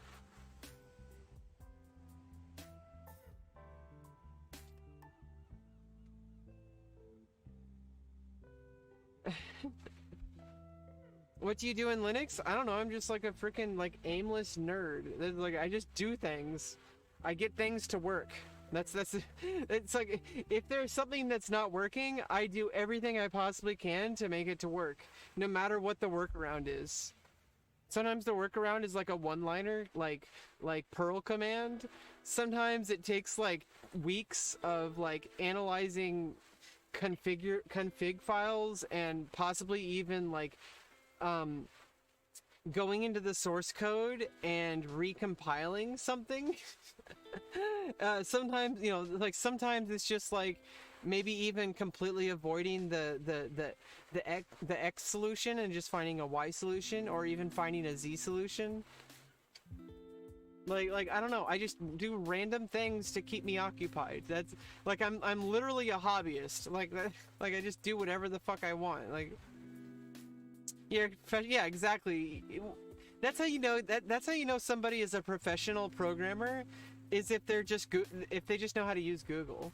Because, you know, a good programmer doesn't try to reinvent the wheel, which is why I think it's stupid that frickin' tech companies will do the whole like whiteboarding interview, where it's like they say like, okay, I want you to solve this problem without a Google, without like, I want you to just only use the whiteboard to solve. It's like, dude, like that's never gonna happen on the job. You're literally gonna have access to every single library available to you and every single like web post on Stack Exchange or some random forum or IRC channel. Like you literally have like infinite access to knowledge on the job. So it's like, why would you like assess somebody's ability based on being able to solve something in an academic capacity? Because it's just kind of weird how like you go to college for programming and they teach you everything in like some kind of isolated like textbook example, and it's like the real world is just like you literally like just download some app and you like change the config file to make it work, and it's not even like that, it's kind of still janky, but it's good enough. Like that like that's literally the solution that tech people in the business do. Like, but I mean, obviously you can always make things better, especially if you know how to handle, like obviously that's the main job, is you over time you want to make it more efficient and better and more effective. But like, I don't know, most of the things you are going to encounter like in any kind of computer sense is just going to be some kind of like duct tape solution. Like because I mean, the thing is, you could spend weeks or months trying to fix like a problem, but if you that's a lot of time that you could have spent on something else, like doing something that's actually going to earn you like actual money, instead of focusing on that specific problem. So if you have a problem that just that prevents you from doing the main thing, but then you can find like a duct tape solution, and then you can keep doing the main thing, and then maybe later you're going to fix that duct tape solution to be better. But like, if you spend the time only fixing the duct tape, that means you're not doing the big problem. And it's like why is that like important? So it's like yeah, I feel like people who go to school for IT are just like, they heard somewhere that like, oh, tech companies are like, this is the new gold, and the new gold rush, and I need to learn how to program, or I won't be able to have a career. And it's like, that's stupid. There's plenty of careers out there that don't require you to learn one bit of code.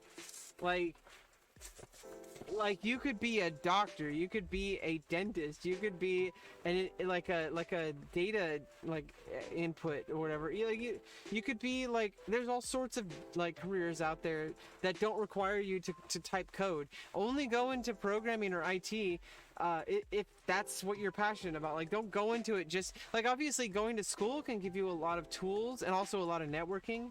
It's probably the most important reason. See, I'm a music major. And part of the, I've met some people who went to Berklee College of Music in Boston, Massachusetts. And, it's considered the top contemporary music school in the country, if not the world. Probably not the world. There's probably colleges in like Austin, like in Europe and stuff. But like in the United States, for contemporary music, like jazz or, contemporary music, like avant-garde and contemporary music, well, just contemporary music in general, Berklee College of Music is considered the top school. But, as far as like, Juilliard School of Music is considered the top for like classical paths. But there's other paths, because it might be more realistic. Like if you join a conservatory in San Francisco, if you live in California, and it's a direct line to the San Francisco Symphony. So it's like, that's a thing. Like, why would you want to go to Juilliard if you want to plan to live and work in San Francisco? And you want to be in the San Francisco Symphony, hopefully. But like, everybody I've met who went to Berklee College of Music said the best thing that they got out of it was networking. Because being a musician as a career is basically not even it. I mean, obviously there is a minimum skill level that you need, because obviously you can't just be bad like I am. Like, I'm terrible.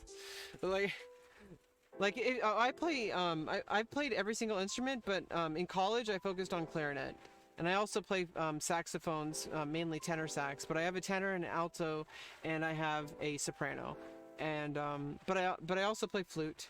I mainly play flute these days, and in fact, flute is like my main instrument nowadays. So, but I don't really do it I don't focus on it the way I did with my clarinet, like I did in college. The thing with clarinet. See, as a woodwind player, you can't just play one. I mean, obviously you can just focus on one instrument, but if you want to actually be like useful, like, because being a clarinetist, at least in the classical sense, which most likely if you play clarinet, you're going to be a classical clarinetist. So I still needed a clarinet, because there's two clarinet. If you're going to be a clarinetist in an orchestra, you need two different clarinets. You need a B-flat clarinet and you need an A clarinet, because there's going to be a lot of music written in both. Like some music, you'll switch instruments in the same song. So it's like you'll do one section with a B-flat clarinet because of the key, but then there's a key change, and it's better because it's written in a different key to play it on an A clarinet. And that's what classical music, because that used to be common practice back in like the Mozart days, when the clarinet was invented.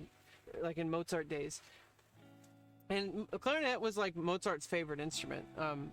He was a violist, or violinist and violist, but like as a child. But he was mainly a pianist and composer. But like using clarinet was like really, he loved using clarinet, and he had a close friend and colleague that would perform clarinet for him. And clarinets were a lot different back then. They were like, they didn't even have, they had like holes, and they had like like two keys that you could use to like shift it. But like, it eventually became the clarinet that we have today.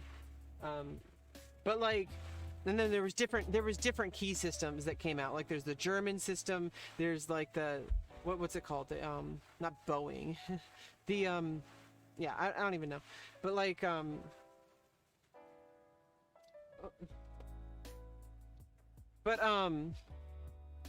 so anyway, like if you're a clarinetist, there's only 2 slots open for soprano clarinet, which is the clarinet that we all know. There's also, there's 1 slot open for utility clarinet, which is either you play sopranino, which is called an E flat clarinet, usually, colloquial, and obviously, technically, it's called a sopranino or a piccolo clarinet, but nobody calls it that. People call it an E flat clarinet. But technically, alto clarinet is also E flat. So it's like when you say E flat clarinet, you're talking about the sopranino clarinet. When you're talking about the B flat or A clarinet, or possibly a C clarinet, sometimes, you're talking about soprano clarinet. Like that's soprano clarinet. Like if you're talking about alto clarinet, or sometimes they call it E flat clarinet, but it's also called, I don't know. There's different names for it, but you want to play in a punk band? That's cool.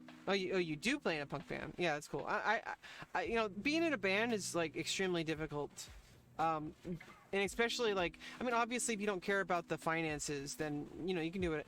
It doesn't matter. Like, but still, even if you're doing it just to enjoy yourself and you actually want to play gigs and grow, that's still difficult, because who wants to hire a band when you could literally just because especially here in Sonoma County, which is wine county, there's a lot of weddings here, which sucks, because there's not a lot of music, there's not a lot of guild work here in Sonoma County. And so that means that if you want to join the Musicians Guild, it means that because of the contract of being in the guild, you cannot play non-guild gigs. However, if you live in Sonoma County, the majority of gigs are private gigs, like doing weddings and doing wine tastings and doing stuff like that as a musician. And so if you want to work as a musician in Sonoma County, you can't be part of the guild, which means that you can't really work in San Francisco or anywhere else, really.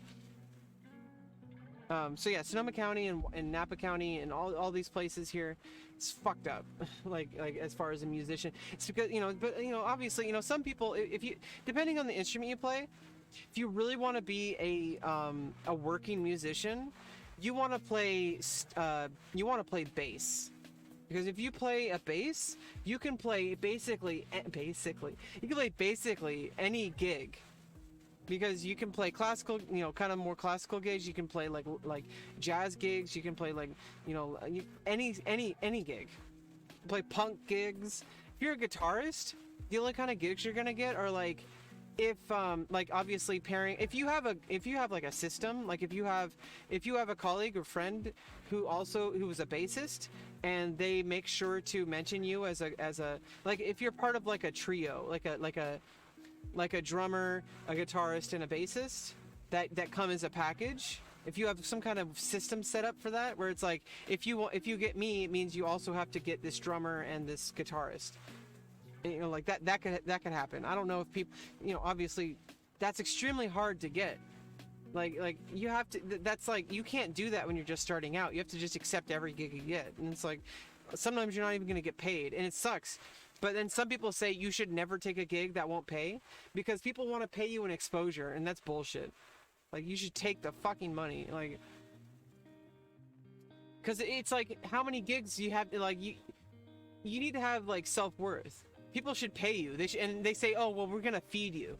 And it's like, okay, well, feed me and pay me. Like, if you're gonna feed me, that's one thing, but I would much rather you paid me, because I'm taking the time to perform at this venue for a specific amount of time, and I might have to learn all these songs. That means I have to work outside of the gig. I have to put all this time directed towards this gig, and whatever exposure you think will happen is not really exposure, because like, people are just like, oh, that's just because people don't want to look, being a good musician, unless you're like already, like, unless it's like a personality situation where it's like, people don't really necessarily, like, obviously people will like the music, but like with some people, it's like they just like the musicians. But like, most of the time, if you're a working musician, they don't give a fuck about you. Because, I mean, that's important, because that's what your job is as a musician. You're supposed to be the ambience. You're supposed to be you're not supposed to call attention to yourself, unless it's like a jazz gig where people are, it depends on the audience and the expectations. If you're going to like you're doing a gig where it's like you're paid to play at like, with a jazz combo, and you're going to like and it's a venue where people expect to listen to jazz. well, then you're listening to a very specific audience that expects people to like call attention to themselves. But there's a good way to do that, and there's a bad way to do that. So yeah, I mean, it's like getting into music is like a real, it's, you know, getting into anything as a career is like risky. So I think it's stupid when people say, oh, you know, you should just become a doctor. You know, there's a successful author, Brandon Sanderson, who talks about how when he was I think he actually like went, yeah, his career in academia is in English, and he does have a separate career in writing academic papers and stuff like that, and he considers it separate from his novel writing career, because he has a New York Times bestseller at multiple occasions. He's an amazing writer, like amazing storyteller. He knows how to, his magic systems are like his main thing that he knows how to do well. And also his understanding of human relations between, like, in a society. Like he understands that really well, and he does it really well. But he said that, like, you know, his mom would always say, oh, well, you could just become a doctor who writes novels on their spare time. And he's like, yeah, but, like, you know, he went as an English major because he planned to have a career in academia, but, like, you know, he started writing his novels, and then it worked, you know, because, you know, it's like, it's when people say, like, you ask people like Bobby Fischer, like, what would you do if you weren't a chess player? And it's like, you can't really answer that question, because he couldn't imagine himself doing anything else than that. It's just like Brandon Sanderson couldn't imagine himself doing anything other than writing novels. Like that was his best shot, because that's who he is. Like, that's, you know, for me, like, I enjoy teaching. I enjoy teaching chess, and I enjoy teaching music. I may not be very effective at it, I don't know, and it's very hard for me to find clients. So for music, it's extremely hard for me to find, like, somebody who wants to actually learn an instrument. And I don't actually have any experience teaching. I've been a student my whole life. I know the path, but I never actually had a student to learn any instrument. I can teach any instrument. Like, I can teach you violin.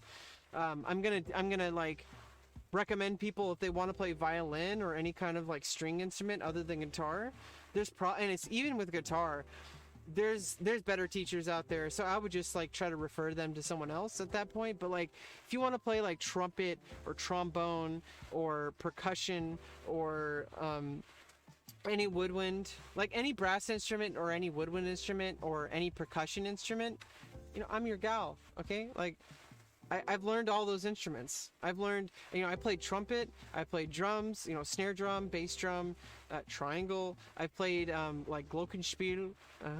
I played vibes. I've played piano even, but I don't think I would be a very good. See, when it comes to like specific instruments like piano or guitar or any string instrument, really. I play guitar, but I'm not like trained in it, and I don't think I would be very effective at teaching it. There's better people to teach you those, and I could refer you to them. In fact, that would be a good thing. You know, I feel like I would always carry like a piano.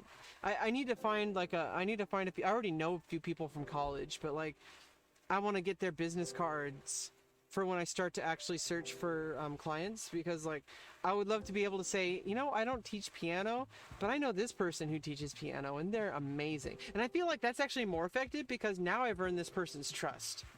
Because now they can say like, oh, well, this person isn't, you know, I could say, you know what, I could try to, you know, I'm being honest here. Like, I could try to muddle my way through teaching you, but I'm not going to do that to you. I'd rather refer you to this colleague of mine who is very effective at it and could teach you way more than I could. And that means they respect me more, because I'm not trying to con them just for money. And like, maybe they will do this, and then I'll give them my business card as well if they know anybody who wants to play woodwinds or brass or percussion. I don't know if I would be very effective at percussion either, but I was trained in percussion. Like, that was my first major like thing in school. Well, choir was a big thing. I could get, you know, I need to give myself more credit. I could really teach a lot more than I give myself credit for. It's just, I don't feel like I should. Like, I feel like I would rather, if somebody needed a vocal coach, see, vocal vocal training is very specific because I have a very specific voice. I am a trans woman, but I had my vocal folds elongated, and I'm a tenor.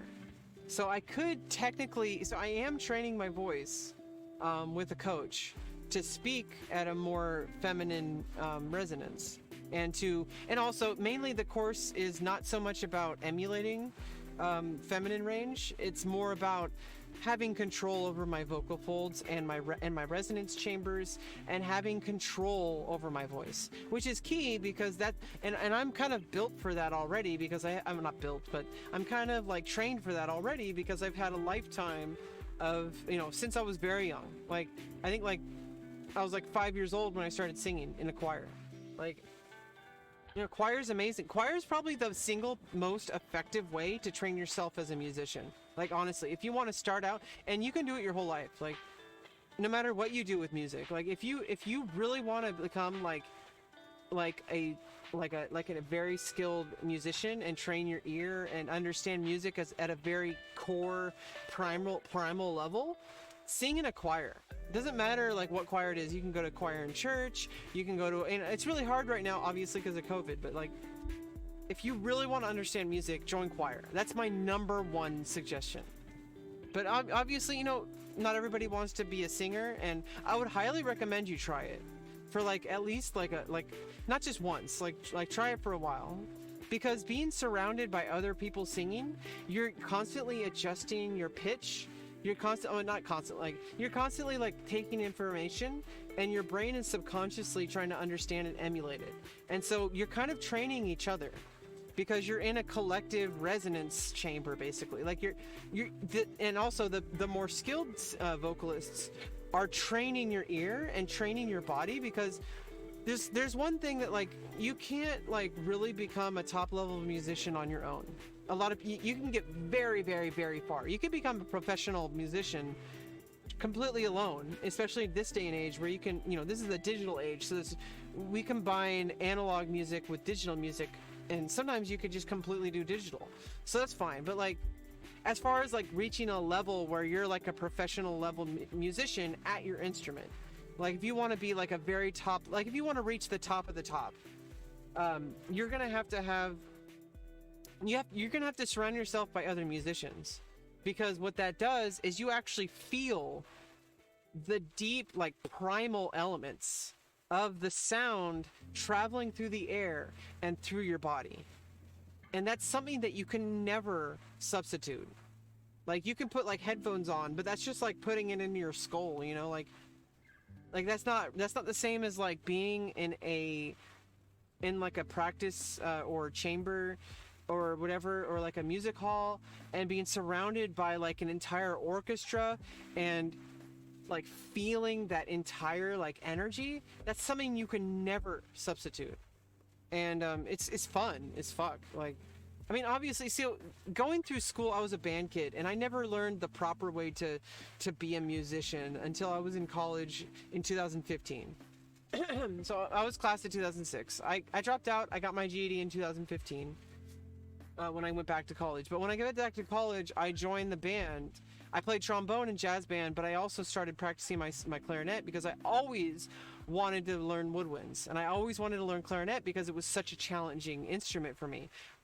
And I never understood it, and I got to college level in like a semester, like less than a semester. My professor was like, oh yeah, you can be fun. And he even thought of that of trombone, because I hadn't played trombone for like 10 years since high school, and like I was able to just like warm up after like a day and join the jazz band, and I was like sight reading the music, like everything was like I crammed like the week before I joined.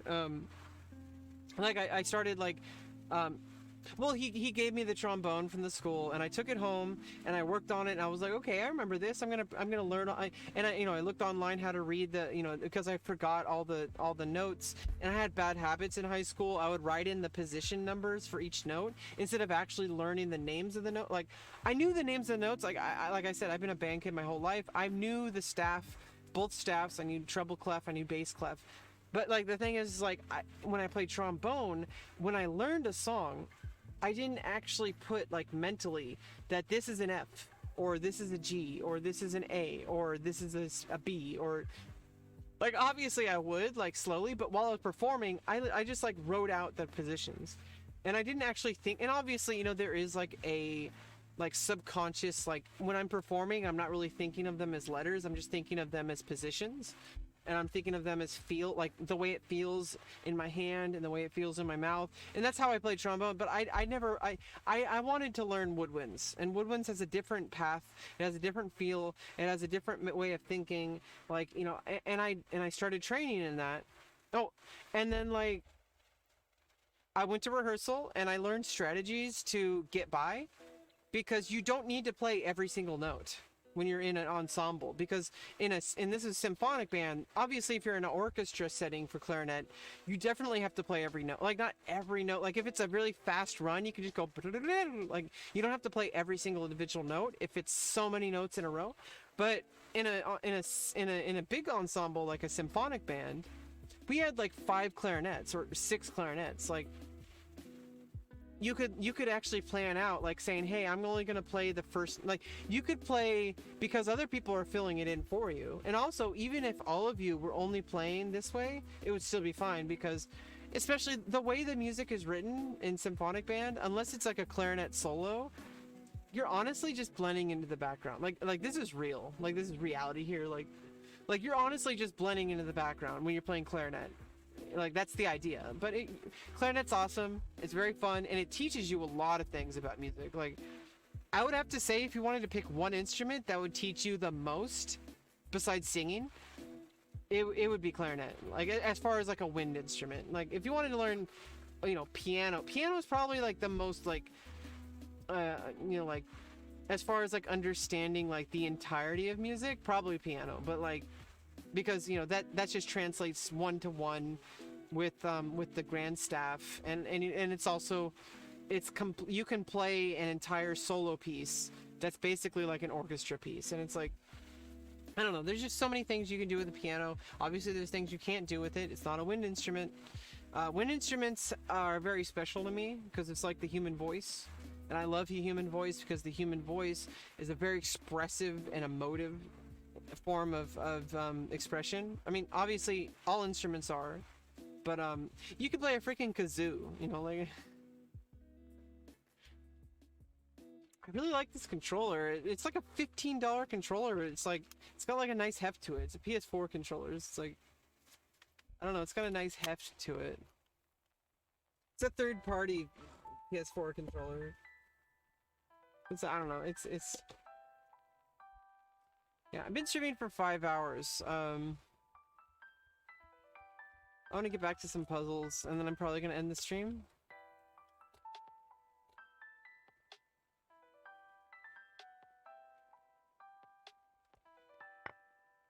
Just do a few more.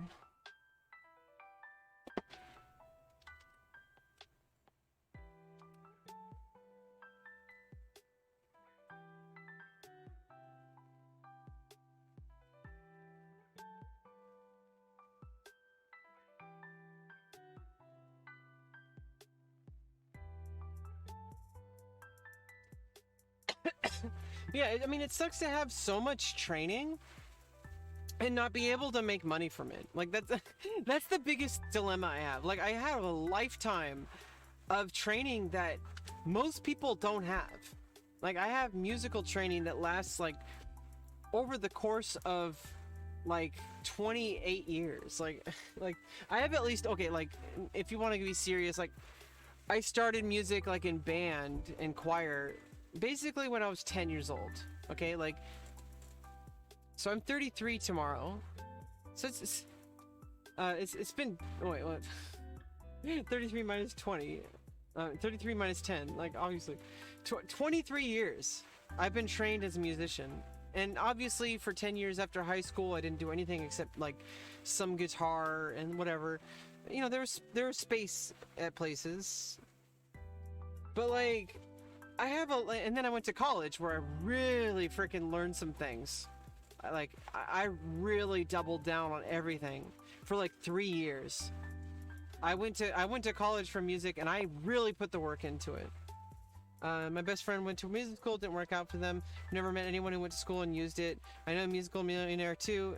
And they barely, yeah, exactly. I barely know the instrument. It's an odd world. Well, it's just like, you know, like anything in life, especially when it comes to like music or chess or anything like that. Like, it's not necessarily what your training is. And obviously, like people who are professional musicians are very like proficient at, and you know, like how you get your skill doesn't really matter in the end. But obviously, you know, going through, you know, it's guaranteed that, you know, there is a good path if you go the classical path, because it works and it applies to any form of music, not just classical. And but obviously there's some people who are just self-taught and they're amazing musicians.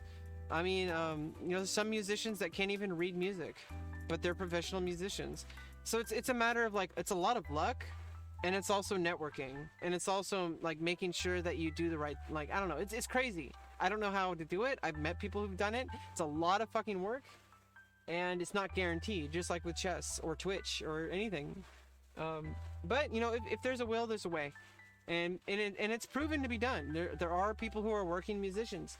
You have to be able to get over yourself. You have to be able to be humble, and you can't just expect everything to be like what you want, because like, you go to a gig, you might be playing music that you don't really like playing, but that doesn't matter because you're getting paid. Like, it's a job, okay? Like, you take the gig, and obviously at a certain point you'll be able to you know, pick and choose a lot better, you know, hopefully, if you're doing the right things. Eventually you'll get opportunities that you can just do things that you want to do, instead of just, because you know, mental health is a huge thing. If you're always doing things that you hate doing, why are you doing it? But like, at some point you can pick and choose. But like, you know, that's why it's like you can't just say like, oh, I'm not going to play that style of music. I want to play my art. And it's like, well, okay, like if you want to do your art, then do that outside of your gigs. Like, do something else.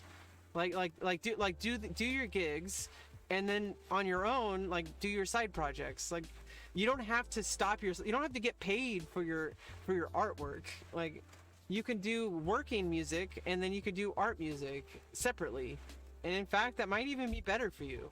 You might actually end up earning money eventually, because you have the freedom financially to actually work on your art projects. Like, but if it's for art, then should you be? No. The thing is, that would be an interesting book. I'll have to check that out. I'll check it out on Audible. From an assortment of all sorts of New York Times best-selling authors, podcasts, and magazines, and all sorts of various. It's like, you can find it on Audible.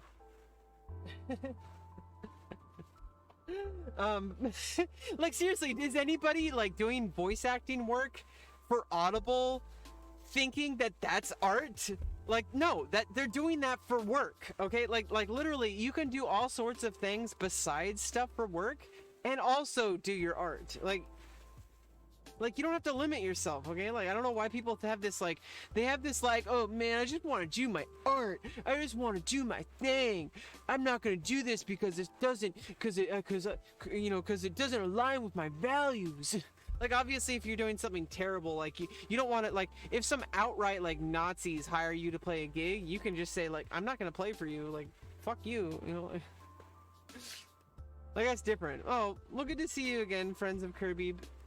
Do you want me to call you friends of Kirby or Kirby or Kirby? Do you want me to, is it okay for me to say Kirby or friends of Kirby? Because I like the B at the end. That's like, friends of Kirby, or would you just prefer Kirby? You'll be back one day. Yeah, it's all good. You know, no pressure, no whatever. You know, it's. I love talking to you. It was awesome. Oh my god. Okay, so I'm happy to have people who are like, you know, positive and eager to like. And then I take the rook. And I'm actually gonna go too. I'm getting really burnt out. I've been talking for like 5 hours. Okay, like I'm gonna end the stream. Okay, bye.